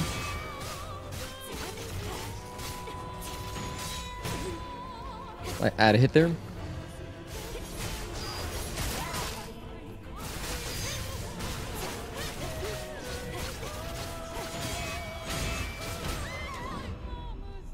That's a quick 3-string. I was practicing doing just aim canceling a little bit there, just for fun. It's the Tetra line in Nikkei. They're one of the major factions, and for all intents and purposes, the friendliest and a bit of a mystery. Okay, so Tetra, they're nice, they're cool. Tetra line does sound like a subway line though. One, two.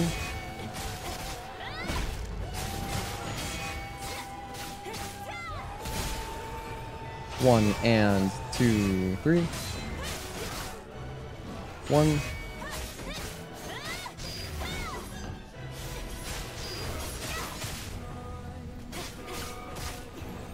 One and two, three.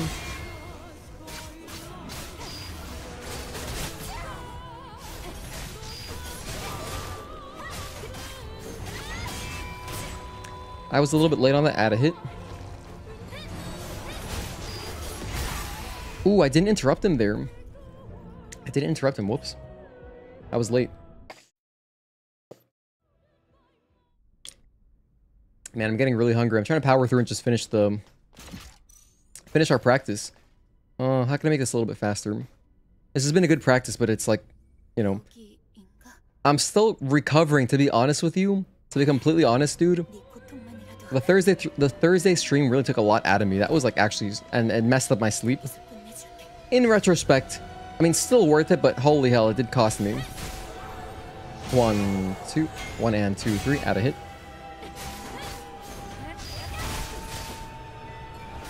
One. Yeah, I think what I'm gonna do, let's just blow through the last couple bosses.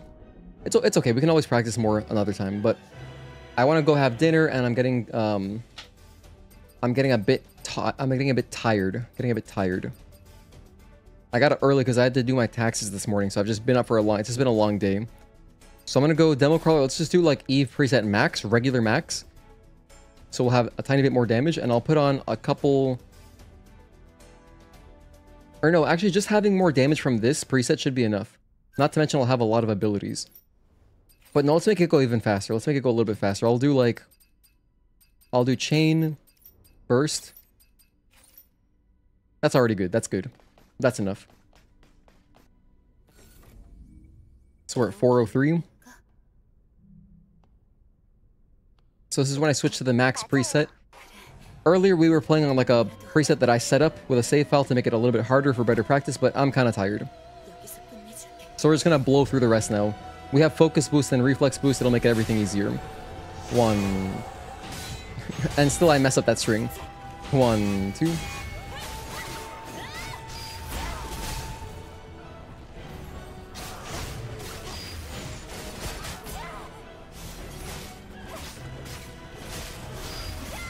Get back here, crazy bastard. One, two, three, and blink.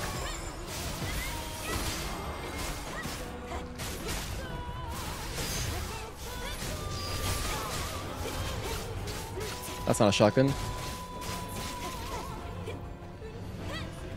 One. Yay, we have our counter chain too. Awesome.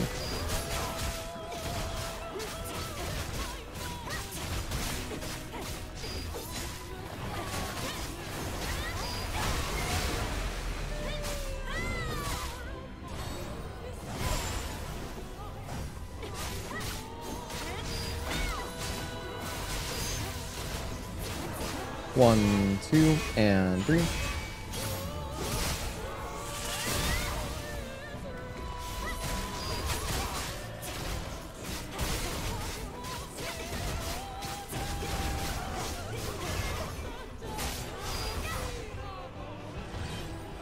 One, 2, and 3.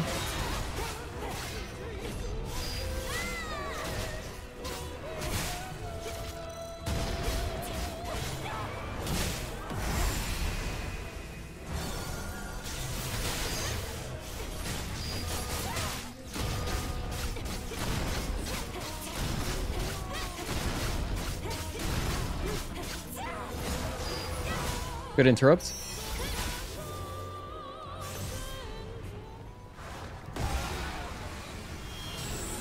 Oh, by the way, you could keep attacking him during this and get some extra energy if you wanted.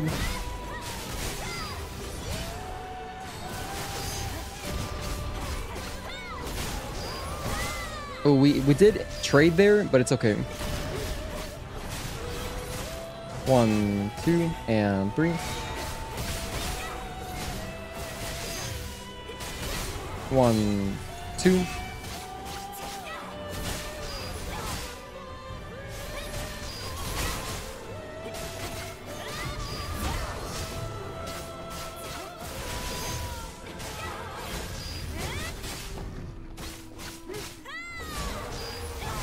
Almost a trade, that was close.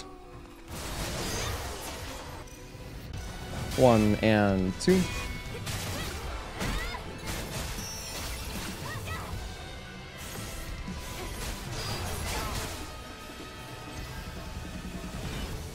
One, 2, 3.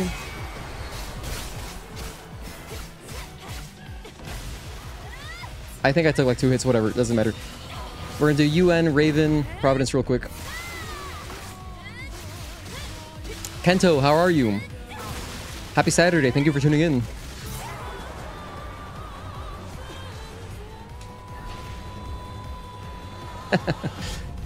Oh, L1.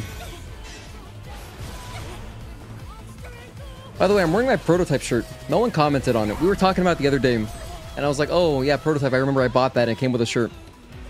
But I forgot, I wanted to wear it like the next day and I forgot, and then I just remembered today. But yeah, that's my shirt. It's extra large, obviously. So it's really big, but like, you know, it makes sense, you know, to just have like a bigger shirt, because even if it's too big for you, it's still good as a pajama shirt. And then maybe XL is the perfect size for you. So then it's nice. It's better to make the shirt a little bit too large as a free pack-in than like possibly too small, because then it might be useless to someone.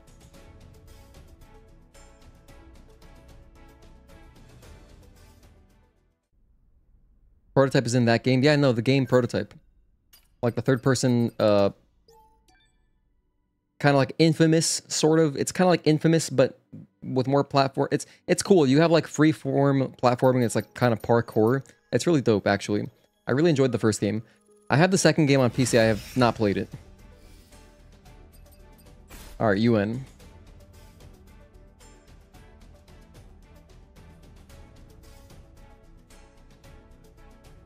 Unidentified native. And you know what? I actually want this to go really fast because I'm getting really hungry. So I'm going to put on double-edged gears as well.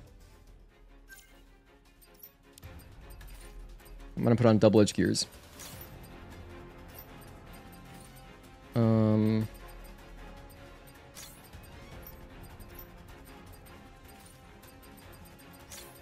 And then I'll also put on, like, I don't know, perfect combat gear.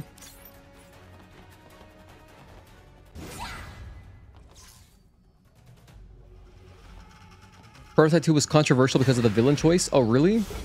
I don't even know that much about it. 1, 2, and 3, 4. Back up. Tar pits. Okay, I remember that, at least. 1, back up. And 2, 3.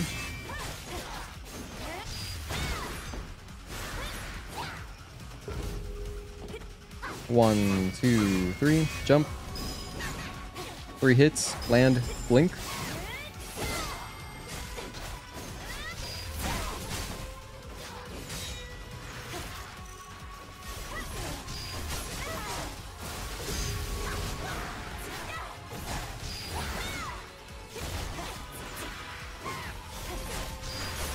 She's so slippery right now. 1, back up.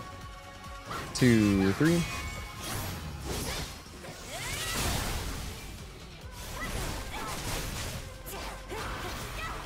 You can dodge this, by the way.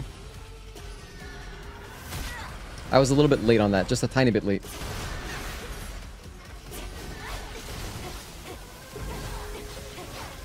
One, 2, 3, jump.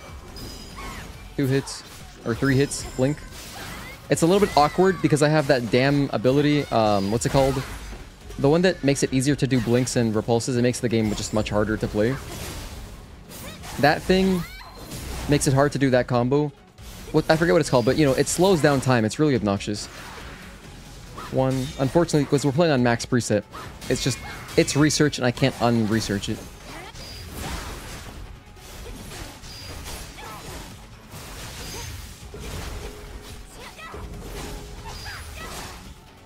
But that's my go-to. When she does the 3 string. 1, back up. 2, 3, 4.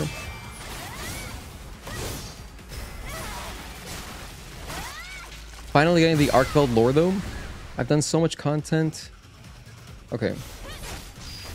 Monster Hunter. Monster Hunter, etc.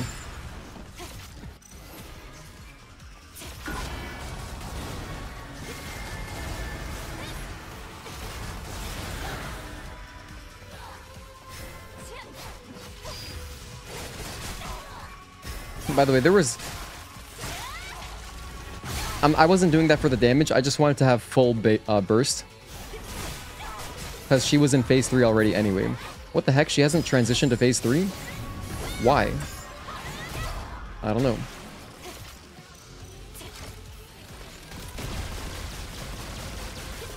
Okay, now give me the phase 3. Sprout those wings. Now she's got extra wings. That's how you know she's serious. Oh, hell. Heal up. That was a bit reckless.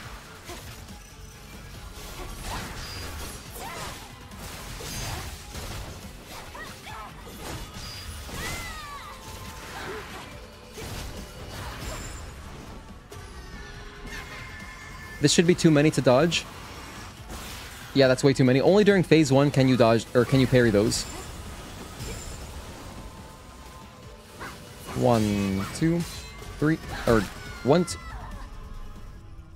You know what's crazy about that string? I remember that happening during our no camps kill, during the no camps challenge run, and it was so hype, because she doesn't do it that often, and when it happened, I was like, oh hell. And it didn't kill me. It was very lucky. Very, very lucky. Magnamic, what's up, man? Happy Saturday, dude. Good luck, the RNG. Are we tempting you back towards it? Oh no, I was just, wait, sorry, are you talking about Monster Hunter? Sorry, I wasn't following. If I see Monster Hunter, I generally, like, don't read all the messages. When I get extra serious, you grow more wings, too. You just have multiple Red Bulls. 1, 2, 3.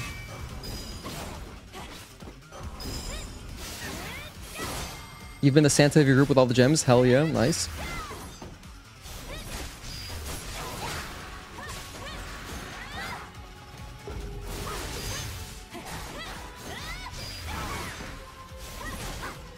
One, 2. 1 and 2, 3. Happy Saturday to you, man.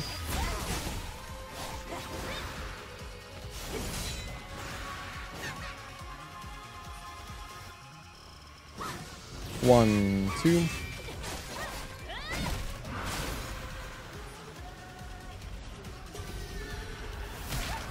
Oh, I was slightly late again.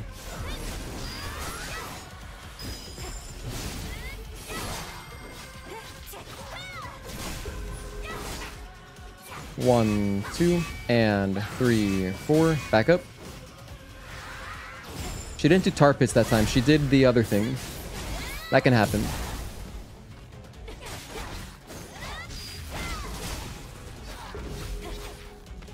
One, 2, 3. Jump. Oh. We messed it up, but it's okay. I'm not even adding the hits. I'm not even sure where we're at. I'll just add like 6 hits. 4 hits. Okay, so this is phase 2 still, so you can still parry these. 1, 2, 3, 4, 5. Or I didn't do it perfectly, but you can. It works. I've done it before. 1. This is a nice long string.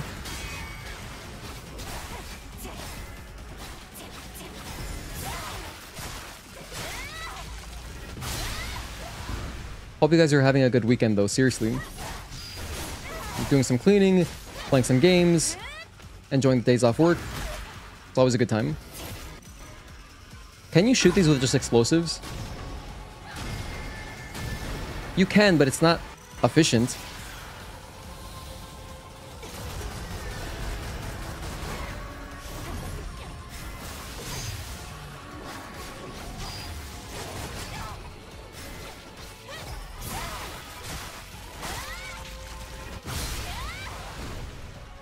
It almost feels like the insta-kill projectiles, they just pop based on how many hits they've taken. And it's not damage. Because, like, I would think that maybe 1, 2, 3, 4, 5, and 6. I would almost think that, like, 1 explosive shell should kill them. But it doesn't seem to work that way. Maybe I was missing. I'm not sure.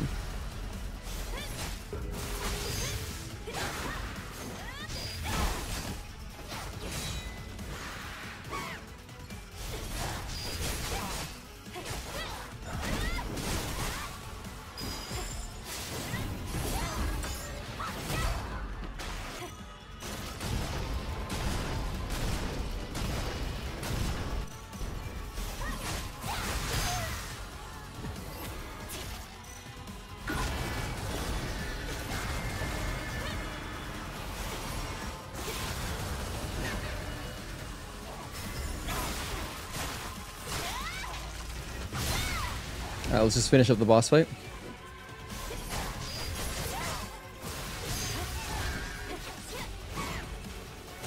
Of course she does clouds, like the most dangerous thing basically that she can do.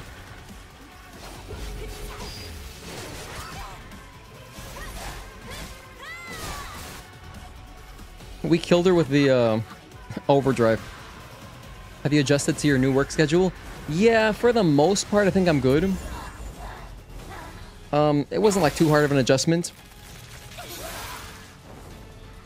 But it's nice. It's overall it's gonna be much better, I think. The one nice thing about my old work schedule was that streaming on Tuesdays was kind of perfect for like miscellaneous stuff. And then Thursday, Friday was nice for like doing, you know, whatever, like the same game back to back. But I can still do that with the new streaming schedule. I just got to do, you know, Thursday, whatever, and then Friday, Saturday, back to back. I can still do it. It's just with that 1 day break, it was that was kind of cool. But honestly, I'm happier this way. I like working Monday, Tuesday, Wednesday, and then just streaming a lot, back to back to back to back. Plus, I think that just like streaming on Saturdays is also cool because it opens up. It gives a chance for people who maybe couldn't watch during the week, but at least watch one day, you know? I like that.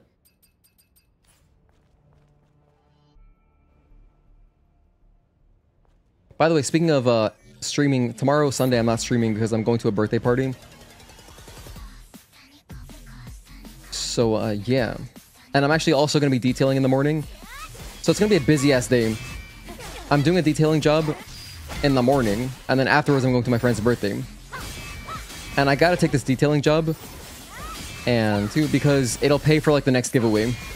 Like literally one detailing job, it'll be like 100 to like 150. I'm not sure exactly how much I gotta do. 1, 2, 3, and 4, 5. I'll probably make like 150 bucks or something. 1 and 2. And then that pays for the next giveaway that we're doing. 1, 2, and 3. So it's very valuable. Detailing jobs are a great way to make like extra actual money.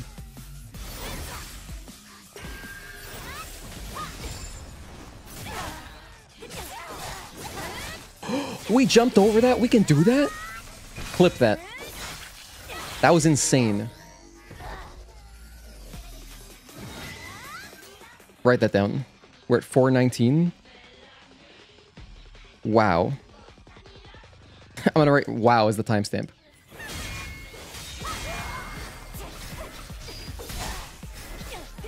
That was crazy. Good luck tomorrow. Thank you. Is detailing your normal job or just on the side? It's on the side. My normal job is in lighting. I work in sales and stuff. And then on the side, I'm a big car guy. I'm a huge car guy. I'm like more of a car guy than I am a gamer. And I love detailing. So I do detail cars sometimes, but not always. I used to do it more often, but at some point I just kind of got tired.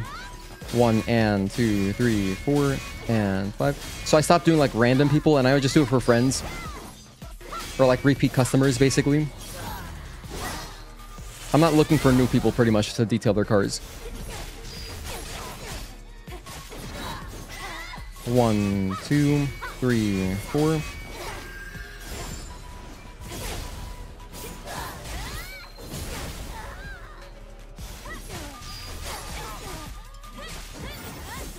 One, 2, back up. 1 and 2. 1, 2. She's probably gonna get up and do Tempest here. Nope.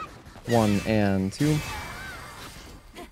Oh, that doesn't really work on Raven because she's too short. She's crouching, so you can't do that string. She'll probably wake up Tempest here, is my prediction. Yep, there it is. I was way too late. I don't even know what I was thinking there. Gotta see that a few times. Hello, Shiva Shankar.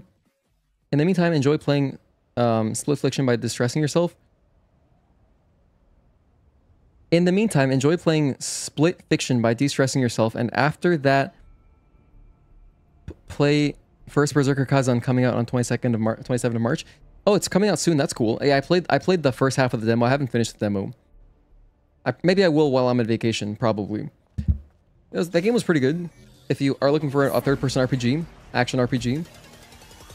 There's a lot of RPG elements. That's the one thing that like turns me off. I don't really like RPGs like that.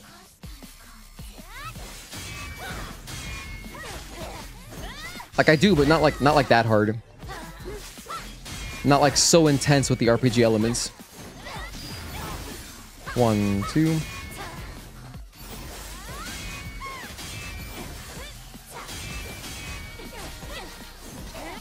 You're playing Kazan when it comes out? Nice. Hell yeah, Mark. I hope that... Add a hit. I hope that, 1, 2, and 3. Oh, I forgot to add the hit for last time. I'll just add, like... Add another 2 hits. I don't know. I hope that there's a cool PS5 Pro version for the game, that it supports it. You know, since you just got your Pro.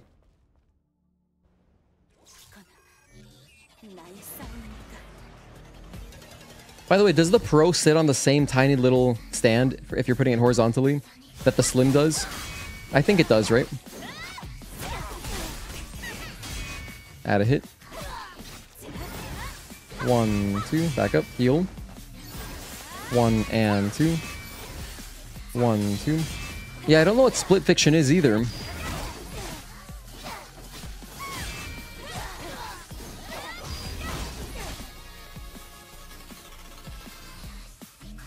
So passive. 1, 2, and 3. Haven't bought a stand, it just lays horizontally. Exactly, so I'm asking, because I know like when the slim models, to put it horizontally, it just comes with like 2 little clear plastic pegs, and that's how you put it horizontally. Is Pro the same way? I'm not sure, I don't remember. I think I watched like one unboxing video when it came out. But those things are kind of nice because it's like, they're stuck into the console. Sometimes when I move my PS5 original, like just adjusting the HDMI cord in the back, it can come out of the round plastic bottom. That's just a bad time to make hand gestures. It can kind of come out of the round plastic bottom that that holds it, to put it horizontally. But definitely don't buy a stand. I don't recommend you put it horizontal or vertically, so you don't have the same issues that you had with your last PS5. Horizontal is the way to go. It has a better stand, but I don't trust Sony anymore with keeping it up vertically. Yeah, I mean, I'm talking about the horizontal one. Only mantle you used in World was Gilly, and Ultra Instinct Mantle. I know that there's a mantle called Rocksteady Mantle. And then Jackson was teaching me about it. And then I made the joke, is there a Bebop mantle? And he thought it was funny. So my joke worked. One. That's a Ninja Turtles reference. Okay, anyway. 1, 2. 1 and 2. 1, 2. Is there a Rocksteady Mantle in Wilds?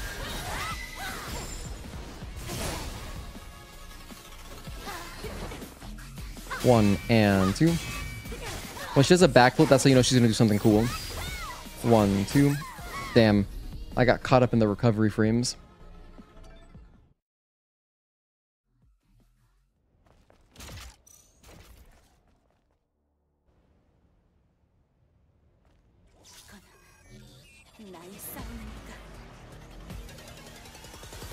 Is there a Heat game today? If not, I'll probably play some Yu-Gi-Oh! With my friend. Rocksteady Mantle is in Wilds, nice. That means I can make the joke even more. Every time someone mentions it, I'll mention I wish there was a Bebop Mantle.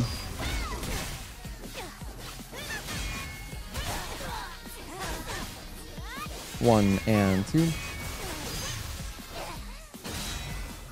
1, 2, and 3. Early. 1, 2. Back up. 1 and 2. 1, 2. 1. Oh, clash.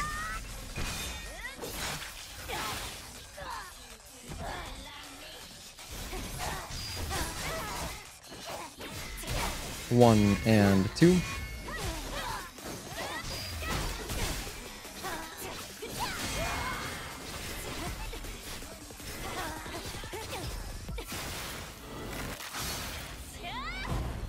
He'll definitely enjoy the most playing it.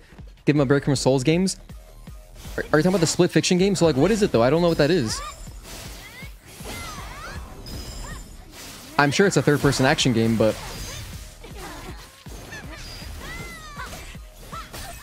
Ouch. I have not used the mantle once in Wild. It's not on your... It's not on my easy quick bar, so it's not getting used. Just use it. Try it out, Oni-Jack. Give it a shot. I like the new longsword, level 3 attacks with the focus mode. Let me sit up. Let me sit up. I want to have my dinner. I'm going to kill these last 2 bosses. I'm focused now. Watch. I'm focused. I'm motivated like Virgil. 1 and 2. It's the new game by the people who made it from It Takes Two. Oh, cool. Wait, is it another co-op game? I loved It Takes Two. That game was so much fun. 1, 2, 3, and 4, 5. 1, 2, and 3. 1, 2. 1 and 2. 1, 2.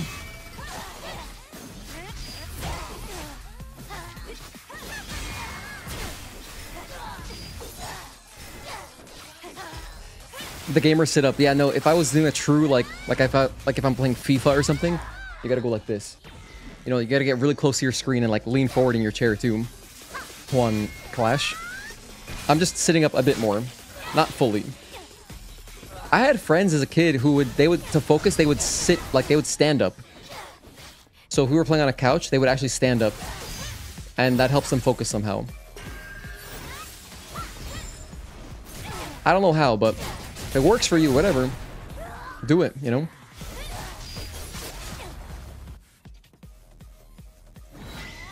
One, 2, 3, 4. 1, 2, back up. 1 and 2. 1, 2.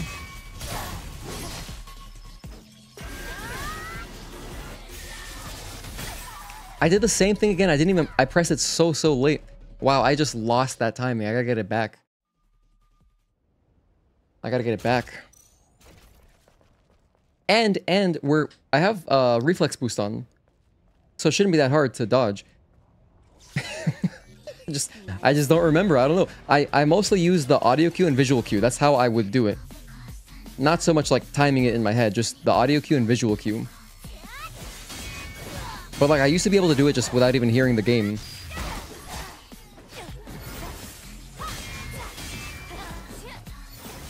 One and two. 1, 2.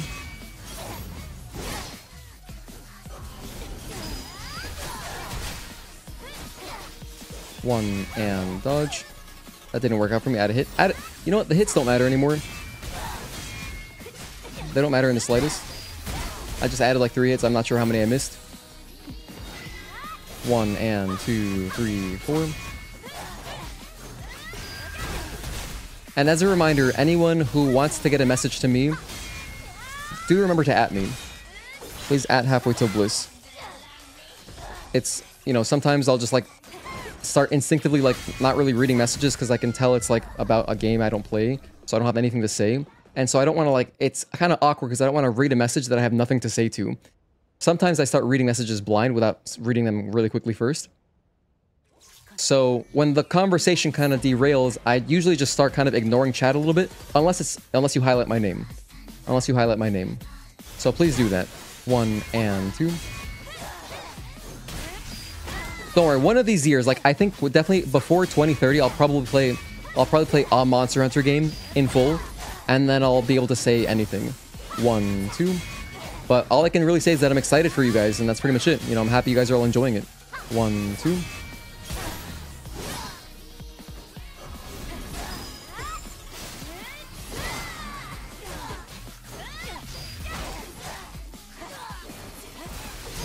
Oh, nice.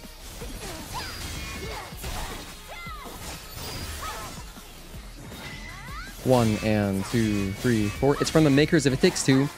Joseph Fares' words, it's a dopamine game, always to be on your toes. Huh.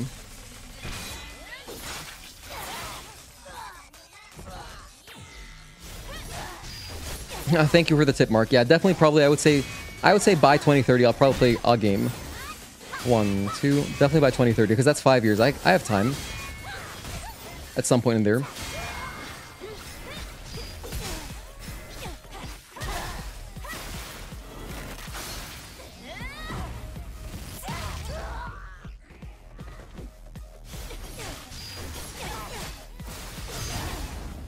The overdrive sent her into phase 2. Nice.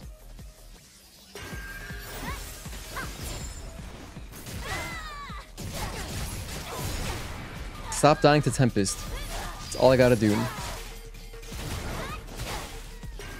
There we go. Okay, there we go. I just didn't wait so much. Alright, we're back.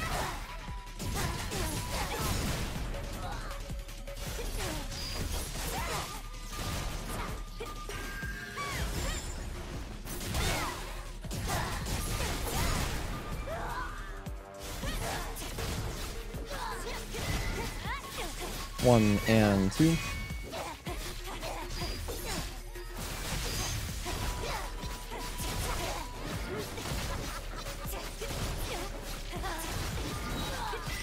One, 2, 3, 4. Delay and dodge.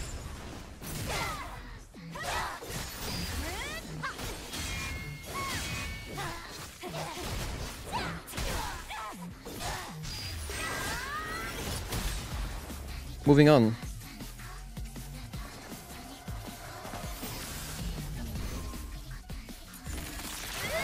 But yeah, I really enjoyed It Takes Two, dude. I played through the entire game with my girlfriend. You know what was really fun? There was the tower. There's like a trophy. We both platinumed it. There was a trophy for climbing a tower. It was so hard. We were there for like an hour just climbing this tower because it's so easy to fall back down. You got to redo the whole thing. It was good. Thanks for the GG. Thank you for the GG. It's kind of weird series. Dealing with some school projects. Seeing you mention bring back some oldies. They're difficult. Is exciting. Going to learn Elder? Not quite Agatoki. I always forget that there's like costumes tied to boss challenge because I never do this. Not quite Agatoki.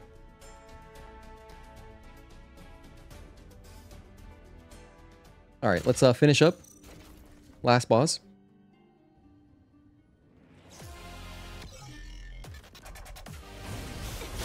One. 1, 2. 1, 2. And 3, 4. 1, 2. And overhead, add a hit for that. Overhead. 1.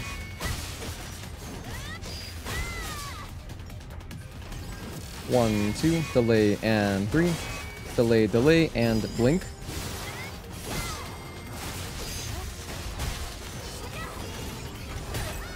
Ouch. Didn't dodge in time. Well, I was a little bit late. By 2030, after Halfway Hillbillies plays Monster Hunter Wilds, he might learn Elder. Nah, we'll learn Elder way before I ever play a Monster Hunter game. We'll learn Elder way before, trust me. Because when I do my walkthrough, I'll want to show both bosses. 1, 2. 1. But yeah, not almost Agatoki. You're not that far off. I definitely don't like facing Elder. 1, 2, and overhead. It's hard for me to see, you know. Overhead, delay, delay, dodge. Oh, I didn't dodge. But in September 3rd, there is a new game called Hell Is Us. Check it out for yourself if this piques your interest. Yeah, I think there's a lot of new games coming out this year, aren't there? I've heard from other people that, like, it's a full year. Nothing for me, but, like, I know there's a lot of games in general coming out. That's cool. That sounds like an indie game. Hell Is Us. But I definitely would like to play the other, It Takes Two developer game. I would like to do that. Hell Is Us looks fun. Is it another co-op game? Sounds like a co-op game, because it has us in the name. Sounds like a co-op game. 1, 2.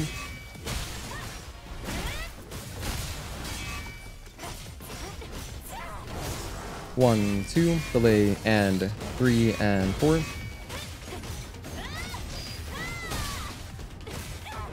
1, 2, and overhead, back up. 1, and 2, and 3. Dodge. Add a hit for that. Lots of hits today. Really good learning today. Good Derust.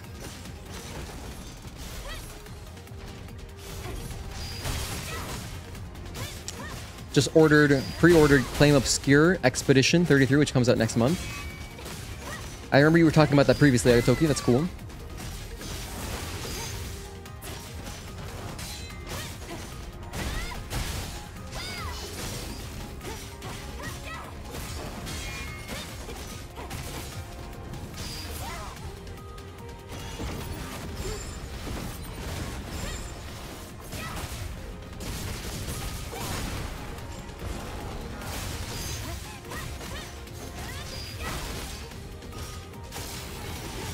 One, 2. 1. 1, 2.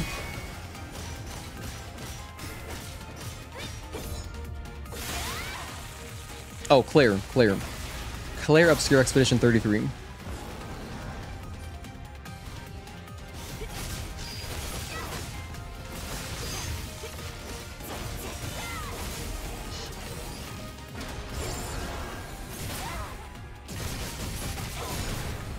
Alright, good phase transition there.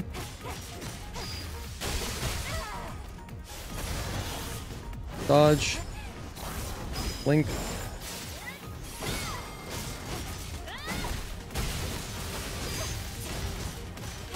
One.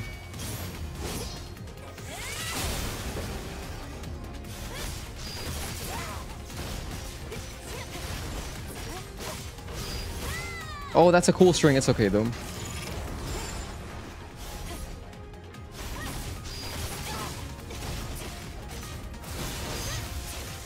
Oh, insta-kill?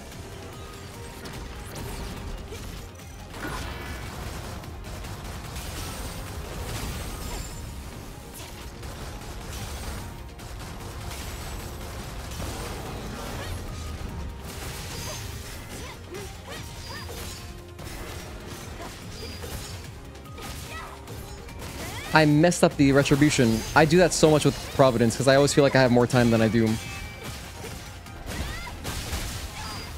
And that happens to me too often. 1 delay and blink. Blink. Repulse.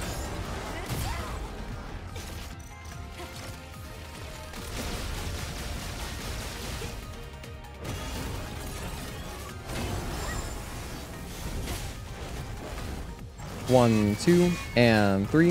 Sidestep. 4, jump 5. That's it. That's the game. We'll finish up Providence. And then that's the stream. Isn't it weird though? I like how they gave it a new animation because Lily's not in there, so. It's so weird having no pilot in Providence.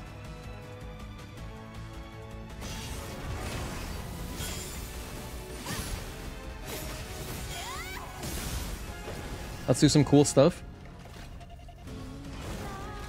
1 and dodge.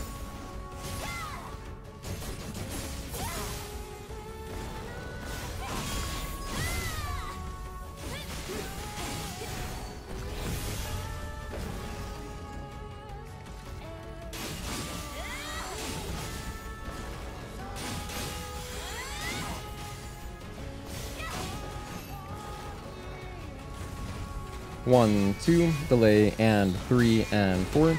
No, I messed it up. Do it again. 1, 2, and overhead. I'll catch him with this.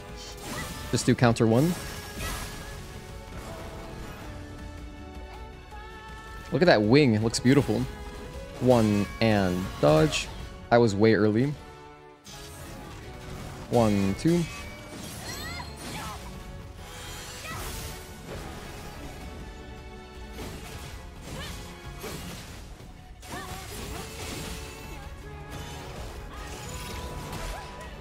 I was early again.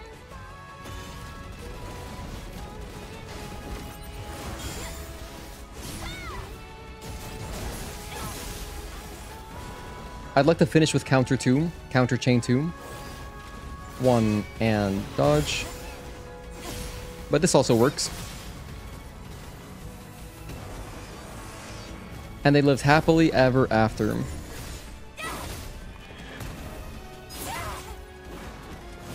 He was a certified longsword main. GG's, yeah, GG's guys. Good Derust session. Good Derust. We got some dope clips. I'm gonna show them to you in case you missed them.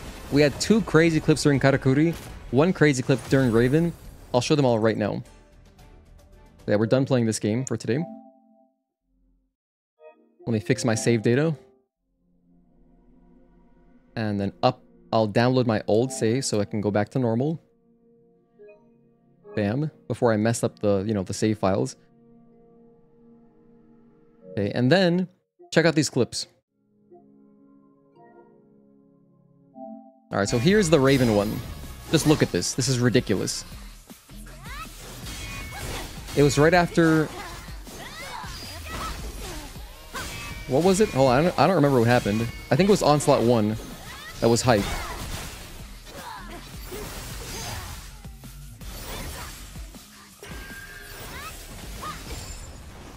Reflection 1, Onslaught 1. Ooh, look at that. That jump was crazy. That was so sick. Okay, and then the other thing that happened was there were 2 during Karakuri.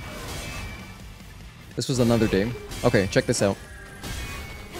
This one was, I believe, Onslaught 3. Just crazy evasion from like the amazing hitboxes in this game. Yeah, after the blink. Oh my goodness, we ducked under. That was so hype. That was like some Xiao Yu AOP type stuff. Like there was, I literally went into Art of Phoenix. That was awesome. And then here's the other one. I think it was a similar thing, also with Onslaught 3, I believe. Oh no, we landed again from Onslaught 1. Isn't that dope? We landed after Onslaught 1 and the ducking animation, we avoided her swipe. Amazing. This game's amazing. Alright, anyway, that's the stream. Thank you guys for tuning in. We got to Derust. That was very, very fun. Fun to play this game casually again. Next time though, we'll be working on more stuff. Actually, no, sorry. Next time, Thursday, we're gonna be working. We're gonna have a nice long discussion stream again. If you saw my skill tree podcast stream, we're basically gonna do that. But I have to finish talking about the equipment, the exospines, you know, like basically the gears, exospines, and also the, don't let me forget, the skill tree for the gun, for the drone, the drone skill tree. We're gonna talk about all that. And then maybe we'll tack on something at the end, but maybe it depends how long that goes. And then I think for Friday and Saturday, we'll just be working on the walkthrough, I think. I guess the walkthrough. Or I could also try to do like a hitless run through of all the bosses, but like not as, make it easier than like the low damage and no focus boost, no reflex boost like we were practicing with. We'll do something, I'll try to make it interesting somehow. I'll have to come up with a good save file to make it like not too boring, but like not too easy, but like also not that long so that it's more doable. Because I would like to get that. It would be cool if we could do that in 2 days, knock it out. Do a hitless run of all the main bosses. We definitely should be able to. But yeah, that's the plan for next week, just all Stellar Blade. And the reason is, it's our 1-year anniversary. Oh, also, sorry, one of those days is our 1-year anniversary, and we're going to be having some fun looking over my blind playthrough. I'm going to go and like find the boss fights, and I will go through and talk over my, like I'll do commentary over my first time fighting the bosses in my blind playthrough of Stellar Blade. I think that'll be really fun. We had that idea earlier from chat, so for the 1-year anniversary. Eric, thank you for the $2 super chat, my man. Have a good rest of your Saturday. Enjoy your weekend. Good to see you again. Thank you, Mark. Good to see you too. Good night, everybody. Good night, Requiem Lich. Better than Dark Souls 2 hitboxes, that's for sure. I mean, can't argue with that.